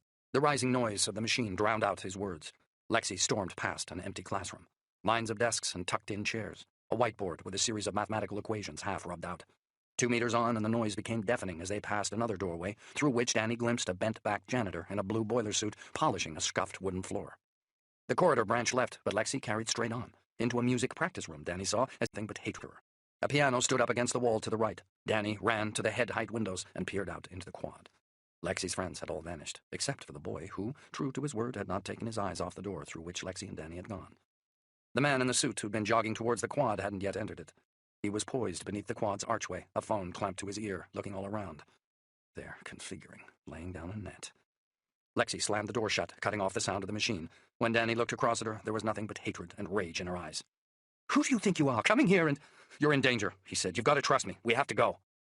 Just like that time in the woods, something in his eyes, a warning there, it stopped her dead in her tracks. Her own sharp eyes flicked towards the window. "Those people at the front of the school, they're looking for you?" "Yes." "Why?" "They think I did something bad." "What?" "They think I shot some people, a whole lot of people. They think I shot them dead." "My God." He watched her face crumple. Her defiance vanished. She looked like a kid, nothing more. "All those people in the news," she said. "The Running Man. You're him?" Oh, she burned. "Oh, God." She looked like she was about to throw up. "But everyone's been talking about it." She shook her head, as if a part of her still refused to believe. There's meant to be nearly 30 people killed." Through the window, Danny watched the squat, bald guy moving slowly into the quad. His right hand was inside his jacket, as if he was reaching for something. Danny already knew what. "Why can't you just give yourself up?" Lexi said. "Tell him it wasn't you." A part of him burned for her then.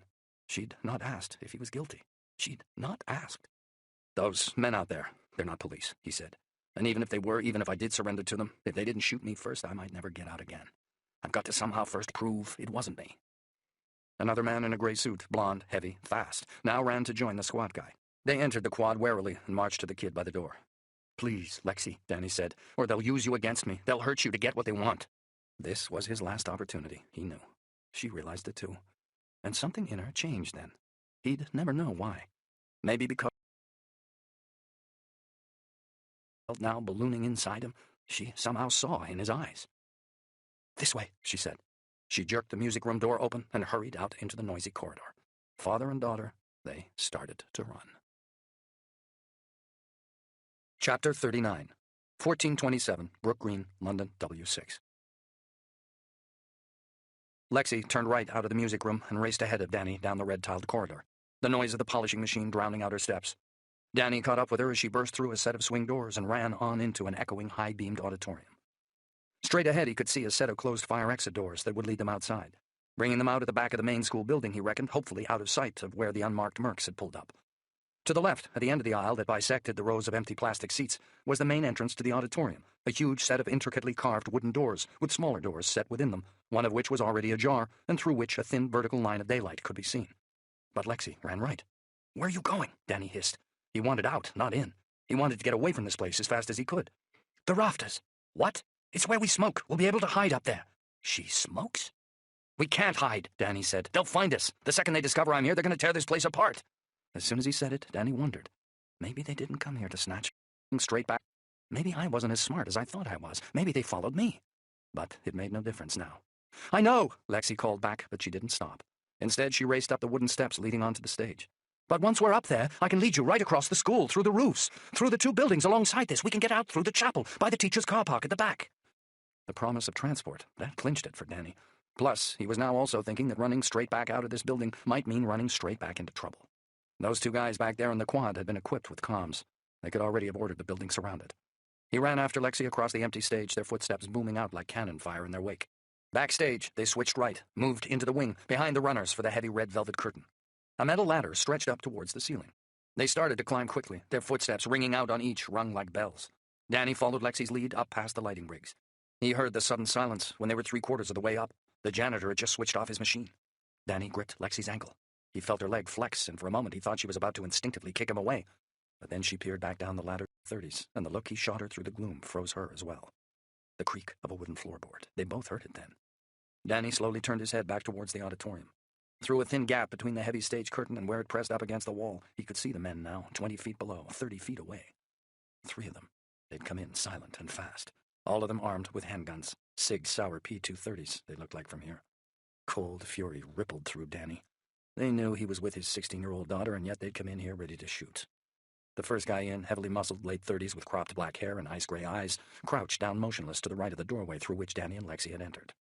His two colleagues crept in after, listening, watching, with their Sig Sauers ready to fire. Steady hands, Danny noticed. No nerves there. Danny counted off the seconds. 3, 4, 5. Then the heavily muscled guy waved his two colleagues forward with a series of swift hand gestures. They moved quickly, silently, like sharks. The three of them spreading out now across the auditorium, checking the rows of plastic chairs, clearing them one by one. Soon, they'd wipe silently, which Danny knew. And the moment they stepped into the wings and looked up, they'd have him and Lexi right in their sights. He squeezed her ankle again. As she glanced down, he could tell from her pale, drained face that she'd seen the three armed men as well. Sweat dripped into his eyes as he nodded her on. He blinked the stinging sensation away. The sound of a jet flying somewhere nearby echoed through the room. When he next looked up, Lexi was already moving. She'd realized that this was their last chance. They moved up rung by rung, silently. Danny glanced back only once towards the auditorium, and that told him all he needed to know. The three agents were moving now towards the stage exactly as he'd feared. Lexi stopped. Danny's heart sank as he stared up. Directly above her, he saw was a closed trapdoor.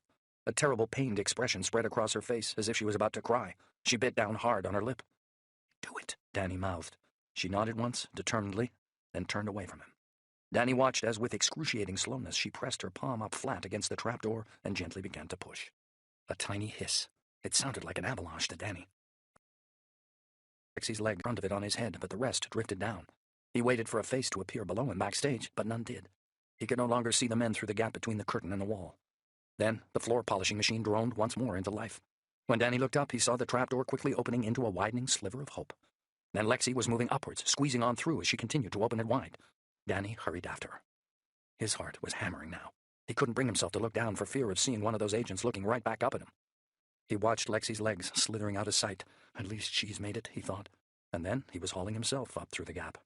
A moment of terror, with his legs dangling below him. As if he were perched on an overhang or sitting on the edge of a skyscraper. As if with just one slip, he'd know death. Then, silently, desperately, he raised himself fully up into the gloom of the... Chapter 40. 1431, Brook Green, London W6. Danny lowered the trapdoor behind him, cutting off the noise of the polishing machine to nothing but a faint hum. Then silence. Someone had switched it off. Smeared skylights illuminated a swirling galaxy of dust motes. The roof space was bigger than Danny would have guessed, high enough to stand. Lexi had stepped aside to let him through. He pressed his finger to his lips to ensure she didn't make the mistake of thinking that just because those men could no longer see her, they couldn't hear her as well. But he needn't have bothered. She'd already worked it out. She squeezed past him without speaking and set off along a wooden walkway. Danny couldn't help noticing her balance. She crawled like a cat, unnatural. Just the same as she'd been when he'd first started teaching her judo as a kid. After 10 meters, she stopped and turned to face him. "We're above the library now," a barely audible whisper. There were tears in her eyes. "Those men, they looked like they wanted to shoot you. They looked like they wanted you dead." She was right. Whoever those people were, Danny was their problem. They'd come here to switch him off. "The library roof," she said, "connects with the chapel. We can get down through there and then out. There's a back road that leads out of the school. Those people hunting for you, they might not even know it's there." It was a good idea, probably his only option. And she was right again to have used the word hunting. She'd recognized the scenario for what it was. Those men were the hunters, and Danny and Lexi were their prey. "Let's move it," he said, his voice a whisper too. Lexi set off quickly again along the walkway, silently. He glanced around as he followed. Rotting roof felt, assorted junk, and the desiccated carcasses of trapped pigeons lay scattered across the rafters, and blocks of decaying insulation. Grit cut through his trousers into his knees, a stink of rot. The gurgle of a water tank somewhere nearby. Dotted across the wooden beams, Danny saw the telltale black smears of scuffed-out cigarettes. "This place is a fire trap," he said without thinking. "I don't want you smoking up here again." "I don't want you smoking at all." She glanced back over her shoulder and sneered at him in open disbelief. "Yeah, well, maybe if you promise not to bring any more psychopaths into my school, then we can come to some kind of a deal." She had a point. It was what the roof space they were in terminated in a triangle of crumbling brick wall. The walkway branched left here, traversing the building. They followed it for 5 meters more. "Here," Lexi said then, crouching down beside a small closed wooden doorway. She pulled the bolt across it and, without hesitating, crawled through into the darkness beyond. Like the smoking, this was obviously something she'd done 100 times before.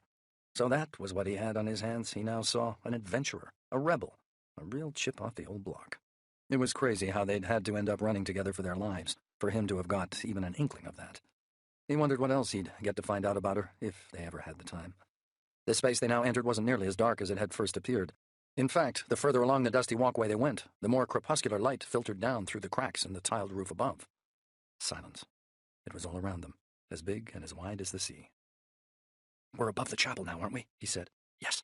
Look." She stopped momentarily 2 meters ahead of him to point across at a thin shaft of light rising up through a gap in the roof insulation below.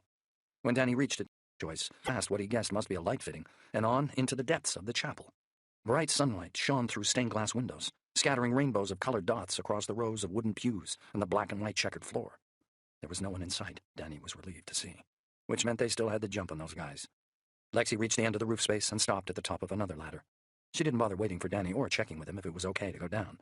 She knew time was not on their side, and she'd already made her own choice, just the same as him from looking down through that light fitting. She'd decided that the chapel was safe.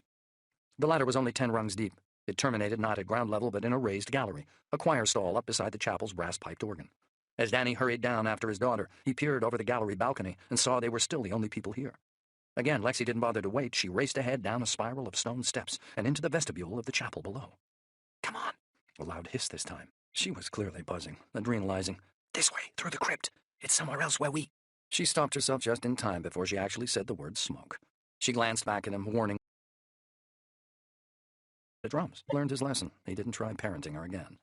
10 steps later, and they were down at crypt level, racing through a dark, dank passage beneath the chapel. Then the passage ran out, and Lexi lifted the latch on another wooden door. They stepped into darkness. Danny couldn't see a thing. His daughter shut the door behind them and switched on the light. He'd been expecting stone coffins, inscriptions on walls, cases of communion wine, maybe altar silver, too. But what he got instead was synthesizers, electric guitars, basses, and a full set of drums. "This is where we do our band practice," she said, breathless now. "It's soundproof, you see, so—" "You're in a band?" "I'm the drummer." "Cool." He couldn't believe he just said that. Like that. Like he approved. And clearly, neither could she. There it was again, that sneer. Him giving her his view on her life. He'd clearly not yet earned the right to do that. He struggled for something to say, something that wouldn't put her nose out of whack. He saw the drum kit over in the corner and looked for a clue on the bass drum's skin, but there was nothing painted there. "So, have you guys got a name?" he said. "The Mole Roddles." He nodded. Cool. He managed to just think it, joining it this time. Lexi started threading away through the instruments. She said, "The car park's out this way." And there it was. Boom. In an instant, whatever moment of father-daughter intimacy, of normality they'd almost just shared, it vanished like a puff of smoke in a gale.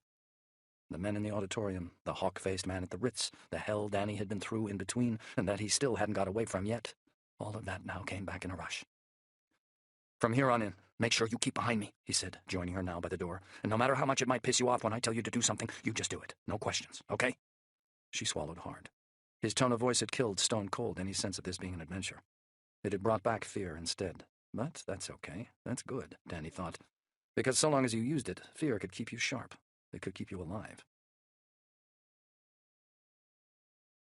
The latch on the heavy crypt door, he pulled it ajar, then stepped out blinking into the bright light outside. Chapter 41, 1434, Brook Green, London, W6. To the young blonde man in the gray suit who came racing round the corner of the school chapel, it must have looked as though Danny were miraculously rising up out of a grave. Danny had already been 3/4 of the way up the stone crypt steps by the time he'd spotted him, but at least he'd got the advantage of seeing him first. A split-second's advantage, that was all he'd needed. He'd already got the cop baton gripped in his right fist. His brain did the maths, calculating that the blonde man's current trajectory would mean he'd cross Danny's path less than 3 feet away. He brought the baton round hard, whip-cracking its extension mechanism as he did. The blonde man had no time to check his speed, or dodge, or pull whatever weapon he even now began reaching for from beneath his jacket. He was way too late to avoid the baton, which Danny brought round fully now, pivoting his hips as he did to maximize its impact. The baton's weighted end slammed into the blonde man's right kneecap with a sickening crack.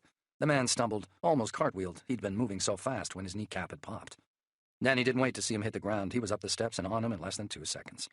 Still in its, he thought the man was faking at first, just lying there like that, flat out on his front. Danny dropped down onto him, twisting his arm round and heaving back his head. That was when he noticed the blood trickling down the man's face into his closed eyes. A deep gash had split his forehead. Looking across, Danny saw a flower of blood on the stone chapel buttress beside him, where the man's skull had sledgehammered into it. He rolled the man onto his side and knelt beside him. He recognized his face, one of the 3 sharks from the auditorium. His suit jacket was open. Beneath was his Sig Sauer, still in its sidearm holster. Danny couldn't hear him breathing. Was he dead or just knocked out? He got no chance to find out. A footstep. "Don't move, or I'll shoot." Idiot, Danny cursed himself.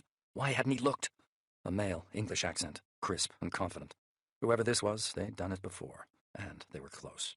2 meters behind him, Danny estimated, not turning round. Close and confident. Not a good combination to be up against. If this guy pulled the trigger of whatever weapon he was holding, Danny did not believe he would miss. "You'll do exactly what I say. Now crawl away from the body." The body? This guy thought his colleague belly then had killed him. Danny did what he was told, a sudden fatigue washing heavily over him. He remembered what the kid had told him back in the mall. 33,000 cops. One innocent man. He knew he'd done well to survive as long as he had, but had it all come to this, jumped from behind, without even a chance to fight back? His mind whirred. Could it really just be over like that? "Face down and spread them." Danny assumed the position. He lowered himself onto his belly, then stretched out his legs, his arms, too. He pressed his left cheek to the concrete, trying to catch a glimpse of his captor, but the guy kept out of sight. Danny heard the scuff of a shoe in the dirt, closer than the man's voice had sounded before. But why wasn't he calling for backup? That was what Danny wanted to know. What was he dealing with here? Some kind of glory boy who wanted all the credit for the collar himself? It made no sense. Then something they'd never have expected. Another scuff, even nearer than the first. This man was actually closing in on him, unnecessarily exposing himself to the possibility of a counterattack, which Danny would be only too pleased to deliver. But he'd have to be fast. If he didn't get it exactly right first time, he'd be dead. He hesitated. Lexi. If he screwed this up, the guy would shoot, and Danny would never see her again. Another second passed, and still he didn't move. Then even his breath froze. He felt the cold, hard barrel of the man's pistol press up hard against the back of his head, pinning his face to the ground. Danny still couldn't see the man in his peripheral vision, but he must have been aiming at Danny all along, waiting, tempting him to make a move. If Danny hadn't thought of Lexi, he would have, and then he'd already be dead. The man jerked Danny's left arm up behind his back, using his own left arm to lock it there.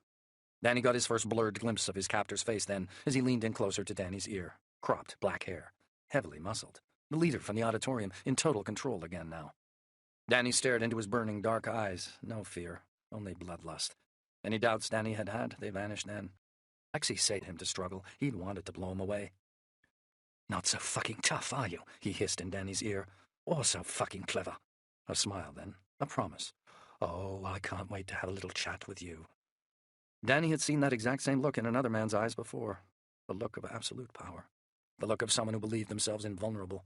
A man who thought he was a god. And all Danny wanted now was what he'd wanted then. He wanted his family to live. He wanted to keep Lexi safe. "Now, you're going to tell me where that little bitch of yours is gone." Bitch? For now, he just hoped Lexi had the common sense to run, because this man still wanted her. To help him make Danny talk. To help him make Danny confess to something he had not done. By hurting her, he could open Danny wide. Lexi had other ideas. Sunlight flashed off the electric guitar as she brought it swinging down hard in a glinting arc towards the back of Danny's captor's head. Chapter 42. 1436, Brook Green, London W6. The man had seen the guitar coming, too. He threw himself out of the way, but not far or fast enough. The guitar missed his skull, but it slammed into his neck instead. He keeled over with a groan, then managed to roll sideways out of reach, just preventing Danny from snagging his neck. "Get back!" Danny barked. Already rising, he glared over at Lexi. She was standing with the guitar still gripped in her hands, raised above her head as if she were about to take another swing. Defiance flashed in her dark brown eyes, but Danny wanted her out of reach. "I said move," he told her, turning now to face the other man, who was already staggering to his feet, clutching at his head. The man looked even tougher up close, dense, muscular. His eyes hardened as he stared at Danny. He'd adrenalized, had switched into fight mode. He was a killing machine who'd just acquired a target. He wasn't the only one. He and Danny were now 5 feet apart, both unarmed. The impact with the fallen blonde man had been so great that it had torn the cop baton from Danny's hand and sent it skittering away into a nearby flower bed. But this other man had lost his grip on his P232 when from them both. Whoever broke first would reach it. But to do that, they'd need to first turn their back on the other. And it was a risk neither of them was prepared to take. Danny was still conscious of Lexi being somewhere close behind him, but where? He couldn't see her. He couldn't risk her getting hurt. The other man must have seen these flashes of concern in Danny's eyes. He tried to take verbal control. "We don't have to do this," he said, rocking gently on his heels, shifting between a defensive and aggressive stance, deliberately keeping Danny guessing as to his real intent. The man's palms were upturned in a gesture of conciliation, but his eyes betrayed him. They moved fractionally to the left, in the direction of the pistol, to map its position. He began edging that way. That was when Danny knew he had no choice. His opponent would go for the weapon. He shrugged off his rucksack and let it fall to the ground, knowing he'd impede his balance and movement by keeping it on. The man understood Danny was coming for him then.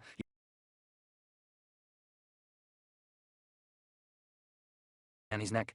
With his right hand, he seized Danny's left sleeve, intending to throw him off balance. But Danny had anticipated the move and grabbed the other man's head as he closed, jerking it down, aiming to smash his own forehead up into his opponent's face. The man tilted his head just in time. He took the worst of the blow on the top of his skull. A sound like a piano being hit with a hammer rang out through Danny's mind. The two of them staggered apart. Danny was the first to recover. He caught the man's fist in his hand and used his foot to sweep the man's legs sideways from under him. He followed him down, adding his own weight to that of the heavily muscled man as they fell, ramming his elbow deep into the other man's diaphragm just as they crashed to the ground. The man twisted sideways, gasping, just managing to avoid Danny's attempt at a crossbody armlock. Swiftly regaining his breath and his balance, once more revealing his training, the man then reached out for a footlock. He wrapped his arm around Danny's ankle as they grappled on the ground. Danny slammed his free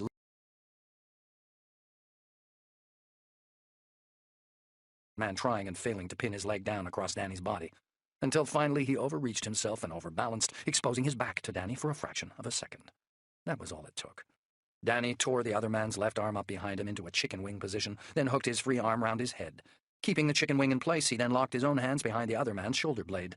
He arched backwards, pulling sharply back on the man's forehead as he did, bending the stunned man's neck swiftly back to a point where another couple of millimeters and it would snap. The man's breathing stuttered and slowed. He knew Danny had him in a neck crank and could kill him whenever he chose. Danny's own heart was beating as fast as a bird's. He could taste blood in his mouth. Pain resounded through his skull. "Tell me who you work for," he said. He marginally slackened the pressure on his neck to allow the heavily muscled man to respond. He made a gargling sound.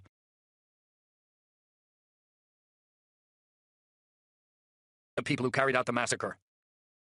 The man said. "It was you." "Wrong." Danny gave him a fraction more squeeze. "I've been set up. Who else are you hunting apart from me?" "No one." Considering the amount of pain this guy must now be in, considering the fact that he knew that all Danny would need to do to snap his neck like it was made of balsa was to arch swiftly back and squeeze with both hands. Taking into consideration all that, Danny decided he was probably telling the truth. So, there it was. Danny and the dead guy back in that hotel room, if they ever managed to ID his disfigured corpse and all.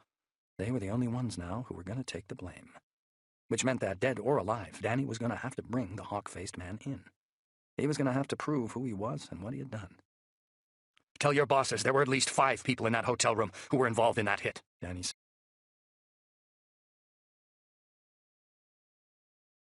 "And I will bring you proof." The heavily muscled man grunted something. It could have been a yes or a no or fuck you. It didn't matter which. This conversation was now at an end. Danny switched his grip to a stranglehold. He squeezed down tight, bringing sharp and sudden pressure to bear on the MI5 operative's carotids, rendering him unconscious within seconds. Death would have followed if he had held the grip, but as it was, he just pushed the man's limp body away. Chapter 43, 1439, Brook Green, London W6. A tortured twang of broken, twisted strings. As Danny got up, he turned to see Lexi standing there shaking. She'd just dropped the guitar. Is he? She couldn't get the words out. Her eyes were locked on the motionless body of the heavily muscled man. "He'll be fine." Danny took her hands in his and stared deep into her eyes. Her breath was coming in short, sharp bursts. She was shaking. She couldn't stop. "It's okay," he said. "It's all going to be okay." Tears started streaking down her face. She didn't seem to be aware of them at first. Her eyes just glazed over. But then she jerked her hands free and wiped the tears away. "We should go," he said. "The others, they'll be coming." He grabbed the baton from the flower bed, snapped it shut inside his rucksack. He decided against taking the pistol. Again, he didn't know who he might end up instinctively using it against. Maybe an innocent cop, something he just couldn't chance. "What about him?"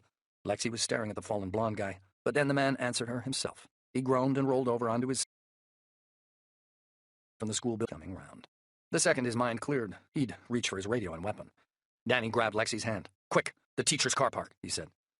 She led him fast past the flower beds and on through a clapboard-sided alleyway that ran between 2 single-story maintenance buildings. A stink of fresh creosote. A bird shrilled, startled, up into the sky. As they branched right at the end of the alley and broke through a line of tall poplar trees, Danny saw 40 or so cars were spread out across a gravel car park. A badly surfaced private road ran due north away from the school buildings into the suburban streets beyond. No cop cars anywhere as far as he could see. No reason why his daughter's plan might not work. "That one," he said. He'd already selected their ride, a powder blue Saab. Fast, but old enough not to have been factory-equipped with a transponder linked up to a stolen car tracking service. "But you can't. That's Miss Heaps," Lexi said. "Who?" "The headmistress." "Tough." He smashed the driver's window with a baton, snapping off the remaining jagged shards of glass before reaching in and manually popping the lock. The car might not have been modern enough to come fitted with a transponder, but he had just made the unfortunate discovery that it was definitely fitted with an alarm. rifling through his seat, a whiff of fresh mountain pine from the little deodorizer tree hanging from the rearview mirror. A packet of biscuits beside the gear stick. He reached across and opened the passenger door. "Buckle up," he told Lexi as she clambered in. He shoved his rucksack into her arms as she pulled the door shut after her. "Inside's a small gray box," he said. "A what? Just find it." She looked up sharply at his tone of voice, her expression flaring, reminding him of the rebellious teenager he'd met in the school quad. But then she glanced away, must have remembered their pact. She set about rifling through his rucksack. Danny got busy himself, ripping out the panel under the steering wheel, tracing back the wires. Less than 10 seconds later, the engine rumbled into life. Sitting up, he checked the rearview mirror, the side mirrors too, searching for any signs of pursuit. Nothing. Looking across at Lexi, he saw she'd done what he'd asked. She had the gray box in the palm of her outstretched hand. "Switch it on and stick it on the dash," he said. As she did, he reversed the car out of its parking space. He checked the mirrors again, but the staff car park was empty. A circle of red LEDs began spinning round the display on the top of the gray box, then switched to amber, then turned to green, and the car alarm switched off.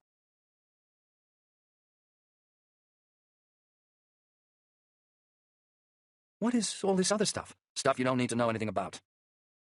Danny steadily built up speed as they drew out of the car park. He stopped accelerating when he reached 30 miles per hour and kept it steady there.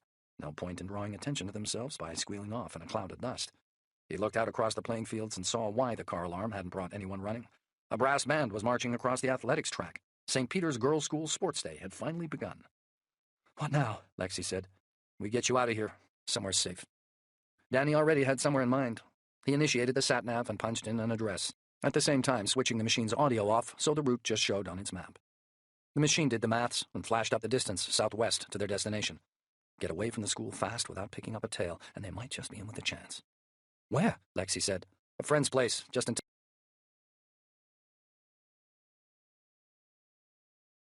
What the hell was he meant to say to her to help her deal with what she'd just seen? She'd just watched him nearly kill 2 men. For Christ's sake, she was only 16. They reached the end of the private road. Another mirror check. No one in pursuit. Danny turned right into a tree-lined residential street, again checking his mirrors and the sky for choppers, too. He'd checked the sat-nav route and memorized the next 10 turns he'd need to take, and then they set off on their run. "That man I hit with the guitar?" Lexi said, her voice small, like she was suddenly much further away than she really was. "What about him?" "He said he worked for MI5, and they're the government, right?" "Yeah, and he was an asshole," Danny thought. "Does that mean I'm going to be in trouble for hitting him?" "He didn't identify himself. You did what you had to do." However all this turned out, Danny was determined she shouldn't feel guilty or bad about what she'd done. "They call it, really should think about taking up baseball," he said, again aiming for normal, trying to leave behind what had just happened. "Because you've really got one hell of a swing." He glanced across at her, and though he couldn't be certain, he hoped, he detected the trace of a flummoxed smile breaking through that serious expression of hers. Morgue humor. There it was again. In times of strife, sometimes your only friend.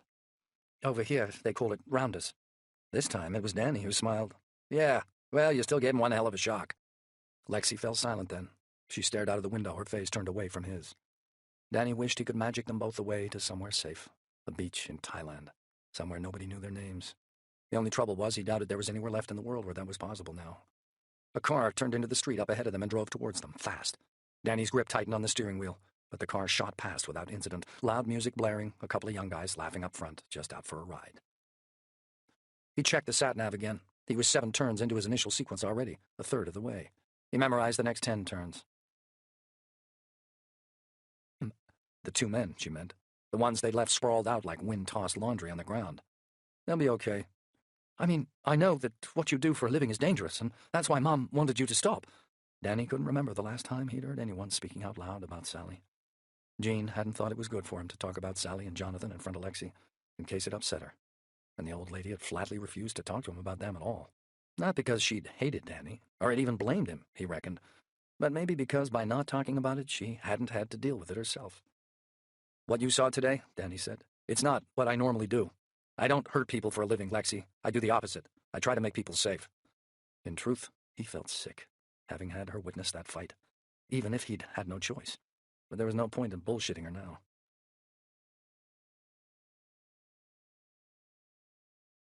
"Right." She didn't answer. When he looked across, he saw she was staring outside. He could see her reflection there in the car window as the blur of the houses washed by. She wasn't crying, but there was an emptiness, a hollowness to her young face that he'd give anything to wipe away. He didn't need to ask to know what she was thinking. She was thinking about back then in the cabin. She was thinking of blood on the snow. The second his eyes switched front again, he saw the silver BMW swerve into the street 100 meters ahead of them. It shot towards them like an arrow that had just been unleashed from a bow. He knew it was coming for them. Chapter 44.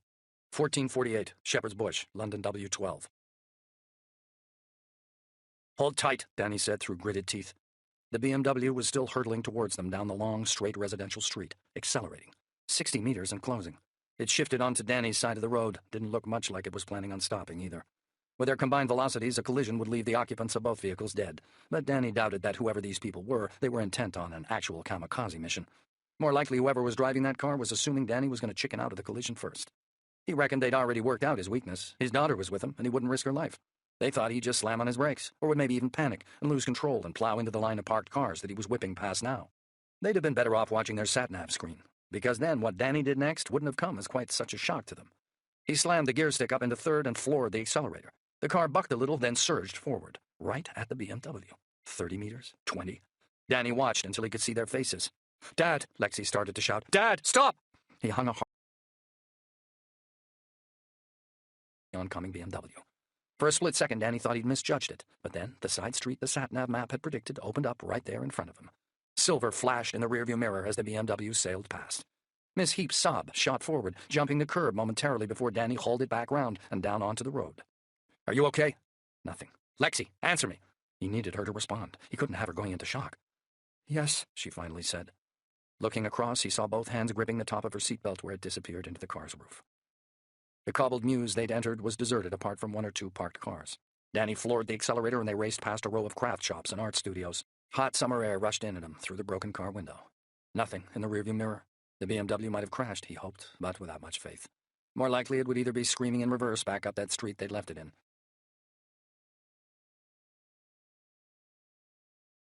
The cobbled road and shot out into the street beyond, Danny heaved the car hard, round to the left. A flash of red this time in the rear view, a bus, a double-decker. He had missed plowing into it by less than 10 feet. Its driver angrily flashed its lights, blasting its horn. Another movement. The silver BMW was back. It dipped out to the right, just to the rear of the bus, then straight back in, narrowly avoiding a head-on collision with a truck at the head of a column of traffic coming the other way. Danny gunned the Saab up behind a small green Nissan driving in front of him. He searched the oncoming traffic for a gap so he could pass. He spotted one coming, in 3 cars' time, a space of maybe 40 meters. The second the gap reached him, he slung the car out wide, tires squealing, across onto the other side of the street. He floored the accelerator in third. The engine shrieked. The 40-meter gap shrunk almost to nothing in less than 2 seconds. An oncoming Land Rover rushed towards him.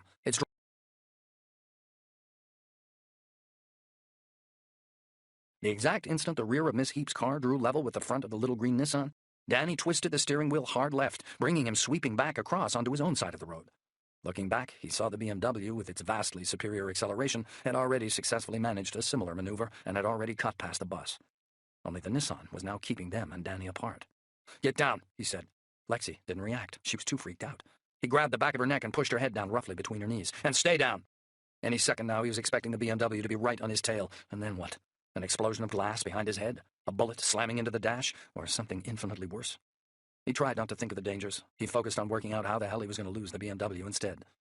He was stuck behind another car already, a Citroen, doing less than 30 miles an hour. But worse was what was happening up ahead. 50 meters on,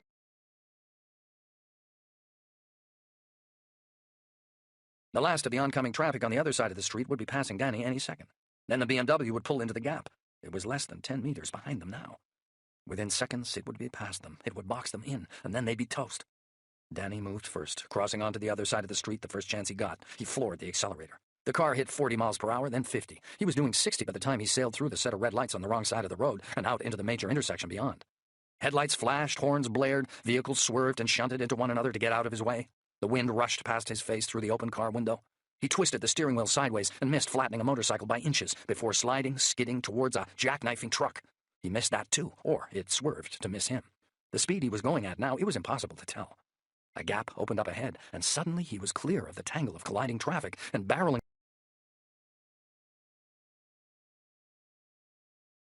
steered Danny through that intersection. It had steered his pursuers through too. The BMW was rushing up behind, 20 meters, now 10. It pulled out alongside him, then powered forward, drew level. He could hear its engine scream. Lexi was staring, terrified, out through Danny's busted window. She let out a whimper of fear. Danny looked across. The gap between the two cars was less than 3 feet. The guy in the BMW's passenger seat, a ginger-haired man in a violent red shirt, was pointing a Browning high-power 9mm handgun at his face. "I said down!" Danny shouted at Lexi. The best way to lose a tail, if it was faster than you, Danny had learned a long time ago, was not to try and outrun it, but to run it off the road. He gave no warning. He looked straight ahead and focused everything he'd got now on how he'd pull out of this spin. Then he slammed on the brakes and simultaneously twisted the steering wheel right. He couldn't have timed it better. He clipped the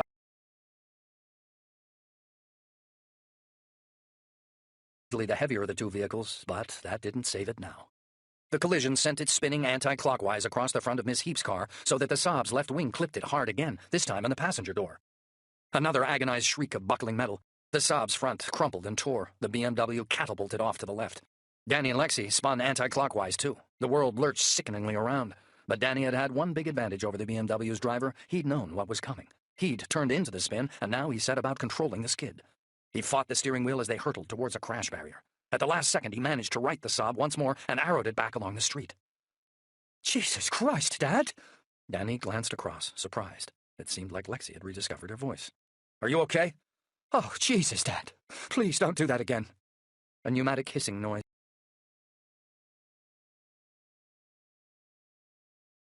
Lights.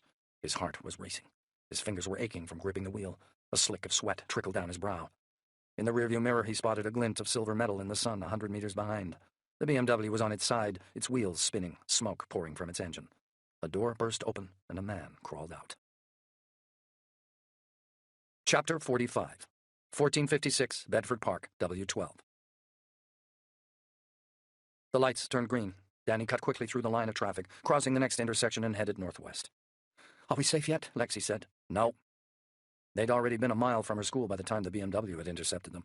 It had been driving in the opposite direction, which meant it couldn't have tailed them. It must have been sent there instead. And whatever electronic eyes had guided it, they were probably still watching Danny and Lexi now. With intelligence agencies leading the chase, it was possible they'd deployed a surveillance satellite. Danny knew for a fact that there were several in geosynchronous orbits over Western Europe, all of them capable of conducting square meter-by-meter search patterns, and able not only to photograph a postcard from space, but also to track it blowing across someone's backyard. They'd certainly have no trouble following a car like this through the streets of London once they'd locked on. Even if the people hunting him were only using CCTV, they now knew that he was driving, so it would just be a matter of time till they located him again. Meaning, he still needed to make like Houdini and vanish, and quick. "I don't believe it," Lexi said. "Miss Heap, Her glove compartment had burst open and disgorged a bunch of the headmistress's belongings onto Lexi's lap. She was holding up a silver packet of cigarettes. "Wait," Danny said. "What's that?" He snatched a metal canister from her hand. Lighter fuel. It was full. "What about matches?" he said. She held up a small brass object. "Just a Zippo." He took that, too. Another glance at the sat-nav. They could make it to the safe house on foot from here. Up ahead, he saw a sign for an industrial estate. He took the turn. It was exactly what he'd wanted.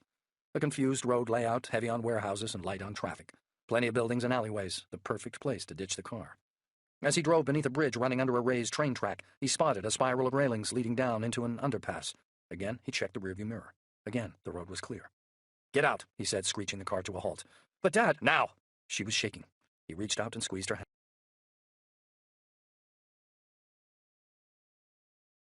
She nodded, steeling herself, then got out and ran. He watched her as far as the underpass railings, then jerked the door shut. The car screeched away from the curb. He caned it out from under the bridge in second gear, then shifted into third. To the left, up ahead, was a row of 5 faded roadside advertising hoardings. A wasteland of rubble and half-demolished warehouses stretched out behind. Bracing himself against the wheel, Danny jumped the curb and took his foot off the accelerator. He plowed the Saab's left wing hard, but laterally into the hoarding, tearing a gash through the half-rotten boards, further crumpling the front of the car. As the Saab shuddered, hissing to a halt, he snatched up Miss Heap's can of lighter fluid and her Zippo. Grabbing his rucksack, he got out and set about squirting lighter fluid all over the dash, carpets and seats. He flicked the Zippo into life, tossed it onto the passenger seat, and whoomph, the lighter fluid caught, sending flames licking hungrily out across the upholstery. Danny ducked through the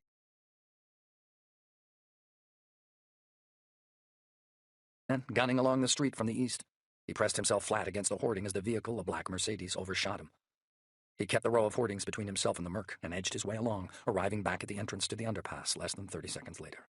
Checking up the road to where the burning car was, he saw 2 suited men standing with their backs to him, edging closer to the car and daring each other it looked like, to get near enough to peer through the billowing black smoke to see if anyone was inside. He slipped into the dark mouth of the underpass. It was time to collect Lexi and finally get them somewhere safe. Chapter 46, 1528, Hammersmith, London, W4. They'd headed south from the road where Danny had torched the car. "You're pretty fast," he said, catching his breath. "You're not so bad yourself." They were resting up in the scented shade of a magnolia tree in full blossom in the large walled front garden of a multi-million-pound house that backed onto the Thames. Sunlight filtered down through the thick web of branches, sending shade patterns shimmering across Lexi's flushed face. Both she and Danny were panting, sweating, exhausted. Danny reckoned they'd just run just over 3 miles. He'd done his best to make their journey here complex to track, sticking to densely populated areas. He'd taken Lexi into 2 shopping malls, safe beneath the cover of meters of concrete. In each mall, they'd bought new clothes, with Danny accounting for his filthy condition following his fight by telling the first perplexed-looking sales assistant he'd encountered that he'd slipped during a visit to a nearby construction site. They'd switched their routes and had doubled back on themselves more times than he could count. But now they were here, and he hoped no one else knew. Danny was wearing running clothes, a black baseball cap and shades. Lexi's style of which was alien to Danny. Out of her school running kit, he thought she looked more like 20 than 16. It made him feel even older, like he'd missed out on more of her life than he actually had. His phone was still dead. He cursed himself for not having remembered to pick up a battery. The kid would be frantic by now. But with any luck, he'd already have picked up the data stick and card by the time Danny did get to speak to him. And then, depending on what he'd mined off them, they could plan their next move. "I was meant to be running the 1,500 meters today," Lexi said. "I reckon you would have won." The first mile they'd run, they'd done almost flat out. He'd assumed he'd have to help her or adjust his pace just to stop her from falling behind, especially considering she smoked. But she hadn't complained once, all through the industrial estate, along the canal towpath, into the first shopping mall. She'd not freaked out either. Not at the dull thwack-thwack of the unmarked gray chopper that had lurched into the skies above Miss Heap's burning car as they'd run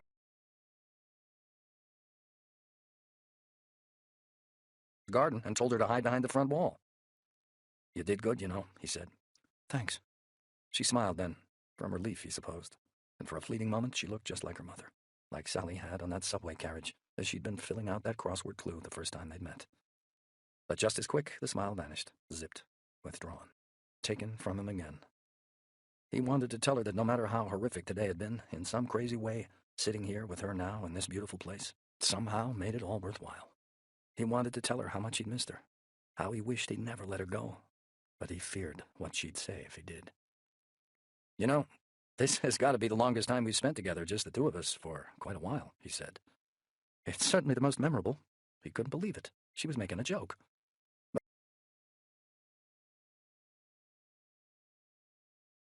In behind a cloud. "That lunch, after Grandma's funeral, was longer," she said, a deep frown now creasing her brow. "When you hardly spoke a word to me, when you barely acknowledged I was there." He'd wondered then if that was the end for them, if she'd ever want to see him again.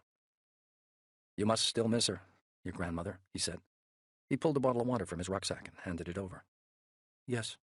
He watched her as she drank. "She was a good woman," he said. Lexi handed back the bottle and pulled her knees up to her chest. Wrapping her arms tightly round herself, she stared down at her new trainers. "Grandma once told me that she thought you were self-destructive," she said. "She told me that when she first took me away to live with her, that you were a danger to yourself." She turned to him then. Danny couldn't hold her stare. He looked away. All that shame he'd felt.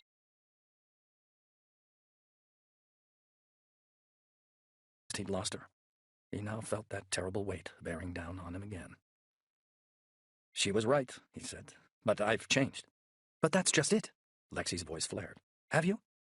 Because what happened then in the woods when that man—" Even after all this time, neither of them had a name for him, any more than they would ever be able to name between them the terrible things he had done. "When that man came looking for you then," Lexi said, her voice cracking, "he came looking for you because of what you do, because he wanted you dead. And these government people today, don't they want just the same thing?" "This isn't my fault." "Neither was what happened to Mum and Jonathan, Dad. I know that, but it still happened, didn't it? It happened all the same." Danny saw it then in her eyes, the tears shining that she wouldn't let fall, that she hated him seeing, that she even now started.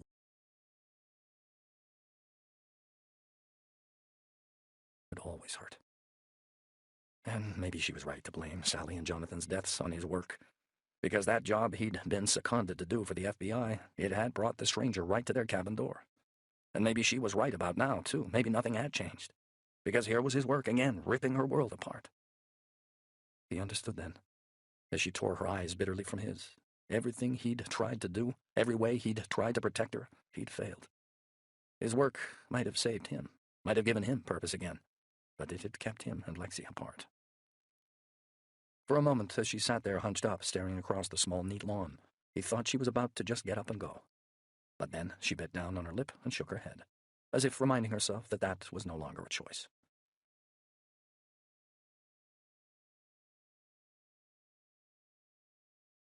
Danny said. He stood and reached out to take her hand. Come on, let's go see if she's in. There was a moment's hesitation as Lexi stared into his eyes. Then she pushed herself up, not accepting his help, hooking her thumbs into her pockets instead. They set off together up the short pathway that led to the front door. Lexi didn't take his hand, but she did walk by his side. Chapter 47, 1530, Hammersmith, London W6. If Alice DeLuca hadn't been at home, Danny would have had to break in and try to contact her. But as it turned out, she opened the door barely seconds after he had pressed the enamel bell. Even in bare feet, she was a tall woman, taller than Danny, striking with it. Red hair, green eyes, and something fierce about her high cheekboned face that had always reminded him of an engraving he'd once seen of Boadicea, ancient queen of the Britons. Her hands were muddy from gardening, Danny guessed. She was wearing blue dungarees and a dirty apron with the words Domestic Goddess written on it in pink lipstick writing, along with a white cotton shirt with its sleeves rolled up, showing off her muscular arms. She stared at Danny and Lexi like they'd just dropped out of the sky. "Oh, Jesus, Danny," she finally said. "Please don't say you brought her here." "I take it you've seen the TV?" "The TV, the radio, the internet? Come on, sweetie," Alice said, addressing Lexi now. "You better get yourself inside." Danny and Lexi hurried past Alice into the airy red-tiled hall. It was exactly as Danny remembered. Disco was the first thing to confront you as you stepped inside. "Is Frank home?" Danny said. "No, away in Milan on business." Frank was an art dealer. He had galleries in England, Italy, and France. Alice's accent was Texan, moneyed. She hadn't lost a trace of it, even though she'd been living here for years. Other paintings, mostly oils, a couple of watercolors, all of them originals, several worth each as much as a normal family home, drew the eye deeper into the richly furnished house. But Alice led Danny and Lexi through the first door they came to into a spacious sitting room, furnished with a harpsichord and sofas, and lined with wall-to-ceiling bookshelves crammed with leather-bound volumes. Peace, normality, the smell of clean carpets. The moment Alice shut the door behind them, it was like she'd locked the craziness out. "You must be Lexi," she said, reaching out to shake Danny's daughter's hand. Lexi glanced at Danny, confused,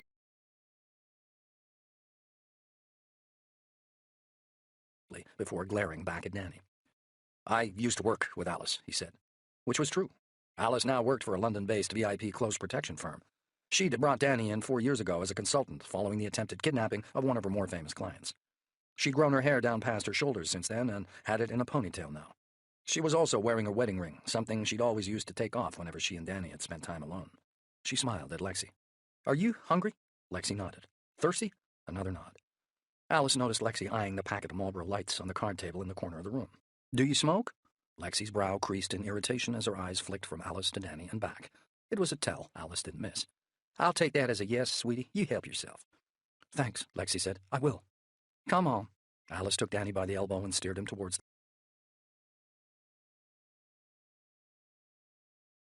with the smoking issue another time. He followed Alice through to the kitchen. Even after all he'd eaten at the mall, he was already hungry again.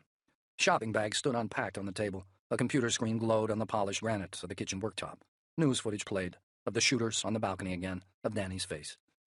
A heavy scent of flower blossom filled the room. An open door led out into a conservatory. Beyond that, a well-kept back lawn sloped gently down towards a low red brick wall, over which an enormous weeping willow stood sentry. Through its gently swaying foliage, Danny glimpsed patches of blue sky and the wide gray sweep of the Thames. "Lexi's beautiful," Alice said. "I know. Must have got it from her mother." "Thanks." She'd meant it as a joke, Danny knew, but even so, it was true. "She's feisty, too," Alice said. "Probably got that from you."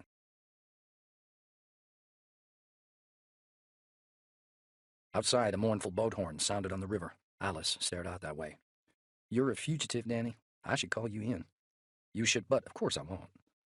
No matter how much time she spent these days working with London police, Danny knew in his heart that she remained his friend. "All those people who got shot, I had nothing to do with it." "I figured as much." The way she gazed steadily into his eyes said the rest. She knew him well enough to be sure he wasn't capable of doing what the news had said. He glanced warily back towards the front door.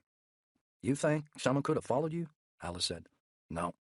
But that didn't mean he could hang around here for long." He knew. Every moment wasted. The hawk-faced man and his team would be getting further away, tougher to track.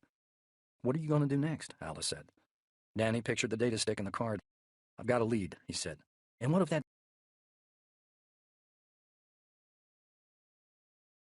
I won't let them win.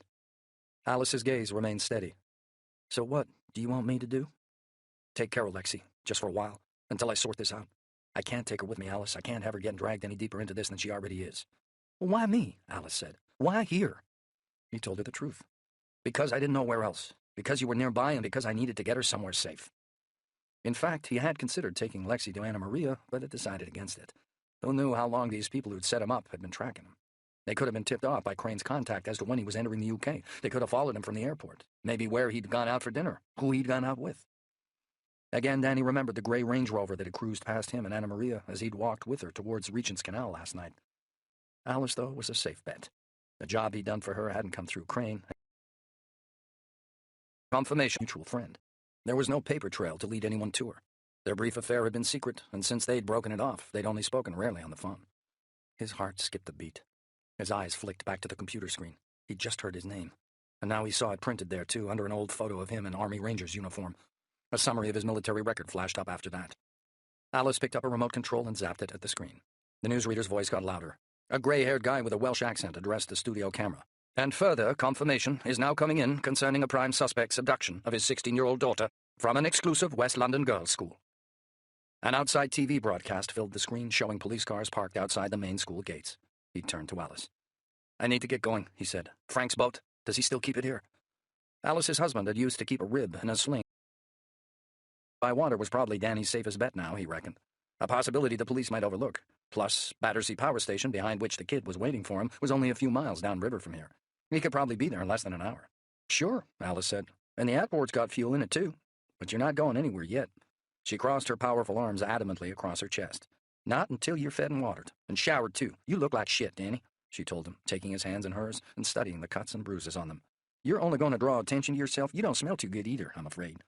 She was right. The stink of the sewers was still on him in spite of his earlier efforts to wash it off in that public convenience. The chase through the school and in the car had taken its toll on his physical appearance as well. He stank of smoke, and his face and hair were filthy from where he'd crawled through those attics. A clean-up now might save him plenty of further scrutiny down the line. Okay.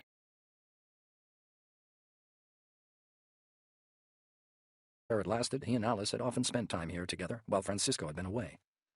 Alice had never told her husband about them, but she'd told Danny all about Francisco's own affairs, enough for him not to feel guilty about what they'd been doing.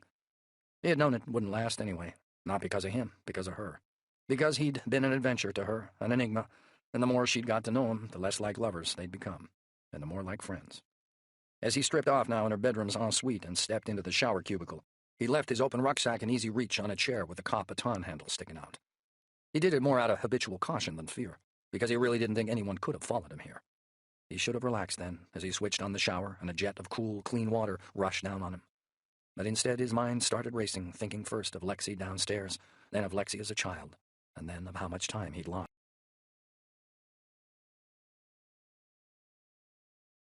Another cold place so long ago.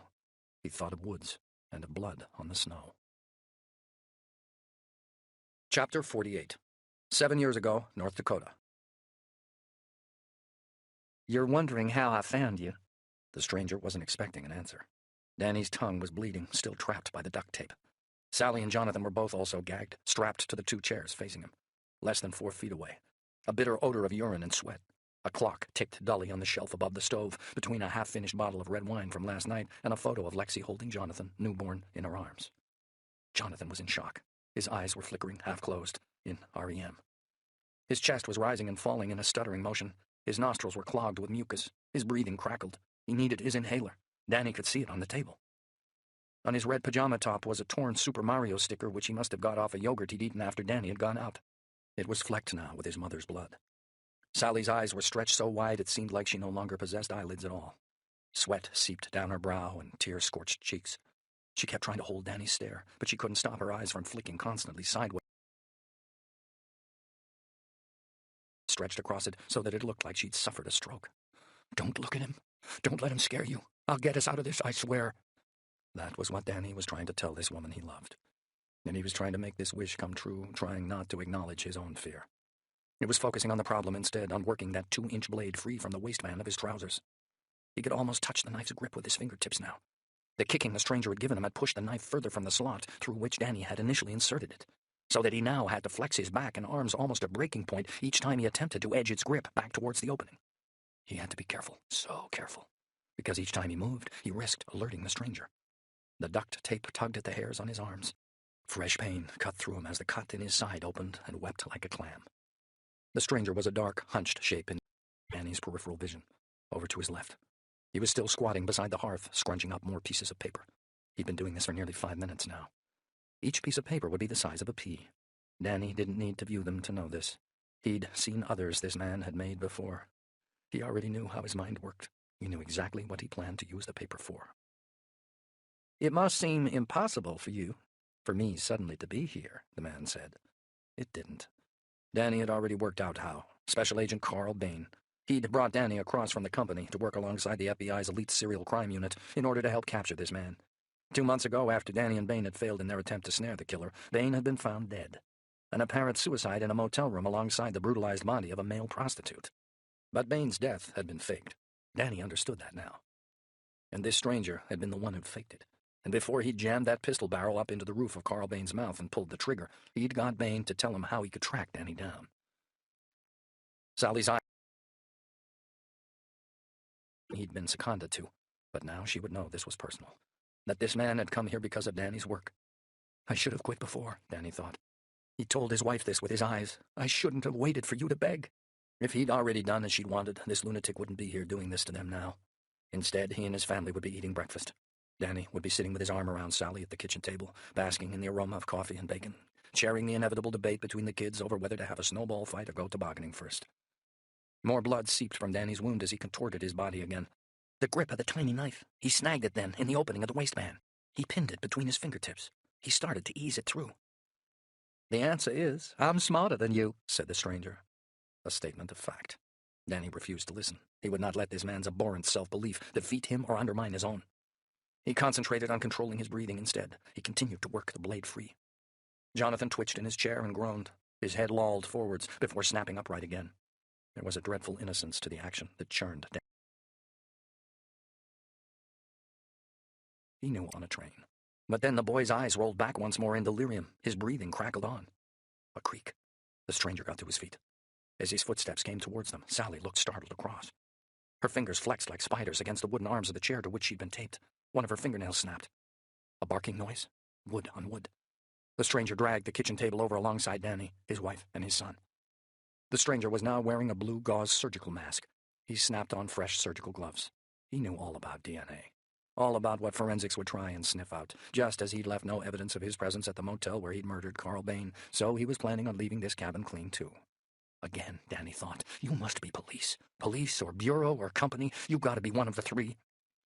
The stranger swept the packet of Cheerios, Jonathan's Spider-Man bowl, his inhaler, and a milk carton off the table and onto the floor, where the milk glugged noisily out.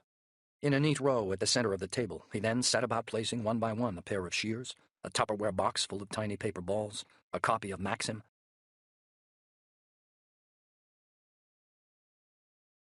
and Sally. Paper, stone, scissors. That was when Danny first understood what his FBI and CIA colleagues had not. Why each of the stranger's previous victims had been killed in the ways they had. Some stabbed in a frenzy, some with their throats slit or entirely cut out, others bludgeoned, many choked. It wasn't because their murderer had been attempting to differentiate his crime's signatures in an effort to throw the police and FBI off his trail. It was because it had been part of a game. The stranger walked round behind Jonathan and Sally so that he was facing Danny. His fish eyes glinted in the dim cabin light, as dangerous and tarnished as sharp metal shards in a stream. He slid the glove free from his left hand, then reached out and touched Sally's left ear. She flinched and jerked her head away.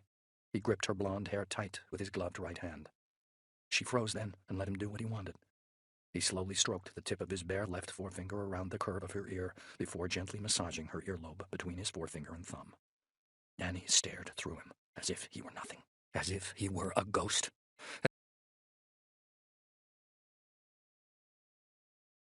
Now got the weapon almost entirely through the gap in his waistband. Once he'd slit the tape binding his wrists, he'd have to wait for his chance. He'd only get one. The second the stranger turned his back, Danny would whip his arms around to the front, allowing him to slash through the tape binding his legs and his chest. He'd have to be quick, the quickest he'd ever been. But then he'd be free and armed. The stranger had left his pistol lying over by the fire. and Danny would kill him long before he reached that.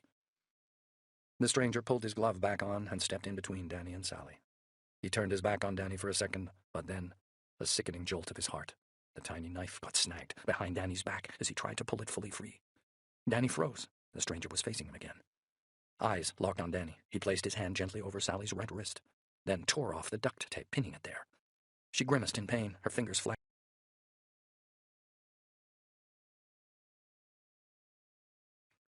Paper, stone, scissors, the stranger said, at last turning away from Danny. He held up his clenched fist before Sally. Let's begin. Danny twisted the knife grip over in his fingers and once more tried to slide it free. As the stranger gestured up and down 3 times with his fist, Sally's face crumpled in confusion. She could not believe what he wanted from her. She didn't move her fist at all. Stone, the stranger said. His fist had not unfurled. He punched Sally hard in the mouth. Her cry of shock was swallowed up inside her taped-up mouth. Danny twisted, he bucked, he tried to turn the knife. Again, said the stranger. Sally stared at Danny in desperate appeal. He was hyperventilating, edging towards panic. Too fast. This was all happening too fast. He could feel the sweat trickling down his wrists onto his fingers, onto the grip of the knife. He had to get free. The floor had to stop this animal now. He turned from Sally, twisted his torso, desperate to work any space that he could. Stone, said the stranger a second time. A hesitation. Then Danny heard the judgment. A draw. So Sally had realized what she must do. She'd started to play along. Danny gasped as he felt the knife finally pull fully free from his waistband. For a terrible instant he felt its grip swinging slowly back and forth between his fingertips like a pendulum, as though it might drop. Drop it now and it would fall to the floor, drop it now and Sally would die. Again, said the stranger.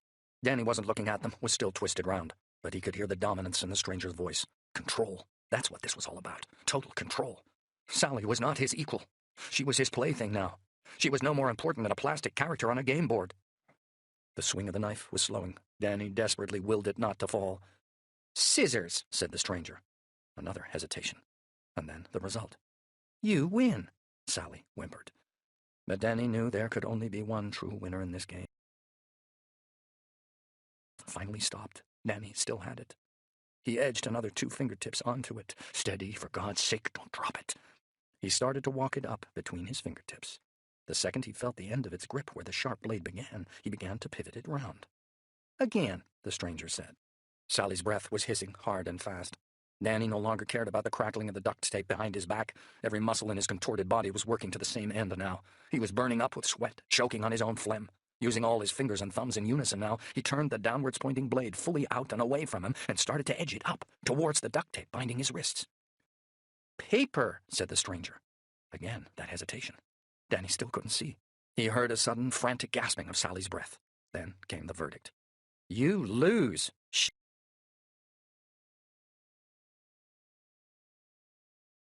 Turn round and watch, said the stranger, or I'll kill the boy first. First? Danny slowly turned to look. The stranger was staring at him. So close, Danny's fingers froze on the knife's grip again. Danny looked past him. He stared desperately into Sally's eyes instead. I love you, was all he thought, as he prayed for the stranger to look away so that he could work the knife again, so he could cut through that tape and... Then he saw that the stranger already had the magazine from the table rolled up into a thin cylinder in his left hand. He didn't take his eyes off Danny. He stepped behind Sally and gripped her head. Then he tore the duct tape from her face and forced her jaw apart, ramming the rolled-up magazine deep down inside her screaming throat in a series of violent stabbing motions.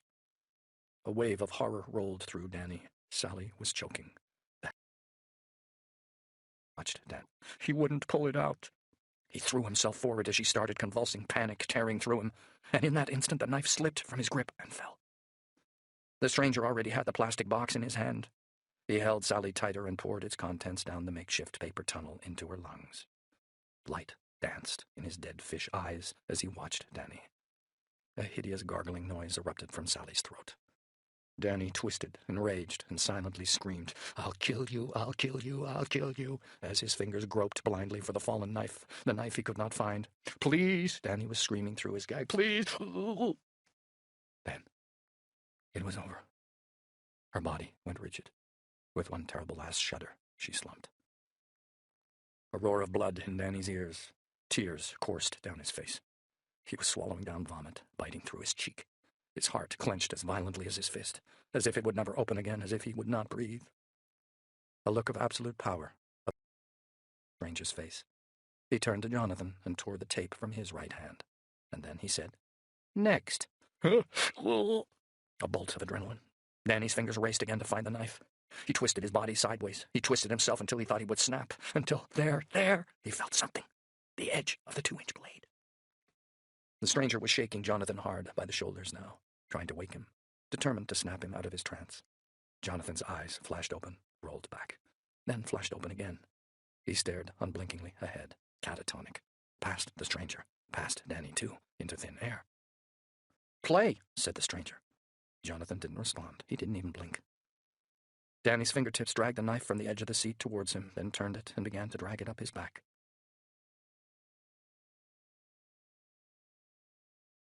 He hadn't moved. "Stone," said the stranger. "You lose." He did it without warning. He did it as Danny's fingers searched for the knife behind him and failed.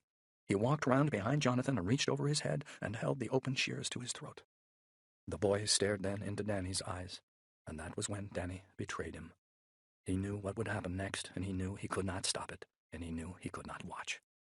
A coward, he looked away. He looked away, and his little boy died alone. Chapter 49. 1551, Hammersmith, London, W6. "Are you okay?" Alice asked Danny as he walked back into the kitchen. "Why? You look pale." She walked to the stove and stirred the pan there. "You need to eat," she said. "I'm not hungry." She pushed a bowl and fork across the table towards him, then left him, walking through to the conservatory to be with Lexi, who was already out there, smoking another cigarette. Danny sat down, feeling the weariness coursing through his legs the moment he took his weight off them. He stared into the bowl, penne, fresh tomatoes, black olives, basil. He pushed a forkful into his mouth. She was right, he needed food. As he chewed, he stared at the computer in the kitchen work surface. But the news feed's loop was the same as before. He stacked his empty bowl on top of the 2 others already in the kitchen sink. 3 glasses and a carton of orange juice stood on the table. Danny finished off what was left of the juice, then reached into his rucksack and took out a heavy black leather belt with a metal buckle. He'd had it made specially 5 years ago in Tokyo. He now threaded it through the trousers of one of Francisco's pale linen suits, which Alice had laid out for him while he'd been in the shower. Showed a photo of Panama. He picked up his rucksack, walked through to the conservatory, and checked his reflection in the mirror hanging there. He adjusted his shades and the hat. He looked like a well-to-do businessman, an architect perhaps, or an attorney. Through the aspidistras and the cacti of the conservatory, he saw that Lexi and Alice were now waiting for him at the end of the garden, perched on the wall beneath the weeping willow. On his way out to join them, he glanced down at that morning's Times newspaper, which lay neatly folded on a rattan chair. It showed a photo of the UK Prime Minister, but Danny knew that by tomorrow his own photo would have taken its place. Alice had left her phone on the glass-top table beside the chair. It was the same make and model as his. He picked it up on his way out into the bright sunshine. The kid. Danny needed to speak to him, to decide on the next move. Whatever Lexi and Alice had been discussing, they stopped talking as soon as Danny approached. But just seeing them there, already at ease in each other's company, he couldn't help wondering what it would have been like if Sally was still alive, and whether she and Lexi, as well as being mother and daughter, would by now have become good friends. "Thanks for the lunch," he said to Alice, and for the record, it was at least a 15. An old joke between them. Whenever they were one another in the past, they always used to say how much they'd be prepared to pay for the same food in an uptown restaurant. Alice smiled. "Perhaps next time we should try it under less stressful circumstances," she said. Danny held the twin phones up. "My battery's dead," he said. "Needs charging. Is it okay if I switch it for yours?" "Sure." He flipped the backs off the phones and swapped their batteries. The second his phone went live again, it began to ring. He checked his call register. It was the kid. He'd left a whole bunch of messages. Danny messaged him quickly to say he was okay and would call him in a few minutes' time. His mind was racing with unanswered questions. Had the kid retrieved the data stick and the card? What had he found in them? But first, Danny would say his goodbyes. "You're in luck," Alice said. "The tide's high, just starting to go out. We've already lowered the boat." Danny leant across the mossy garden wall and peered down. The 2-meter hard-hulled rib was tied.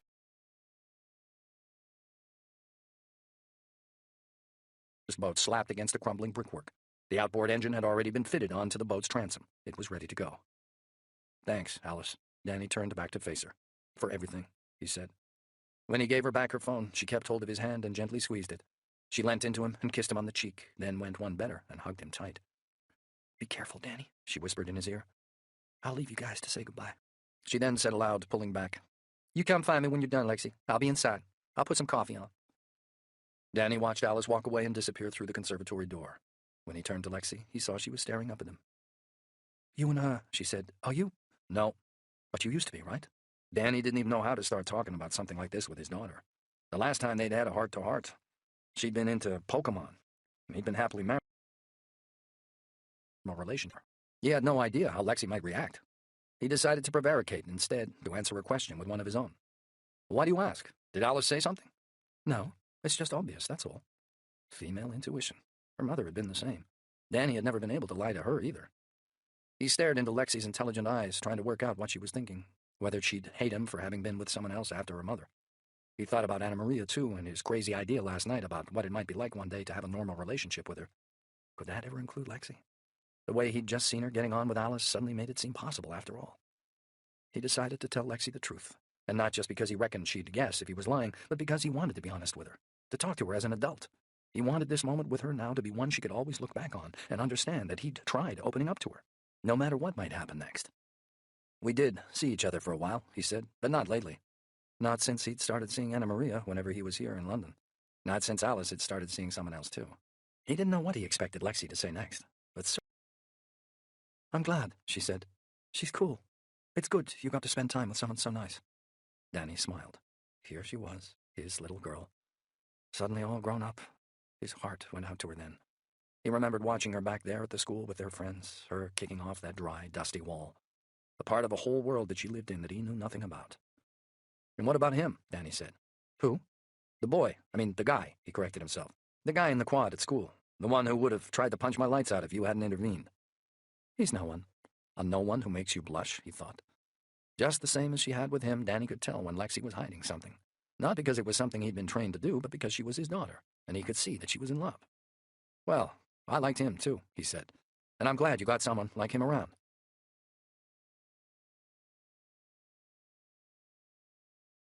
Because that was what he promised he'd do. Don't let anything happen to you, Lexi blurted the words out, her face simultaneously crumpling, as if she wished she could take them right back. I won't, he said. It was a promise. That phone call was from a friend. He's going to help me. I'm not alone. She started trembling then, as if they were back in those icy woods. Danny heard her crying before he saw the tears. A tiny whimper deep down inside her, a sound she tried to swallow before it came out. Why? She said finally. Why, what? She wiped away her tears and looked up angrily. Why do you have to be so bloody nice? She sniffed. She gasped for air. I've tried to hate you, she said. I've tried so hard. I'm sorry. Danny searched for better words. He wished he knew how to express himself.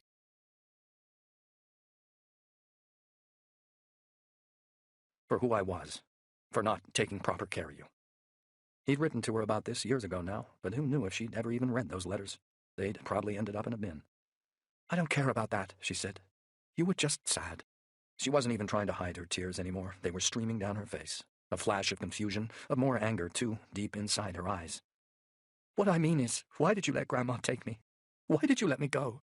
But confusion rippled through him. But I thought you loved her. I did, but I loved you, too. You were my dad. You'll always be my dad. You should never have sent me away. The realization hit him then like a hammer blow. For a second, she looked like she wanted to punch him, too. But then her shoulders slumped. She stared at the ground. He wanted to tell her that he'd thought sending her to England had been for the best.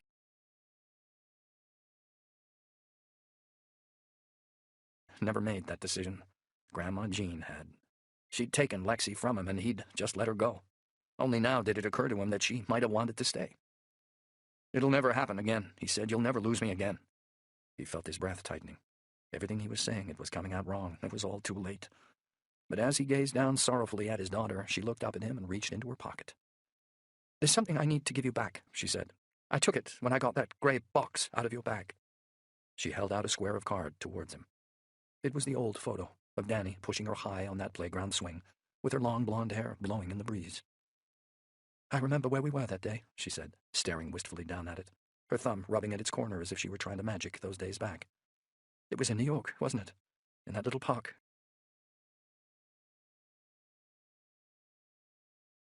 "Do it for me," he said. "You can give it to me the next time you see me. I promise it won't be long." Another promise. She didn't question this one either. She just turned with him to face the river, and they watched for a moment in silence as the waters flowed slowly by. "When this is over," she said, "when you've proved to everyone that you've done nothing wrong, when the summer holidays start—" "Yes?" "Can I come see you? You know, where you live?" "Of course." He didn't tell her how much he'd hoped for this, how he'd already got everything waiting for her there on St. Croix, how he'd fixed her up her own set of rooms. He still prayed he could make it all come true. She reached out to him then. She pulled him in tight. And as her chest heaved against his, he knew that everything between them could be good again one day. He'd do everything in his power to make it so. "You better get going," she said, smiling up at him now.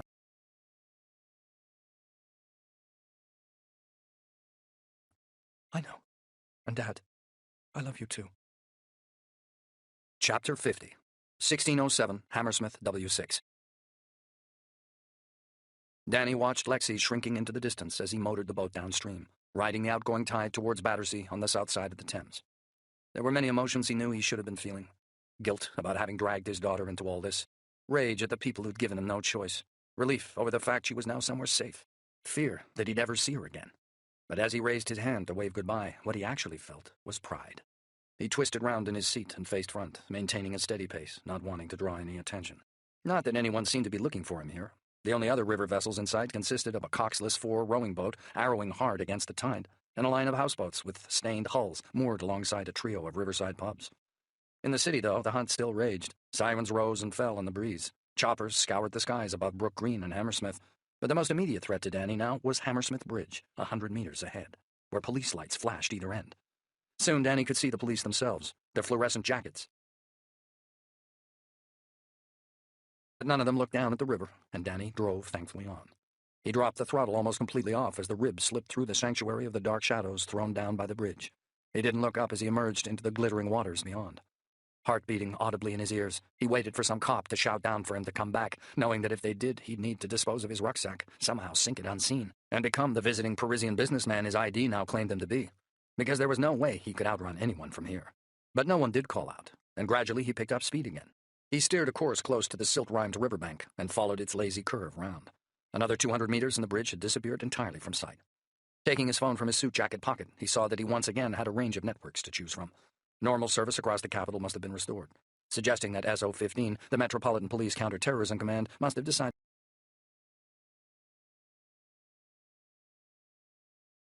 they'd be focusing all their resources solely on him, just like the MI5 guy he'd fought had said. Danny checked his phone's call register function. 2 more missed calls from the kid since Danny had checked his phone in Alice's garden, but nothing from Crane. It was like he dropped off the face of the earth. Danny pictured his other phone, the one he kept for personal calls. He'd left it on the shelf by his cabin porthole on the barge. He wondered who'd have tried calling him on it now his name had been released. Anna Maria for certain. Candy Day from St. Croix. He couldn't return to the barge, not until he'd cleared his name. Even though Pagonzi wasn't registered to him, with that footage and those photos of him now out there, and with more sure to follow, any one of the other Regent's Canal residents could have recognized him and tipped off the police. The same went for St. Croix, of course. The press would end up descending on his home there, too. He thought about Lexi and the old tractor shed he'd fixed up as a studio for her to paint in. Able to visit. He hoped that even after he'd cleared his name, he wouldn't be forced to sell up and move on. Other locations he frequented and resources he kept, both here in the UK and at home and abroad, would have been compromised too. Certain banks, certain assets, but not all.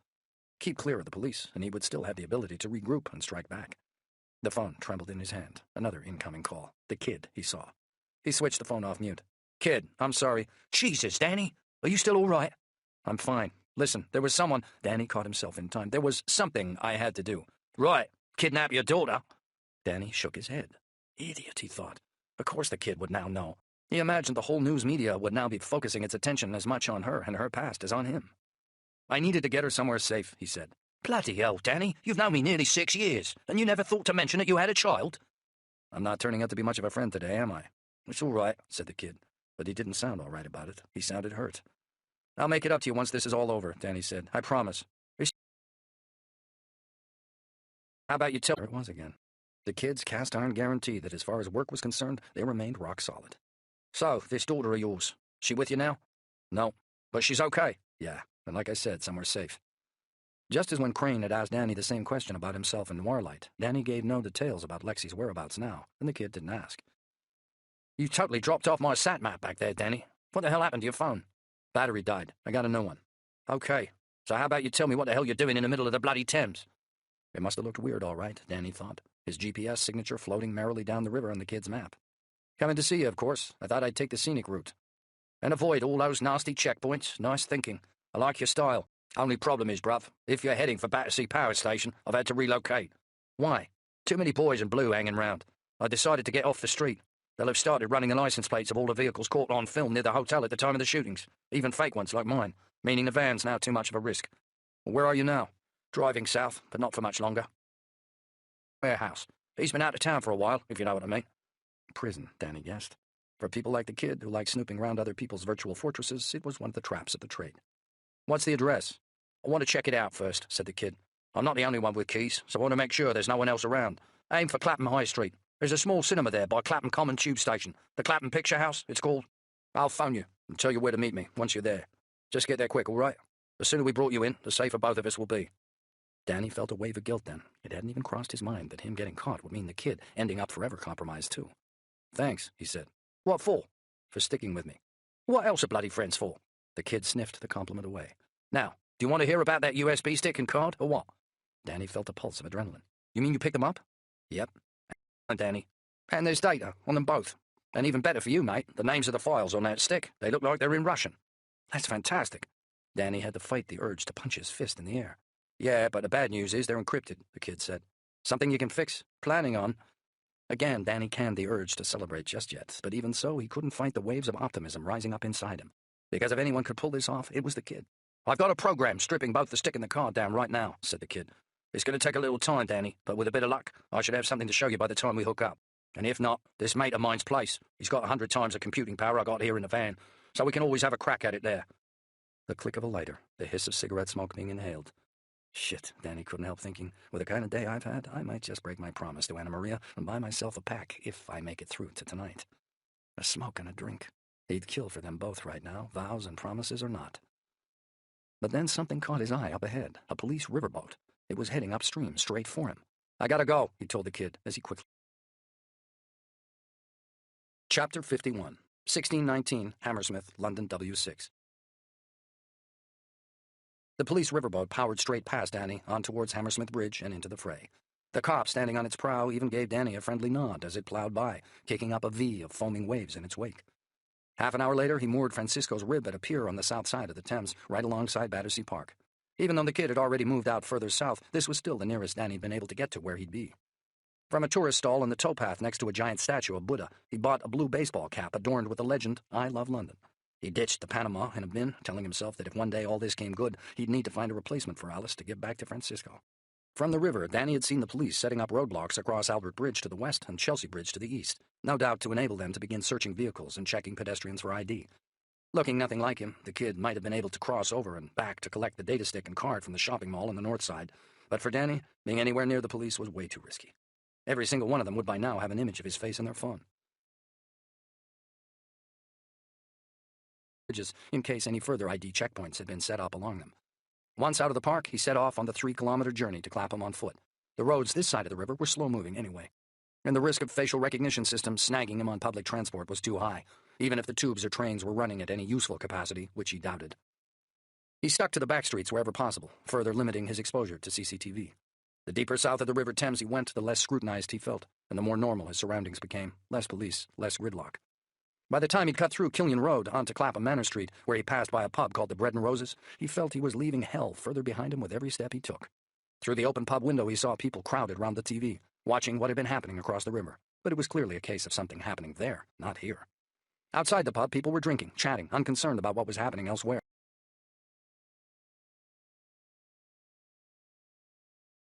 One where he'd finally almost escaped. Which I have, he told himself 10 minutes later, outside the small side street cinema the kid had directed him to, as he finished off a styrofoam cup of pungent black coffee and waited for the kid to call. So long as nobody recognizes me, hopefully I've bought myself some time. Another 20 minutes went by, enough for Danny to start to feel once again on edge, before the kid's name flashed up on his phone screen. 15 minutes after that, and Danny was walking past a parade of run-down 24/7 food stores and low-rent cafes and bars in Streatham. Burger wrappers and gnawed chicken wings littered the gutters. A police siren whooped in the distance. From somewhere closer came a muffled shout and the tinkle of breaking glass. Danny turned down a short alley. A reek of blocked drains filled the air. Gang tags and graffiti patterned the crumbling brickwork like tattoos on an aging boxer's musculature.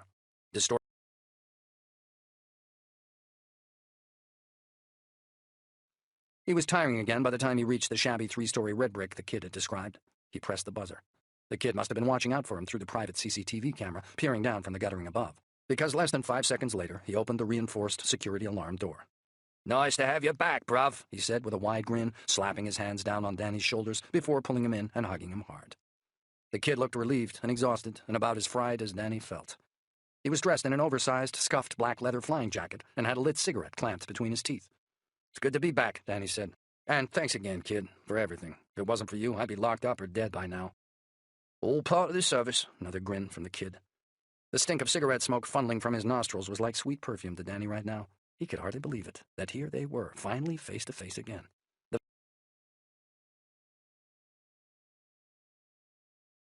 gloomy whitewashed corridor, lit by a single bare bulb. "I've got something to show you." Danny followed him inside and pulled the door closed behind them. A wave of relief and fatigue swept over him, as if he'd just got home after a 20-hour flight. He wanted to collapse, to lie down, to sleep for a week. But the kid was right. They needed to move on the stick and swipe card now. He followed the kid's lumbering gait down the corridor and on through a set of white swing doors. A huge bare brick open-plan workspace. Harsh halogen lights shone fiercely down from a high metal girdered ceiling. Looked like they'd been rigged in a hurry. Bare wiring ran down from them into a wall socket. Pieces of plaster were missing in the ceiling where they'd been fitted. The only natural daylight came from 3 small rectangular windows set up out of reach at the back of the room. All of them were barred. Another set of swing doors stood opposite the ones the kid had led Danny through. Not much in the way of creature comforts, Danny.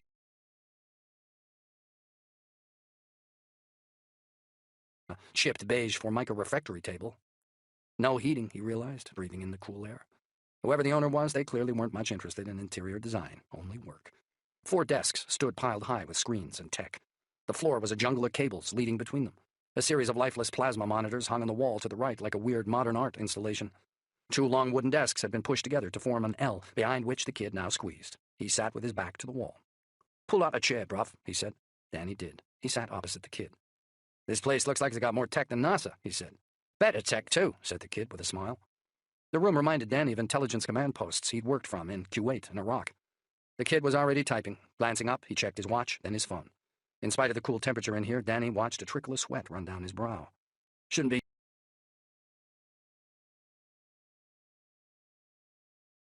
The bin beside it was stacked high with empty food packaging, instant meals. But there was no garbage stink, meaning that none of it could have been there long. "Looks like someone's been living here," Danny said. The kid stared blankly round. "Several someones, in fact," Danny said, nodding over at a bunch of sleeping bags rolled up beside the mattresses. The kid shrugged, as if he hadn't given the matter any thought. His phone beeped on his desk. When he looked down, he smiled.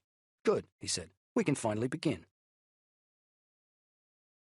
Chapter 52, 1759, Streatham, London, SW2. "So, the data stick," Danny said. "What do you got?" The kid sat back a little in his chair. The glow from his computer screen cast dark shadows across his face that for some reason made Danny think of Crane in his equally eccentrically lit office in noir light.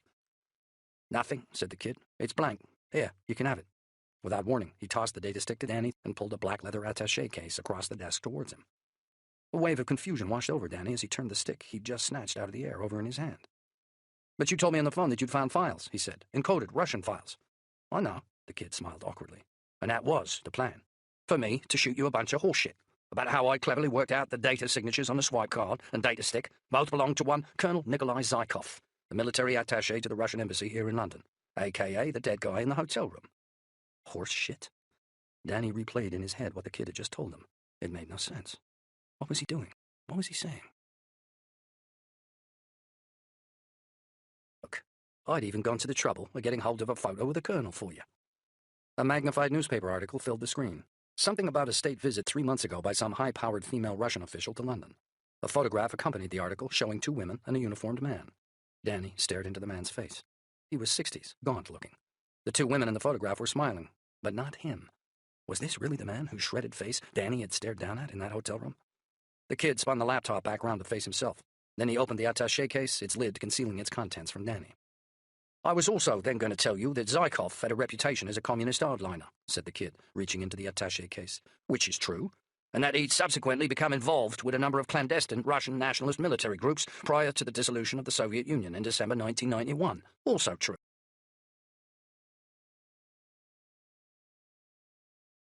Plot to kill Medina Hovrebova outside the Ritz, thereby allowing him to stir up another expansionist war between Georgia and Russia."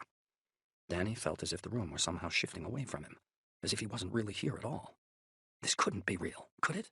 What the kid was saying? Because if it was true, then the kid had been planning on lying to him, manipulating him, controlling him. But for what?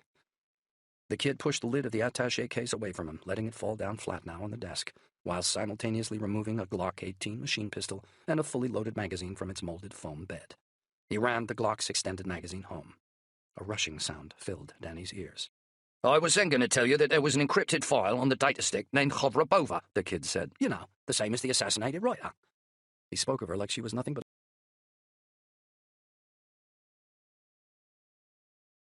hours before the assassination took place this morning, giving you further proof that he had to have been involved in the hit.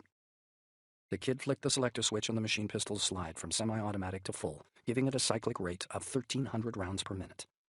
With the 33 rounds in its extended magazine, that gave it more than enough punch to rip a man in half, twice. He stood and aimed the weapon right at Danny's heart. Don't worry, Danny. I'm not going to shoot you just yet. Not unless you give me no choice. A flood of adrenaline had swept through Danny's body. Every muscle tensed. His brain felt like it was on fire. This is really happening, he told himself. The kid's betrayed you. He's threatening to execute you, too. Then, the kid said, just when I got you all royally pissed off at poor old Colonel Zykov, I was going to drop the bombshell on you. Then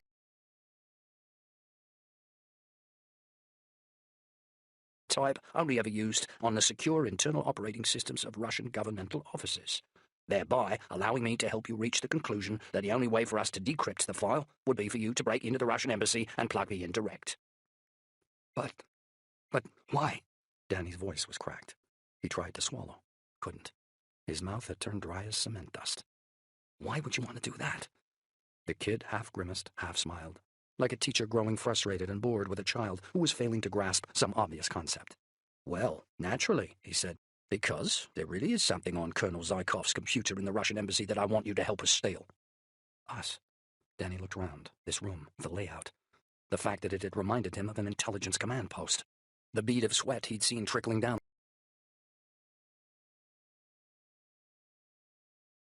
A swish. The swing doors to the right of the kid opened, and the blonde woman from the Ritz walked in. Her fawn linen suit was badly crumpled. The dark bags beneath her eyes were even more pronounced than before. She had a 21mm armor-piercing Russian pistol in her hand, which she now pointed at Danny's face. Another click. This time behind Danny. He turned to see the bearded man who'd searched him in the hotel suite. He was still wearing his black suit and black shirt. He was armed with an H&K MP7 submachine gun. It was aimed at Danny's back. When Danny looked back at the kid, he saw that the man he'd thought of until barely a minute ago as someone he could trust with his life was no longer smiling. Never trust in anyone fully but yourself. Danny should have listened harder to the old man, because the only other person Danny had trusted this whole long day had been playing him right from the start. There's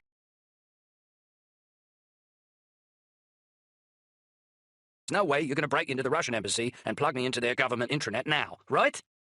Right. A snort of laughter. The kid shook his head. There was something close to deep personal satisfaction in his eyes. Wrong. You see, my devious little plan to trick you into going in there no longer matters, because we've found a much better way to make you do exactly what we want. What? The kid's eyes narrowed now as he watched Danny's face for a reaction. You really shouldn't have put that new battery in your phone till you were way past that address you left her at, he said. Danny's skin turned cold.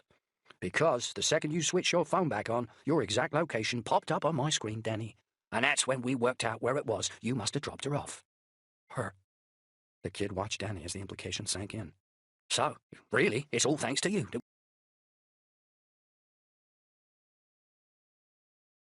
The view was of the back of his van, and now Danny saw why the hawk-faced man wasn't there. He was sitting beside Lexi. She'd been blindfolded, and her hands were tied.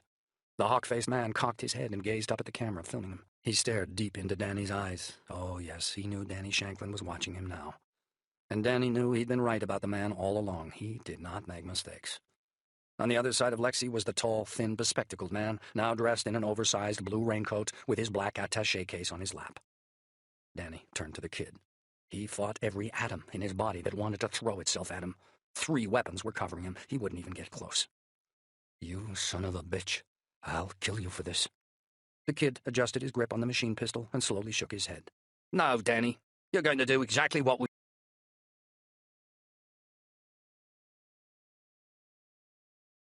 Chapter 53, 1937, Kensington, London, W8.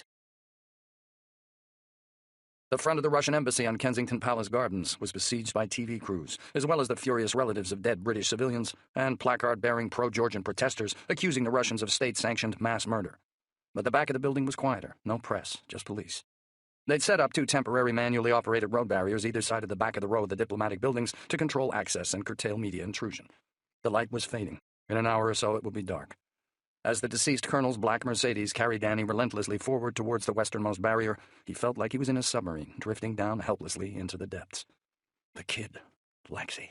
They've got Lexi. Fail, and Lexi'll die. 30 meters to the barrier. 20. 1 car in front of him. A silver SUV waiting to be let through. A cop was talking to the driver through the window of the vehicle. Danny slowed to a halt behind. Right from the start, there in the back of the VT media van, the kid had already known. And Danny had thought he had been his only hope. The son of a bitch. Danny had worked with him on more than 10 previous assignments, but none of that meant anything now. If he got through this in one piece, he wouldn't quit until he brought that bastard down. If. There was still so much to do, and so much Danny still didn't understand. Who were these people? How did the hawk-faced man know the kid? What could he have possibly offered the kid to betray Danny? What was the data they now wanted Danny to steal from the dead colonel's computer, and what, if any, had Crane's part been in all this? Danny had a few answers only. As the kid had explained what he'd wanted Danny to do, he'd been unable to stop himself gloating about just how well he'd played Danny already today. What it came down to was this. The hawk-faced man had wanted as much publicity as possible for the assassination. He'd wanted to stir up as much hell between the Russians and the Georgians as he could. And he'd wanted the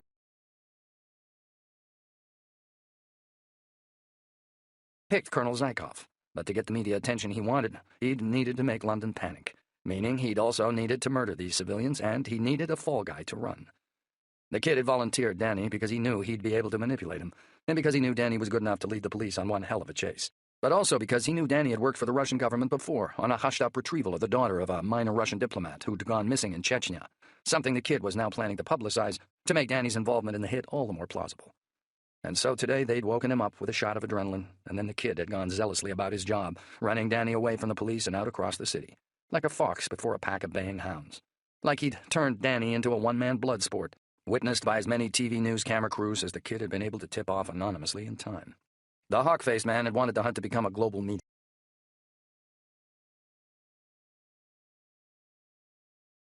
Jerking him this way and that. First, out through that sewer, Danny now couldn't believe he'd been so dumb as to accept the fact that the kid had simply got lucky and discovered that route out. Weeks of careful planning had gone into this. And those blueprints he'd seen down there ahead of him, they hadn't belonged to sewer workers. That was the way the hawk-faced man and his crew had got out of that hotel, too. It had been Danny's own fault he'd come up through that Hyde Park Fountains maintenance drain. If he'd listened to the kid's instructions, he'd have emerged in a quiet alley, from which they could then have run him again, with the aim of always keeping him one step ahead of the police, to make the chase last longer and drive the media coverage up to the max. In fact, the kid had been keen to point out, on a note of professional pride, it seemed, that the only times Danny had nearly got caught had been when he'd ignored the kid's directions and gone it alone. Such as when he'd run into Harrods, or when he'd cut the kid off and gone to fetch Lexi. The fact that Danny's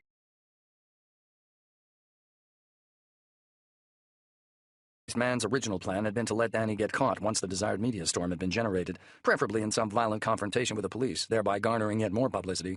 But then the plan had changed. Last night, under torture, Colonel Zykov had revealed the whereabouts of valuable data. The kid had refused to tell Danny what. And that was when the hawk-faced man had decided not only to use Danny as his runner, but if he survived the chase, to then also deploy him as his thief. The SUV at the barrier slowly performed a 3-point turn, having clearly been turned away. Danny drove forward into the space it had vacated and pulled the colonel's Mercedes up at the barrier. Taking off his gloves, he buzzed the tinted driver's side window down a third of the way as a uniformed male cop, early 30s, clean-shaven, exhausted, leaned down to talk to him. "I need to get through," Danny said, in Russian. Then, in heavily accented English, "I work at the embassy. Here is my identification."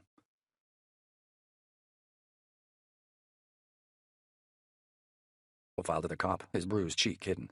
He handed the cop the dead colonel's laminated plastic ID card, the photo of which the kid had already switched for a photo of Danny that he'd photoshopped to no longer look like the Danny the police had pictures of, but to have enough feature collisions in common with the dead colonel to get past someone like this cop. The cop studied the card slowly, then peered in at Danny. "One moment, please, sir," he said. Danny felt his heartbeat rising as the cop walked over to his superior officer at the barrier and handed the ID card across. Danny felt powerless, numb with it. The kid had already explained how he and the hawk-faced man had come up with a plan to get him safely into the colonel's office, but how that plan would come to nothing if the colonel's body had already been ID'd. because then Danny would get caught, and the hawk-faced man would have no further use for him. They'd leave him to take the blame with the dead colonel for the assassination. The hawk-faced man would no longer have any use for Lexi either.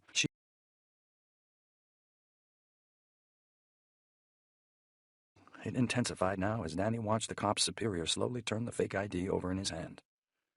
After what seemed like an age, he finally returned it. And in the very instant the young cop began to march back over to the barrier alone, Danny knew it. He'd passed the test. The colonel's body had not yet been ID'd. They were going to let him through. For now, at least, he and Lexi were safe. He watched as the weighted barrier rose up. "Thank you, sir," said the young cop as he reached the Mercedes. "Have a good evening." He passed Danny back his ID. Danny buzzed the window up and put his gloves back on. Wiping down the window button, he drove on. 5 more meters, then turn right," said the kid. "And keep cool, Danny. Remember, your daughter's life depends on it." Danny was wearing a transmitter in the breast pocket of the colonel's gray linen suit. The Bluetooth audio bead was tucked inside his left ear. He forced himself not to react to the sound of the kid's voice. But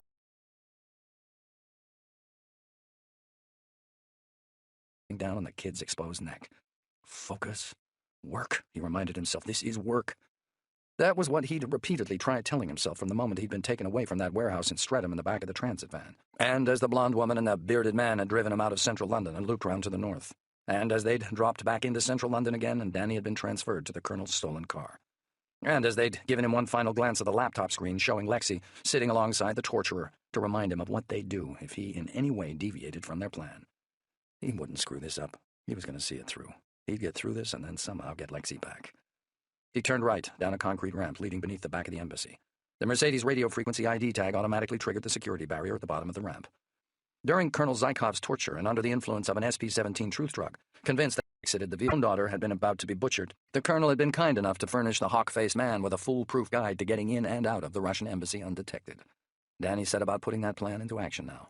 Thanks to the police guarding the back of the embassy and the protesters besieging the front, with any luck, no one inside would be monitoring the underground car park CCTV too closely. But even if they were watching Danny as he parked the Mercedes in the colonel's space now and exited the vehicle, the shades, cap, and the suit he was wearing had all been taken from Zykov's apartment. And Danny now also made sure to run further visual interference, keeping the new phone the kid had given him pressed up to his face as if making a call, thereby concealing his features. There were 2 elevators at the far side of the car park, precisely where the colonel had said. One was accessed via a standard numeric code pad and would get Danny as far as the staff security point up on the embassy's ground floor. The other was reserved solely for the use of diplomatic VIPs and accessed all floors, including the top floor where only the ambassador, the colonel, and the deputy ambassador worked. The elevator was operated via a fingerprint recognition pad, which only these 3 men were able to use. Danny popped the lid of the petri dish in his pocket and removed the colonel's severed right piece of meat. He pressed it up against the fingerprint recognition pad on the wall beside the elevator's brushed steel doors. A beep. The doors silently parted. The elevator was empty. Danny stepped inside. He hit the button for the 7th floor. The doors shut and the elevator rose. Danny stepped out of sight to the side of the doors as it slowed to a halt. He pressed the door open button. The doors slid apart. He pressed the hold button to keep them that way. He listened. He heard nothing. He used a mirror to check outside. He saw no one in the empty corridor. He stepped out. Plush red carpet, paintings on the wall. He already had the floor plan memorized. 10 paces later and he was at Zykov's office door. The ink-stained swipe card really had been the colonel's. He slid it now through the door's locking mechanism. He opened the door and slipped in. Chapter 54, 1945, Kensington, London, W8. Danny silently closed the door behind him. The colonel's office was 3 meters square, a lingering odor of coffee and cigars, embossed invitations on a cork pinboard, diplomat parties the colonel would never now get to attend, the rattle and hum of an air ventilator, an antique mahogany armchair, and a green velvet-covered sofa. Nice artwork, too, on the plain white walls, Danny saw. One of the Matisse cutouts looked real. 2 windows, a view out of the back of the building. Danny stepped up and peered out into the thin evening light. He could see the police below, no other vehicles approaching. Everything looked fine. He pulled the curtains closed and went over to the desk. Another antique, expensive. Polished crystal glasses in a holder, an ashtray, an empty silver ice bucket, and an unopened bottle of Diaka vodka, Danny noted, the most expensive damn vodka in the world, distilled through diamonds, no less. A computer, a nice one, too. 24-inch LED screen, state-of-the-art. The colonel had obviously appreciated the finer things in life. "Okay, we're inside," Danny said. "How many terminals?" "Just the one, like the colonel told." "The colonel whose daughter you threatened, just like you're now threatening mine." The kid said, "Switch it on." Danny did as he was told. The computer chimed and hummed into life. Its login screen appeared along with a request for a password. The kid read out a nonsensical series of 10 letters and numbers. Danny typed them into the keyboard and hit return. The login screen vanished. A few seconds later, the computer's desktop blossomed across the screen. Its background was a photograph of the colonel. He was standing with a stern-faced, gray-haired woman who Danny assumed was his wife. Between them was a plain-looking teenage girl, their daughter, Danny guessed. Icons for various applications and a number of yellow and blue stickies popped up across the screen. "Now, put my phone down facing the screen like I showed you," said the kid. Again, Danny obeyed. He sat down on the ergonomic wheeled desk chair. He propped the kid's phone up against the colonel's crystal tumblers so its camera could now film the screen live. And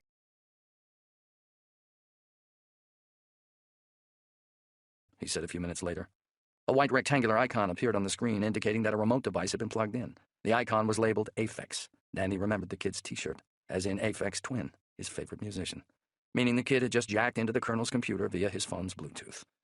Without Danny touching the keyboard, the computer's system preferences began booting up from the dock at the bottom of the screen. Danny guessed this meant the kid had taken full remote control of Zykov's computer now. The screen turned white as its operating system flashed open. Through his audio bead, Danny heard the kid's keyboard begin to rattle again. Lines of code raced first across, then down the screen. Alien poetry. Danny wouldn't even know how to begin to decipher it. The speed of the kid's typing grew steadily faster. Was he still back there at the warehouse? Danny wondered. He had no way of knowing. And what about Lexi? The last time Danny had seen her was in the kid's van, but going where?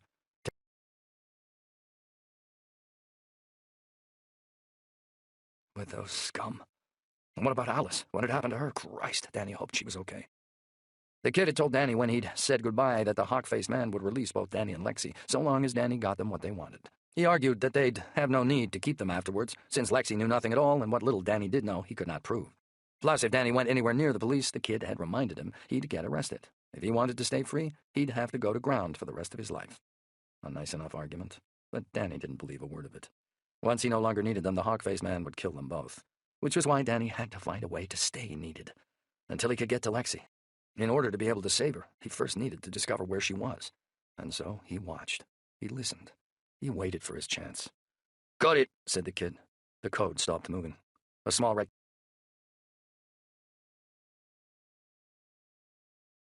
tiny flashing red padlock symbol. Danny heard another muffled voice coming at him through the audio bead. It didn't sound much like the kid, meaning the kid was no longer alone. The kid's voice came back. "Okay, so now let's see if the colonel was telling us the truth about how to decrypt the file so we can read what's inside." As the lines of code continued to sputter across the screen, the sound of the kid's rapid typing seemed to blur into one continuous whirring sound in Danny's mind. Beside the on-screen padlock appeared a timer symbol. It began to slowly rotate. "This might take a couple of minutes," said the kid. Danny assumed that the kid wasn't speaking to him, but the fact that he was talking out loud at all gave Danny an idea. "I've been thinking," he said. He needed to get the kid talking, just like old times, so that maybe he'd drop his guard. Give Danny more information about what was going on than he should. Give him something he could use. "Don't go breaking the habit of a lifetime," said the kid. "Very fun."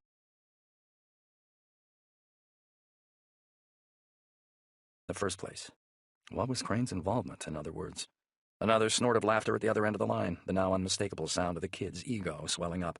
"Oh, come on, Danny. I'd have thought even you would have worked that out for yourself by now." Danny's eyes stayed glued to the screen. The timer continued to turn. "Nope," he said. "Well, I suppose there's no harm in telling you now," the kid said. "You see, the funny thing about virtual meetings, Danny, is you never really know who you're talking to." Danny once more pictured the kid in the warehouse sitting in the shadows behind his desk.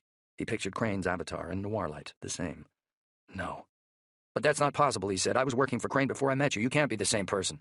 "No, Danny, you're right. Not the same. Not for all that time. Not for that long at all, as it turns out. Just the last 5 days, in fact. Just for long enough to get you over here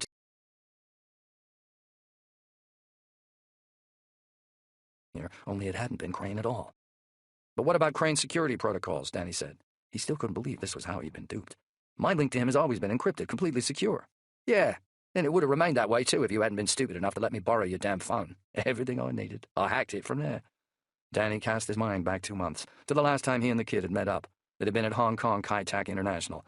They'd both been heading home from a job. The kid had borrowed Danny's phone for a couple hours after he'd claimed his own had run out of juice. Like that would ever happen, Danny now saw. As if.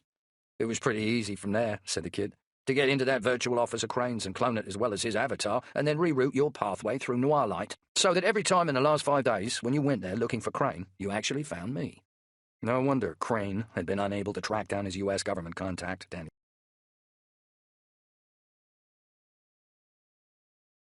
The kid said. "Of course you were really speaking to me.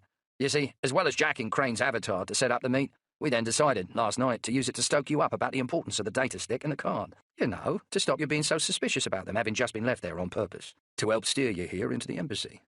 And that was exactly what would have happened, too, Danny now saw. If they hadn't decided to use Lexi to lever him instead, he'd probably have ended up here anyway, just like the kid had planned. But even in this darkness, Danny glimpsed a spark of hope. The real Crane had never betrayed him at all, meaning that if Danny ever got out of here, he would still be there to help. Danny felt air on the back of his neck. He froze. Behind him, the door to Colonel Zykhov's office had just swung open. "Wow, Danny, that's some silence," said the kid through Danny's audio bead, clearly not having heard the door opening. "I mean, I've heard of the penny dropping, but that's enough to take them at Fort Knox." Danny ignored him, his whole being tensing now as he heard the creak of a footstep behind him. He'd assumed the door to Zykhov's office would have locked itself automatically as it had shut. He should have checked. "Nikolai," a man said in Russian, "I thought I saw your car downstairs, but aren't you meant to be sick?" Thank God Danny had his back to the man, and thank God he was still wearing the colonel's cap and somber suit. But if the intruder took another step forward, the illusion would be destroyed. Danny pushed up fast from the chair. He stepped sideways, turning as he did, fast enough to take the man standing in the doorway completely by surprise. One stride, and Danny was on him. He struck him hard in the throat, silencing his vocal cords. He spear-handed his solar plexus next, depriving him of breath. The man was older than Danny had anticipated, mid to late 60s, untrained, a diplomat, not a soldier, thank God. Danny grabbed him around the throat as his knees sagged. He turned him and hauled him inside the office, then turned them both round so he could push the door shut behind them with a flick of his heel. The man didn't struggle, partly because he was still gasping for breath, but also because he'd already worked out that he was completely outmatched. So what to do with him now? Cut off his oxygen until he fell unconscious? But with a guy this age, he could have kids, grandkids. Stepping back to lock the door, Danny tore a scarf off the hat stand beside it and used that to gag the man. He pinned him to the floor and hog-tied him with his own shoelaces, then dragged him over behind the colonel's desk and used it to pin him up tight against the wall. "Any noise, and you're dead," he told him in Russian before taping over his gagged mouth and ears. Danny sat back down on the chair. The timer he saw was still slowly turning over. "Danny, what the hell was that?" hissed the kid. He must have heard the struggle and had now glimpsed Danny's reflection in his view of the screen. "Someone came in. It's dealt with," Danny said. "Jesus, Danny, you better not fuck this up now." The kid sounded panicked, terrified even, making Danny wonder once again how the hawk-faced man had turned him. "Okay," he then said. "The decryption's complete." On screen, Danny saw that the timer symbol had vanished, and the locked red icon had become a green open icon.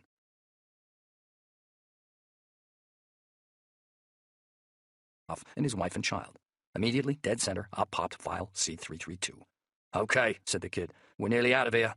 First up, I'm going to sling in a worm that will wipe the colonel's hard drive the second we pull out, so there's no way anyone can ever discover what we just took." There. The kid was still doing it, still talking, still thinking out loud, just as Danny had hoped. "And now we've got that out of the way," said the kid, "all we need to do is copy our nice decrypted data over onto my phone, and we're done." And bullseye, there it was. The information Danny had been praying for, information he could use. He felt his whole body tense as he unblinkingly watched the screen. The decrypted file marked C332 was dragged remotely over to the icon marked Aphex that represented the kid's phone. A green light on the top of the phone's casing flickered. An on-screen message on Zykhov's computer warned, "File copying in progress. Do not disconnect." The green light.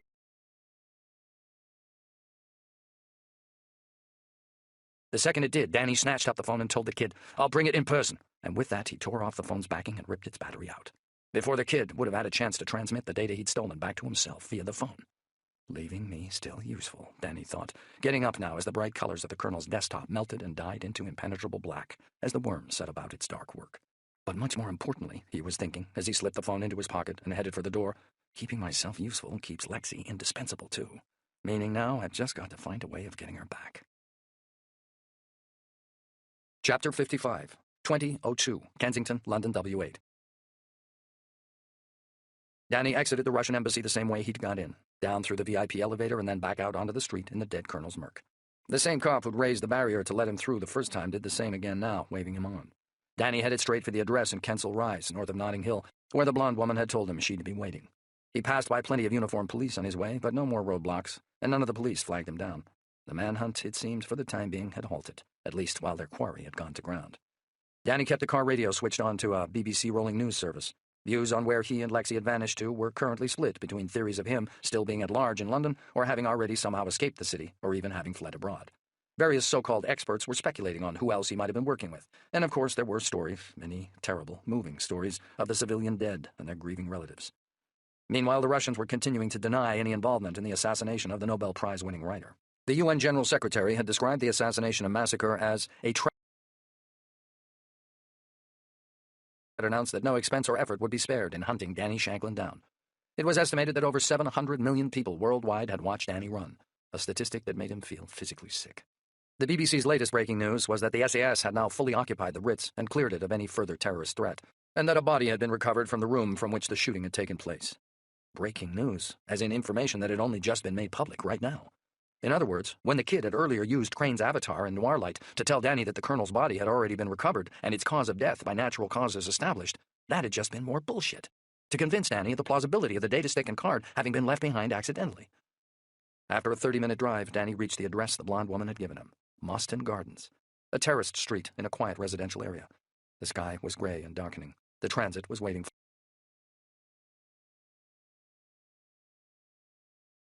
it. The bearded man and the blonde woman got out.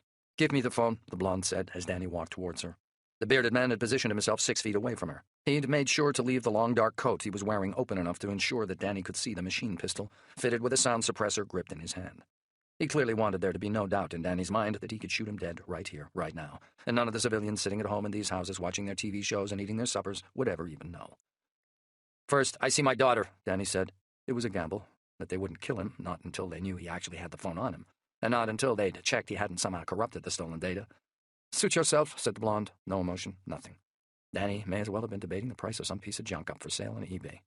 "He wants to check it's all on there anyway," she said, "before he lets you go." Lets you go. Danny still didn't believe either the kid.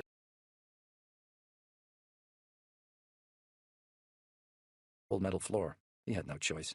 There was no point trying to overpower these two. He'd never find his daughter then.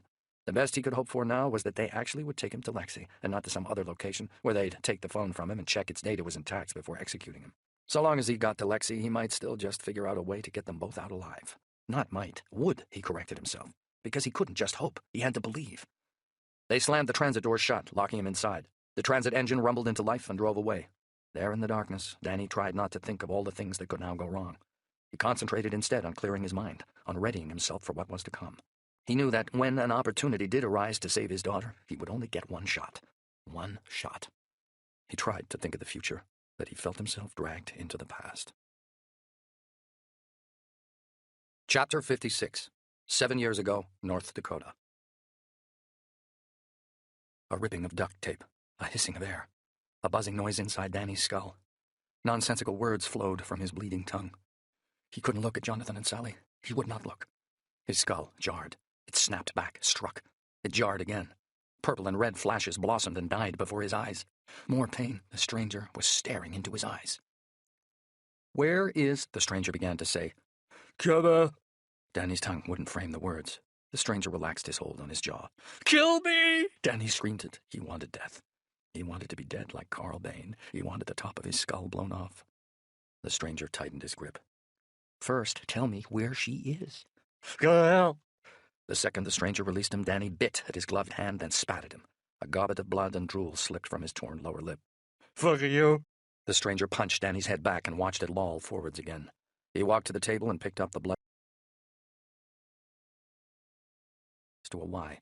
He plunged them down, two-fisted, into Danny's right thigh. Danny roared, choking on his blood as he writhed. The stranger twisted the shears slowly, then pulled them out. Danny bit down so hard he cracked his back teeth. The stranger stood and watched and waited for Danny's hyperventilating to subside. "Don't die," he said. "I need you to watch." He didn't need to say it. He knew Danny already understood. The stranger pulled on a thick winter coat, knee-length, navy blue. He slowly buttoned it. Then he took off his face mask and folded it neatly away in his coat pocket. He checked his appearance in the mirror on the wall. He slowly wiped the blood from his brow back across his shaved head, as if slicking back invisible hair with some new cosmetic product. He smiled. A keening noise started deep inside Danny's throat, a wailing he could not stop. The stranger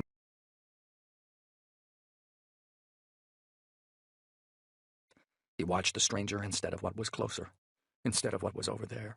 Them, the two red shapes on the chairs, both silent as a scream.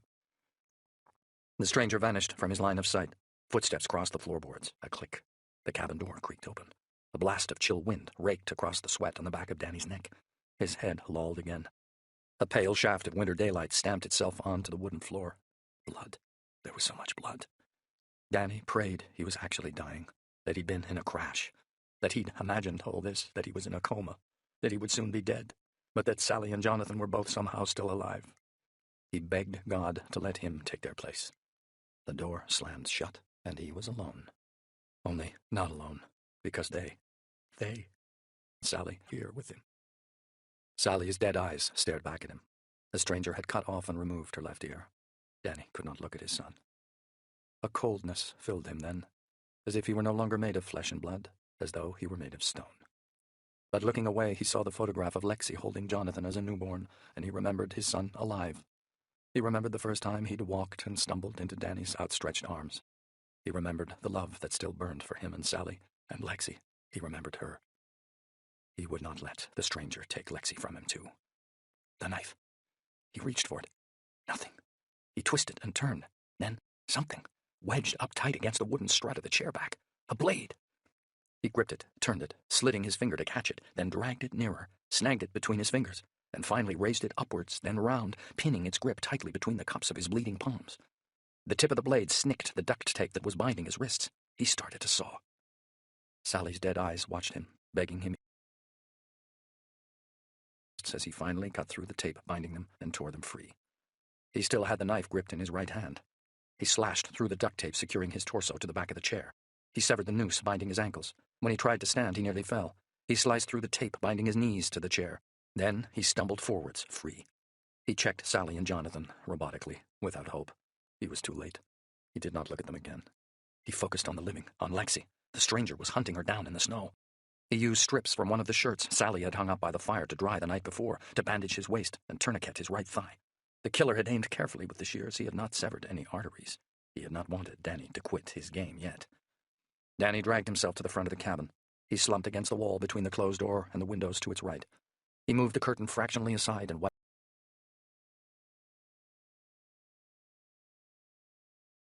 He checked outside. Heavy snow was falling, almost a whiteout.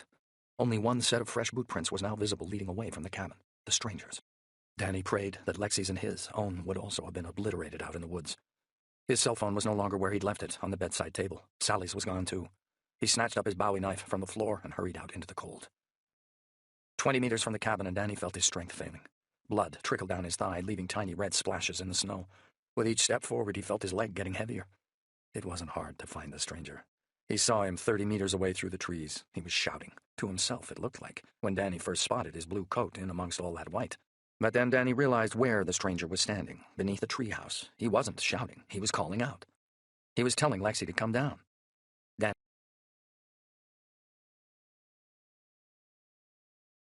could hear more than outside the cabin.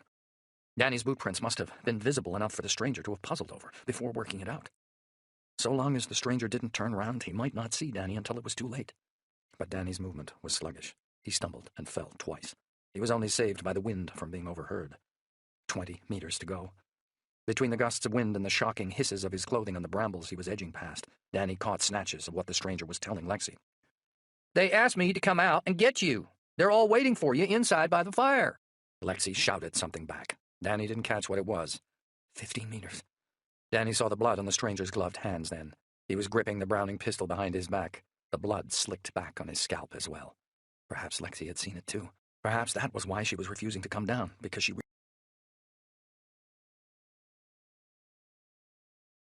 Danny steeled himself against the pain that would rip through his leg the second he started to run. He'd get up as close as he could. If he could, he'd slit that bastard's throat from behind. If not, he'd knock him down. "Please don't make me come up there and get you, Alexandra." 5 meters. The crack of a twig. Too late. Danny remembered the Beretta 12-gauge shotgun and shells locked in the dry steel box inside the cabin. Too late. The stranger started to turn. Danny broke into his run. His leg buckled beneath him on the third stride. It was like he'd stepped into a hole. Even so, he somehow kept going, lurched forward 2 more steps, another after that. But now the stranger was facing him. He was bringing the Browning up. Danny knew he wasn't going to reach him in time. If the man pulled that trigger, the hammer blow of the bullet would be the last thing he ever felt, and Lexi would die. He threw the Bowie knife as hard as he could. He watched it tumble over and over.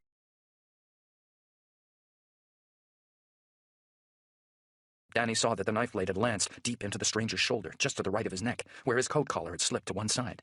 The pistol he'd been holding was nowhere to be seen. Danny roared. Pain ripped across his leg, but that no longer mattered. He ran at him hard again. The stranger got a grip on the knife handle. He began pulling it out. He didn't see Danny coming at him, not until Danny's forehead smashed him straight between the eyes. The collision sent both men crashing to the ground. Blood exploded across the stranger's face. He screamed out again. Danny forced himself up. The stranger did too. He still had the knife in his fist. "Where's the pistol?" Danny stared desperately round, then saw it. A glint of metal in the snow. He dived for it with the last of his strength.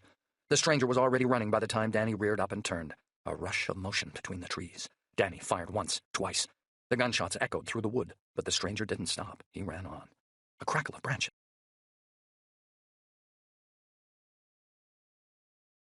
And land on her feet in the snow. He lurched sideways. He fell against a tree. She rushed to him and clung tightly to him. He locked his body up against the trunk and raised the Browning, once more tracking the racing, crashing figure of the stranger through the nest of woodland branches and the swirl of driving snow. Die! Danny locked onto his target. He squeezed the trigger slowly. Fired. The stranger stumbled, but still he didn't stop. Gritting his teeth to breathe through the pain, Danny brought the pistol round again, getting the stranger back in his sights, waiting for an opening between the trees. One came. He fired again. This time, the stranger shuddered sideways. Danny waited for him to fall. Die. Die. But the stranger just grew thinner, became blurred, vanished into the snowstorm like a chalk figure that had just been rubbed out. Chapter 57, 2241, the South Coast, England. It was nearly 2 hours before the transit doors opened up again. Danny blinked in the moonlight. His muscles ached. His eyes stung. He'd kill for something to drink. He'd kill. "Get out," a tall, burly skinhead said. A pale, deep-lined face, jeans, a white shirt. The bearded man stood beside him watching, his machine pistol steadily trained on Danny as he crawled forwards across the clanking van floor. The skinhead was carrying a Glock 30, also known as a pocket freight train, on account of its awesome stopping power. It was fitted with a state-of-the-art sound suppressor. Not that he'll need that out here, Danny thought, because they were now in the countryside. He could sense that even before he climbed fully out. The smell of the hot city streets, the drains, the rotting food, had been replaced by the scent of hedgerows and cut grass. The city noises were absent, too. No more engines, car horns, and bass. Instead, Danny heard only the trickle of a nearby stream. Grit crunched beneath his shoes as he got out. Looking up, he saw that the sky was starry, with a full moon on the rise. Stone farmhouse. In a large, flat, twilit field alongside it, Danny saw the unmistakable silhouette of a Cessna light aircraft, standing at the end of a makeshift runway, lined with battery-powered flares. A block of light appeared in the center of the farmhouse. The front door had just opened. A figure walked towards them through the gloom. Danny felt a jolt of hatred burn through him as he picked out the features of the hawk-faced man. He was dressed in a dark, well-tailored suit, a primrose yellow shirt. He looked totally legit, like someone who'd just stepped out of a business brochure, a captain of industry. He walked up to Danny and struck him hard and without warning across the side of the head with the aluminum grip of his PSM pistol. A burst of red pain behind Danny's eyes, a ringing noise in his ears. He staggered sideways and fell to his hands and knees in the dirt. A boot stamped him down flat. "Search him, find the phone," the hawk-faced man said in Russian. The click of a machine pistol.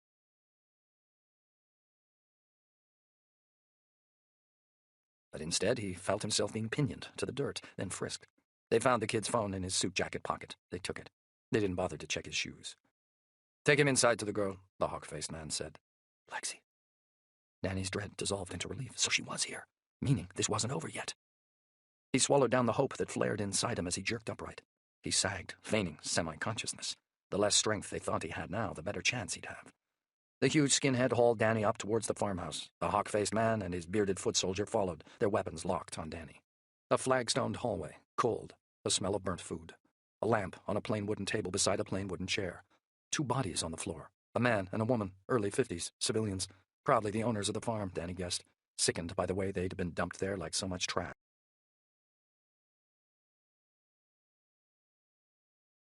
Down a corridor into a much bigger room, where someone smacked him again round the side of the head. His vision strobed. A deep voice laughed. Low-wattage bulbs glowed in opaque ceiling lights. No Lexi. A bunch of cardboard boxes stood stacked in the corner. A dining table and several chairs had been pushed up against a whitewashed stone wall. 2 dining chairs had been positioned side by side, facing a sideboard above which ran a long rectangular mirror. Smashed china littered the floor. "Sit him down," the hawk-faced man said, in Serbian this time. "Shoot him if he moves." The skinhead shoved Danny down onto one of the 2 isolated chairs. Danny watched in the mirror's reflection as the skinhead and the bearded man positioned themselves behind him. A wink of metal on the skinhead's left wrist. He was wearing Danny's watch. The bearded man returned the Glock to the skinhead along with a Taser X3. Then he aimed his machine pistol at the center of Danny's spine. The door.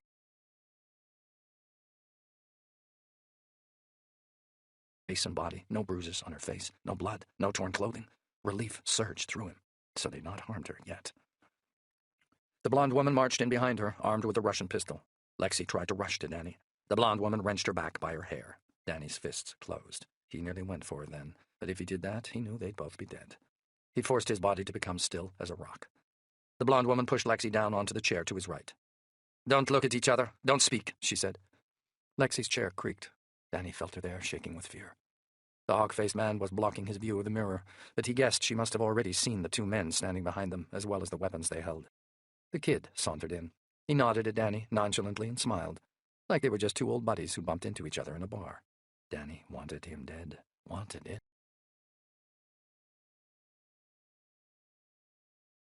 While the kid set to work on it, the blonde woman started packing up various pieces of hardware, machine pistols, cell phones, laptops, and the kid's Glock 18 into a brown leather holdall.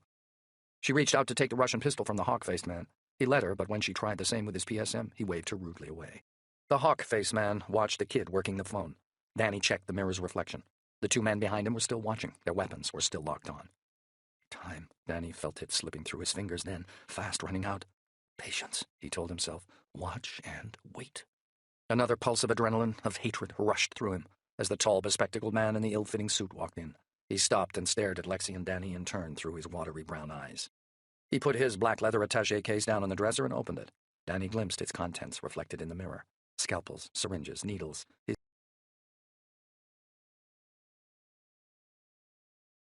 possibly be of any use to these people. Sweat broke across Danny's brow. He prayed Lexi wasn't looking at the case. "It's all here," the kid finally said. The hawk-faced man took the phone from him. He slipped it inside his suit jacket pocket. "I'll see you at the plane," he said to the kid in English. "Come," he said in Russian to the blonde woman. She followed him out without another word. Neither of them even glanced back at Danny. Right then, Danny didn't know what he hated them for more, for having set him up, or for having written him off, dismissed him as an irrelevance, as already dead. They'd left the leather holdall containing most of their weapons behind, he now saw, so that wherever they were heading, when they got there, they'd be able to pass legitimately through customs and security. Judging by the length of Danny's journey in the transit, and the fact that there'd been no nearby city glow in the sky when he'd arrived, he reckoned this farm must be somewhere on the south coast. The Cessna had the range to get them from here to France. From where they could then simply disappear. Danny guessed that the hawk-faced man would probably toss the PSM pistol out into the English Channel once they were safely on their way. But until that moment arrived, like Danny would have done if their situations had been reversed, he was keeping it just in case. Danny saw the kid staring at him, smiling, slowly shaking his head like he couldn't quite believe Danny was actually here. "So, how does it feel to be famous?" he finally said. "To be the most wanted man in the world?" He wasn't looking for an answer. Knew he wouldn't get one. Instead, he carried on. "You were right, of course," he said. "About what?" "Cutting me off back there in the embassy. A clever move. Because if you hadn't, I would have mailed that file right out from under your nose. And then we'd have put in a call to the cops to let them know where you were." Danny watched as the kid swapped his leather jacket for a designer linen number from the adjusted its baggy fit over his broad shoulders and T-shirted belly. He looked like a wedding guest, as if he was planning on doing nothing more sinister than drunkenly hitting on bridesmaids all night. "You said you'd let me go, that I couldn't prove any of this anyway, that I'd have to go to ground?" The kid grimaced. "Oh, come on, Danny. I know I said that, but you never really believed me, did you? I mean, I know you'd never quit. You'd come looking for me, and you know what? I think you might even find me too. That's your problem, you see, bruv. You're just too dangerous to leave hanging around." Bruv. How can he have gone from that to this, Danny thought. How long had the kid been planning on betraying him? How much had Danny ever really known about who he really was? "Who are they?" Danny said. "These people you're working for." It had to be worth a shot. He and the kid must still have some kind of connection. Maybe there was still a...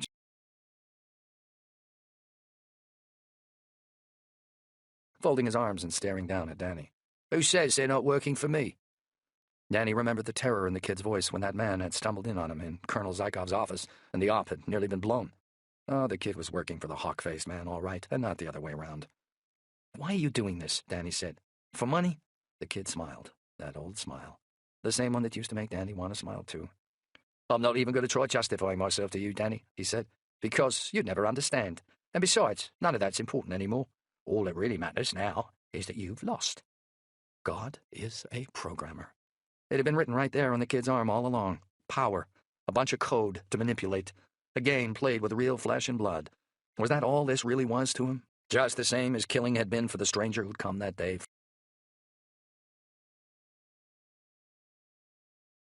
Bring himself to believe that in his heart. What was the data I stole? "Forget it, Danny. I'm not going to tell you." The kid checked his watch. "In fact, I'm not going to talk to you any more at all, because you're only asking me this shit to buy time, and the hope that you'll figure a way out of here, which you won't." He buttoned up his jacket and smiled down at the fit, pleased. "Anyway, I've got to go now," he said. "Got a plane to catch. But my friend here," he nodded towards the torturer, who was staring studiously into his briefcase, "and his companions, they're getting out of the UK by another means." "It's not too late to change your mind," Danny said. The kid laughed. "Oh, trust me, Danny, it really is. But, Mr. Smith," he said, clearly using the first arbitrary name that came into his head as he glanced across again at the bespectacled man, "he'll take care of you. Tidying up is kind of one of his perks. You know, a bone."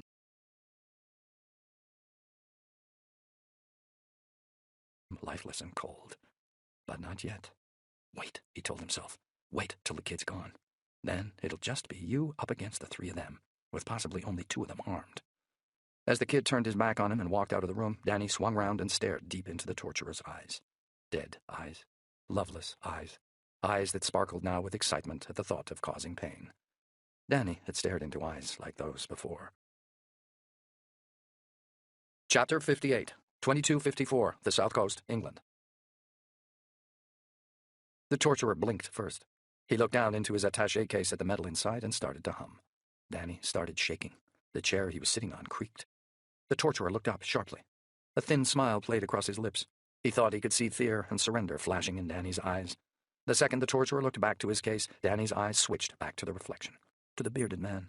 He was still standing 2 feet behind Danny's right shoulder, with the machine pistol gripped in both hands. But the skinhead had moved further left, so he could watch. So he could see what the torturer was doing. He was no longer covering either Danny or Lexi with a Glock. Only the taser was raised and ready to use. Danny guessed what he was planning. To first taser Danny, then Lexi, then tie them both up so the torturer could begin. "Shut your eyes," Danny said.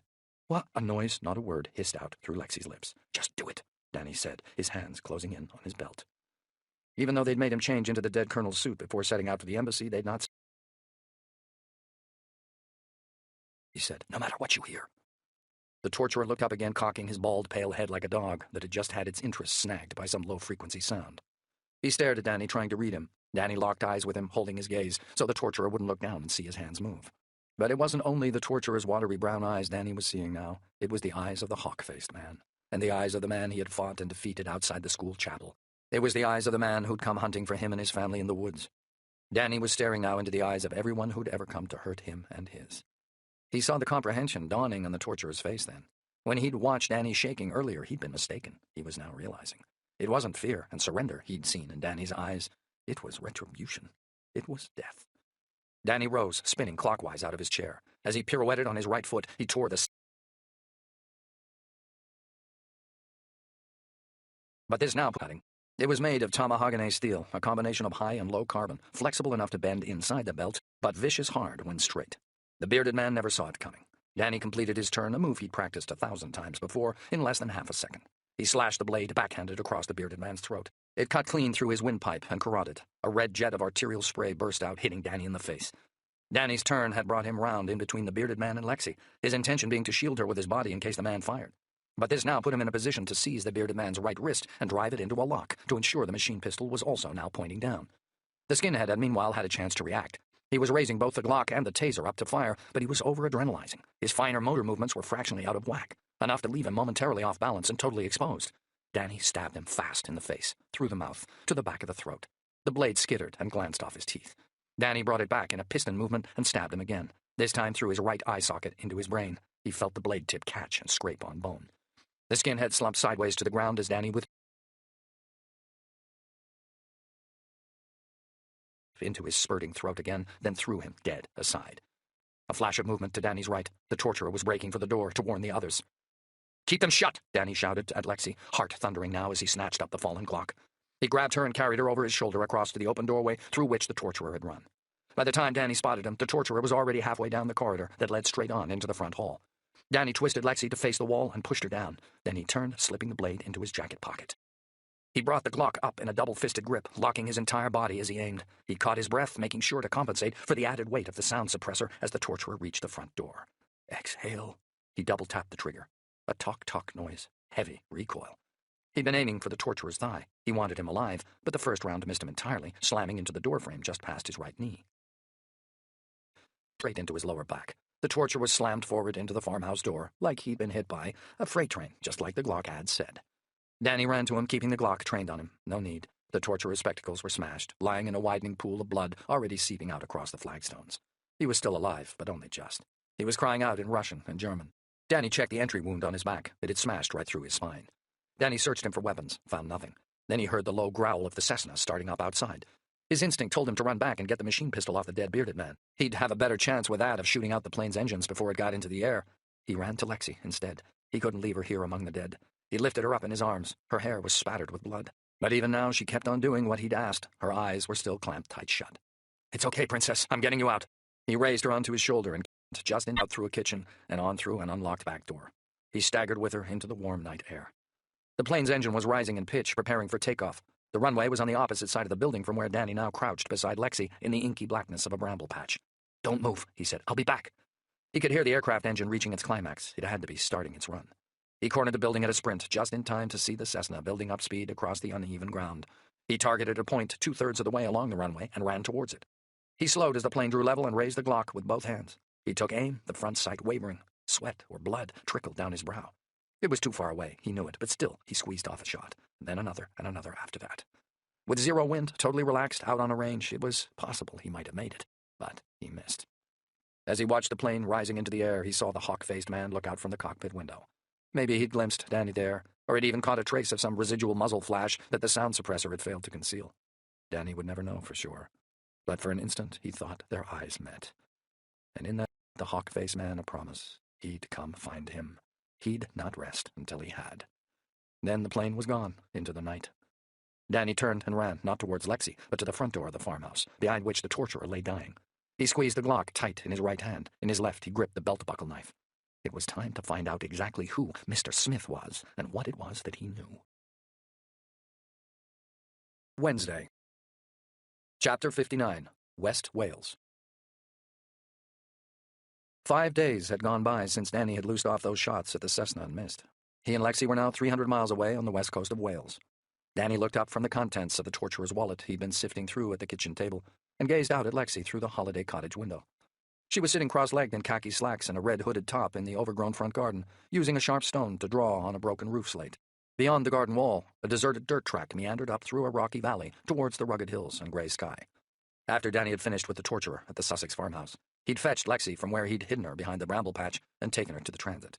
He had then returned to the house and removed the bodies of the murdered owners and put them outside so that their relatives would be able to give them a decent burial. He'd then searched the dead Russian and Serbian mercenaries as he now knew them to be.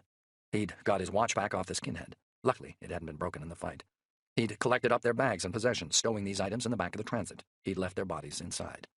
After cleaning himself up and changing his clothes, the following morning he burned the farmhouse down, knowing that otherwise his DNA would be found, and he'd be blamed for what had happened there, too. In addition to the weapons, documentation, computers, and phones he'd found inside the mercenary's brown leather holdall, Danny had recovered his own stolen wallet and jacket from the Ritz, along with its set of fake ID and credit cards in the name of Samuel Wilson Jones. He and Lexi had driven through the night. They ditched the transit in Bristol city centre the following morning and had bought an SUV from a used car dealership with an Amex. They then sold that vehicle at another dealership for cash. In a third dealership, Danny had paid cash for an old VW camper van, which was now parked at the side of the cottage, out of sight. Lexi had handed over a month's rent up front for the use of this property, along with a large cash deposit. She'd given one of Danny's new disposable cell phone numbers as an employer reference to the small-town agent she'd rented the property through, but they'd not even bothered calling Danny to check. Lexi looked different now from the girl whose face had been plastered across the media for the last 5 days. Her hair was cut short. She'd done it herself at Danny's request, along with home dyeing it black in a motorway service station bathroom the morning after they'd fled from the farm. The media had, of course, by now matched the Danny and Alexandra Shanklin who had been attacked by the paper stone scissors killer in the States. None of Lexi's school friends had known a thing about that before. Yet another part of her life he'd screwed up. And yet another reason he was determined to see this through, so she could once more hold her head up high. He'd altered his own appearance, too, in the last few days. Fair hair, new clothes from a store in Bristol, glasses. His jaw was thick with stubble. His plan was to let it run to a full beard and grow his hair longer, too. It was a start, but he already knew he'd have to do a whole lot better.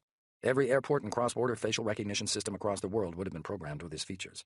The London manhunt might have ended, but the global search for Danny Shanklin had only just begun.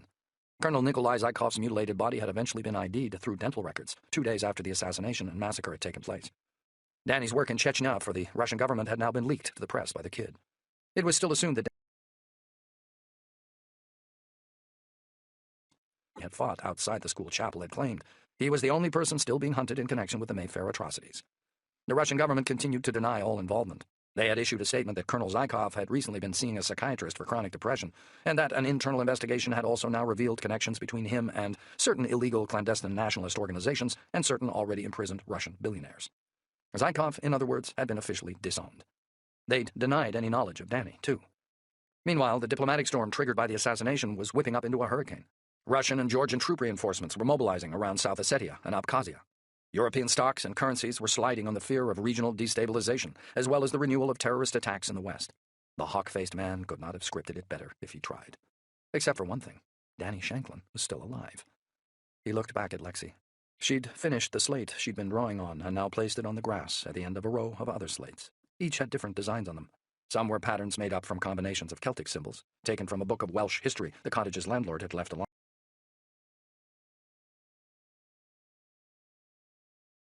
Wildlife, of buzzards circling high up on thermals, of rabbits and foxes and deer. It was good to see her doing something normal, something that she liked. And her grandmother Jean had been right, Danny thought. Lexi really was talented. He felt humbled watching her work, both startled and amazed by his own flesh and blood. Lexi said she was planning on taking the slates back to school to use as part of her coursework. He'd like that, if something good were to come out of all this. It still astonished him how quickly she'd adapted. She hadn't complained about the fact that she couldn't yet return to school or contact her friends, about how the only way for him to protect her was to keep her hidden until he'd cleared his name. Danny wasn't only worried about intelligence agencies wanting to get their hands on her to use against him. She was still the loose end that the hawk-faced man had failed to tie up. Danny wasn't kidding himself either, though, about how well she'd coped. He wanted to take practical impact the events of the last week would have on her. He feared she could still end up suffering from some kind of post-traumatic anxiety. He needed to get her somewhere secure as soon as he could, and get her help, someone neutral she could talk to, a professional, someone who could do a much better job than him. Once all this was all over, he needed to take proper care of her, to make up for all that lost time, to become a real father again. He still couldn't forgive himself for having fired up his phone while he'd still been at Alice's home. If he'd not committed that one careless, unthinking act through which he'd been traced, then Lexi would still be safe and Alice DeLuca would still be alive. According to Lexi, the hawk-faced man had shot Alice in the face as soon as she'd opened her front door. According to the newspaper article Danny had read, she'd died instantly. The machine pistol she'd been killed with had been fitted with a sound suppressor. No one outside Alice's house had heard a thing. No one had come to help. On the stairs. Last night, Danny had dreamt of Alice, as though she'd still been alive and they'd still been together. They'd been walking through Green Park hand in hand towards the setting sun. They'd been busy making plans. The police hadn't yet identified Danny's fingerprints at Alice's home, but they would. He'd be blamed for that, too. Of course, Lexi would be able to act as a witness to what really happened, but would the police believe her? Not if they still believed Danny was responsible for the hit and the Mayfair massacre. They'd assume she was covering for him or had somehow been involved as well. Danny had dreamt last night of Sally, also. But in his dream, she'd still been dead, strapped to that chair in the cabin with her mouth gaping wide, and her eyes as deep and dark as burrows. Watching now, as Lexi lay down on the grass and stared up at the swirling gray sky, Danny scratched at the scar where the paper-stone scissors killer had driven the shears deep into his thigh. In the scissors killer. That was what the media had taken to calling the director after the details of Danny's family's ordeal had been leaked. Danny and Lexi had been the first to survive one of his attacks. After he'd faded like a ghost into that snowstorm, Danny had collapsed. It was Lexi who'd saved him. His 9-year-old daughter. If he'd been on his own, he would have died. She'd gone back into the cabin. She'd gone back in there, where Sally and Jonathan had been. She'd gone back in on her own, and she'd found Sally's cell phone and had dialed 911. The police had combed the valley for the stranger's body in case Danny really had clipped him with that Browning as he'd thought.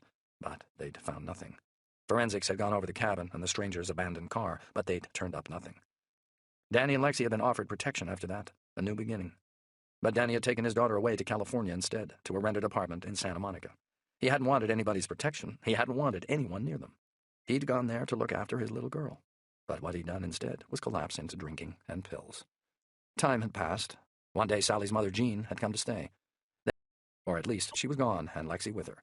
Danny had been too doped up on drink and pills to remember the how and the why. One night, months later, he'd thought about killing himself, but had instead made a phone call asking for help.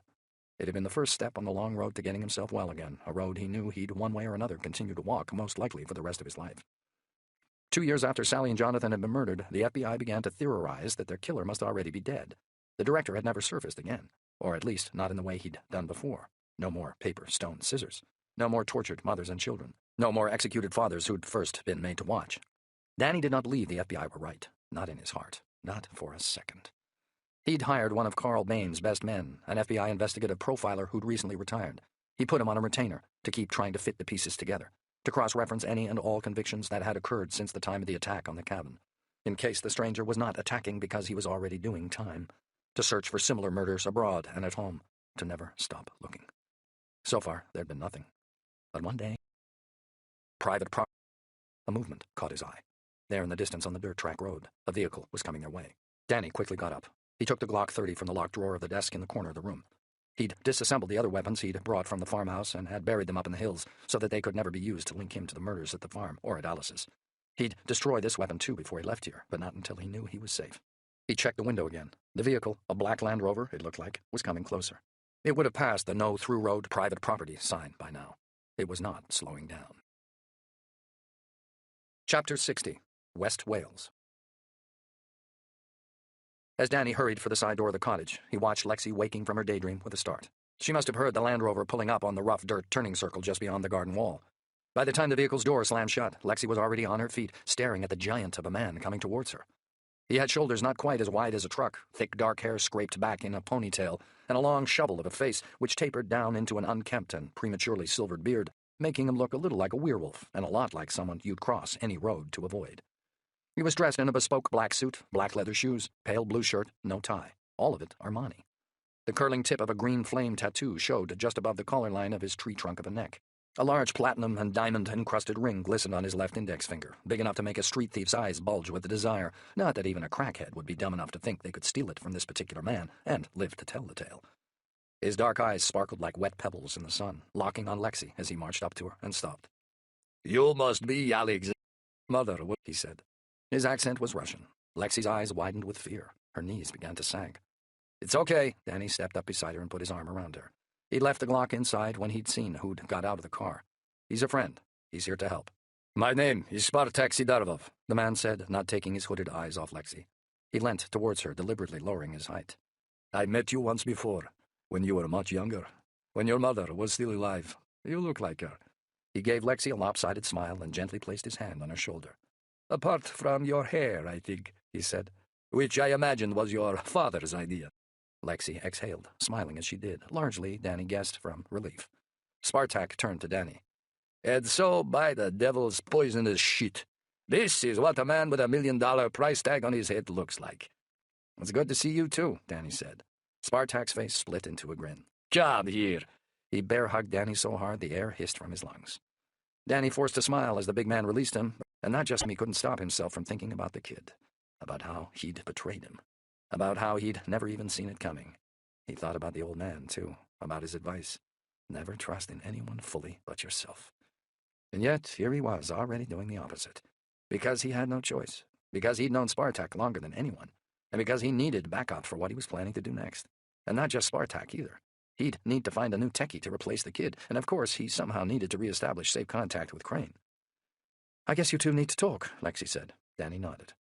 "I'm going to finish my slates," she said. "Call me when you've got lunch ready," she added, with a sly smile that made Spartak grin. "Just like her mother," he said, as he set off with Danny towards the cottage. They went inside. Spartak weighed nearly 18 stone. As the two men sat down opposite each other at the kitchen table, his wooden chair creaked like it was about to splinter. Danny cut straight to the chase. He told Spartak everything that had happened to him from the moment he'd met the kid 5 days ago outside the Ritz, right up to when he'd fired those shots at the Cessna. Hovrabov had his little conversation with the dying torturer about everything he'd revealed. He'd given Danny his real name, but he'd not known the identities of any of the others, in spite of having worked with them before. The hawk-faced man, Glinka was the only name the torturer had ever known him by, was a Russian mercenary, who the torturer claimed had been approached 3 months before by certain elements within the Georgian Secret Service. They'd hatched a plan to assassinate their own supporter, the writer due to address the UN, Medina Hovrabova, and blame it on the Russians, to reinvigorate international political pressure demanding Georgia's reunification with her former territories, to help them get back what they thought of as theirs by right. Glinka had decided to pin the assassination on a member of the Russian embassy staff. Its military attaché had been the obvious choice, but as his team had set about researching Zykov prior to his abduction and the hit, Glinka had realized he might have met the colonel before.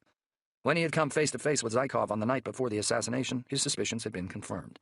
In 1990, Zykov had illegally raided the biopreparat chemical weapons facility at which Glinka had been stationed. Fearing the imminent collapse of the Soviet Union and the subsequent neutering of Russia's security and power, certain secret chemical weapons for the potential future exclusive use of the Russian state. It was these which they'd gone to the biopreparat facility to steal. 5 nights ago, Glinka had tortured Colonel Zykov in his apartment to discover where those stolen chemical weapons were being kept now. The colonel didn't know, since the weapons had been regularly moved since their original theft. What he did know, however, was the name of the hidden and encrypted file on his government intranet computer that was regularly updated by his co-conspirators with the weapons' current locations. The discovery of the existence and proximity of this file was what had led Glinka to change his plan. As well as carrying out the assassination he'd been paid to do, he would now steal the stolen weapons data, too, for his own personal gain. "And so they mutilated the colonel's body," Spartak said, quickly guessing ahead, "to buy themselves more time. Because the second Zykov was discovered missing, the embassy would be locked down." His co-conspirators, as part of the protocols of their own web of trust, would have remotely destroyed his copy of the file. "All of which leaves us with one big problem," Spartak said. "They have the data, and we do not. We don't even know what these chemical weapons are they are planning to steal." "Smallpox," Danny said. Spartak looked up sharply. 6 different formulations, Danny continued, against which current vaccine stockpiles are completely ineffective. Spartak's expression darkened as he did the maths. Danny must have looked the same when he'd first researched the ramifications himself, about the kind of cataclysmic damage a chemical weapon like this could wreak. In the event of a hybrid smallpox outbreak, current ring vaccination and quarantine containment measures would only slow, not stop, the development of a pandemic. The death toll could reach not just into the hundreds of thousands, but into the millions. Economically, it would cost governments billions. Only 1 in 3 people exposed to the disease would survive. "My God," Spartak said, "but this is terrible." God had nothing to do with it. The biopreparat Zykov and his co-conspirators had tricked their way into, back in 1990, Chinese smallpox formulations developed as part of the Soviet biological warfare program. The effectiveness of these weapons had increased exponentially over time, due to the fact that the otherwise globally eradicated smallpox virus was no longer vaccinated against. "And I don't suppose there's any way to prove any of this," Spartak said. Danny had thought about that himself, about tipping off the current Russian government, the Americans, Chinese, Indians, and British, too, but why would any of them believe him? "Not even if anyone was listening to us," he said, "which they're not. And there's no way to tip off Zykov's friends, either, that Glinka is coming for them, and what's theirs. We don't even know who they are." Spartak threw up his hands, exasperated. "Then we're completely and utterly fucked, my friend." Danny dug into his jeans pocket and pulled out a black data stick, the same one that had been left there for him 5 days ago, hanging round the dead colonel's neck. Spartak's hooded eyes narrowed to slits. "What's that?" Danny handed the stick across. It looked as insubstantial as a twig in Spartak's huge hand as he slowly turned it over. "It's the stick the kid gave me," Danny said. "The one he was going to use to lure me." Kissed the Lexi. "The one he said didn't have anything useful on it." He paused. "Well, now it does." Spartak smiled slowly. "You stole the data." "Copied it," Danny said. "I knew they'd check on the phone to see if it was all there, but while I was still in the colonel's murk, I copied the file direct from the kid's phone, then hid the data stick in my shoe." Spartak kissed the stick. He clenched it tightly in his fist. "So now we know what they know. What they're going to try and steal. And where they're going to try and steal it from. And let me guess," Spartak said, unfurling his fist again before returning the data stick to Danny. "Some of these seriously deadly and priceless biological weapons are in Russia, which is why you've called me in. And because I was missing you. But of course, because you are only human," Spartak said with a shrug. Danny smiled, but he felt no true happiness then. Only nerves. Spartak had a family of his own. He had every right to walk away from this now. Danny watched and waited as the Russian stared out of the window, processing and assessing all that he'd heard.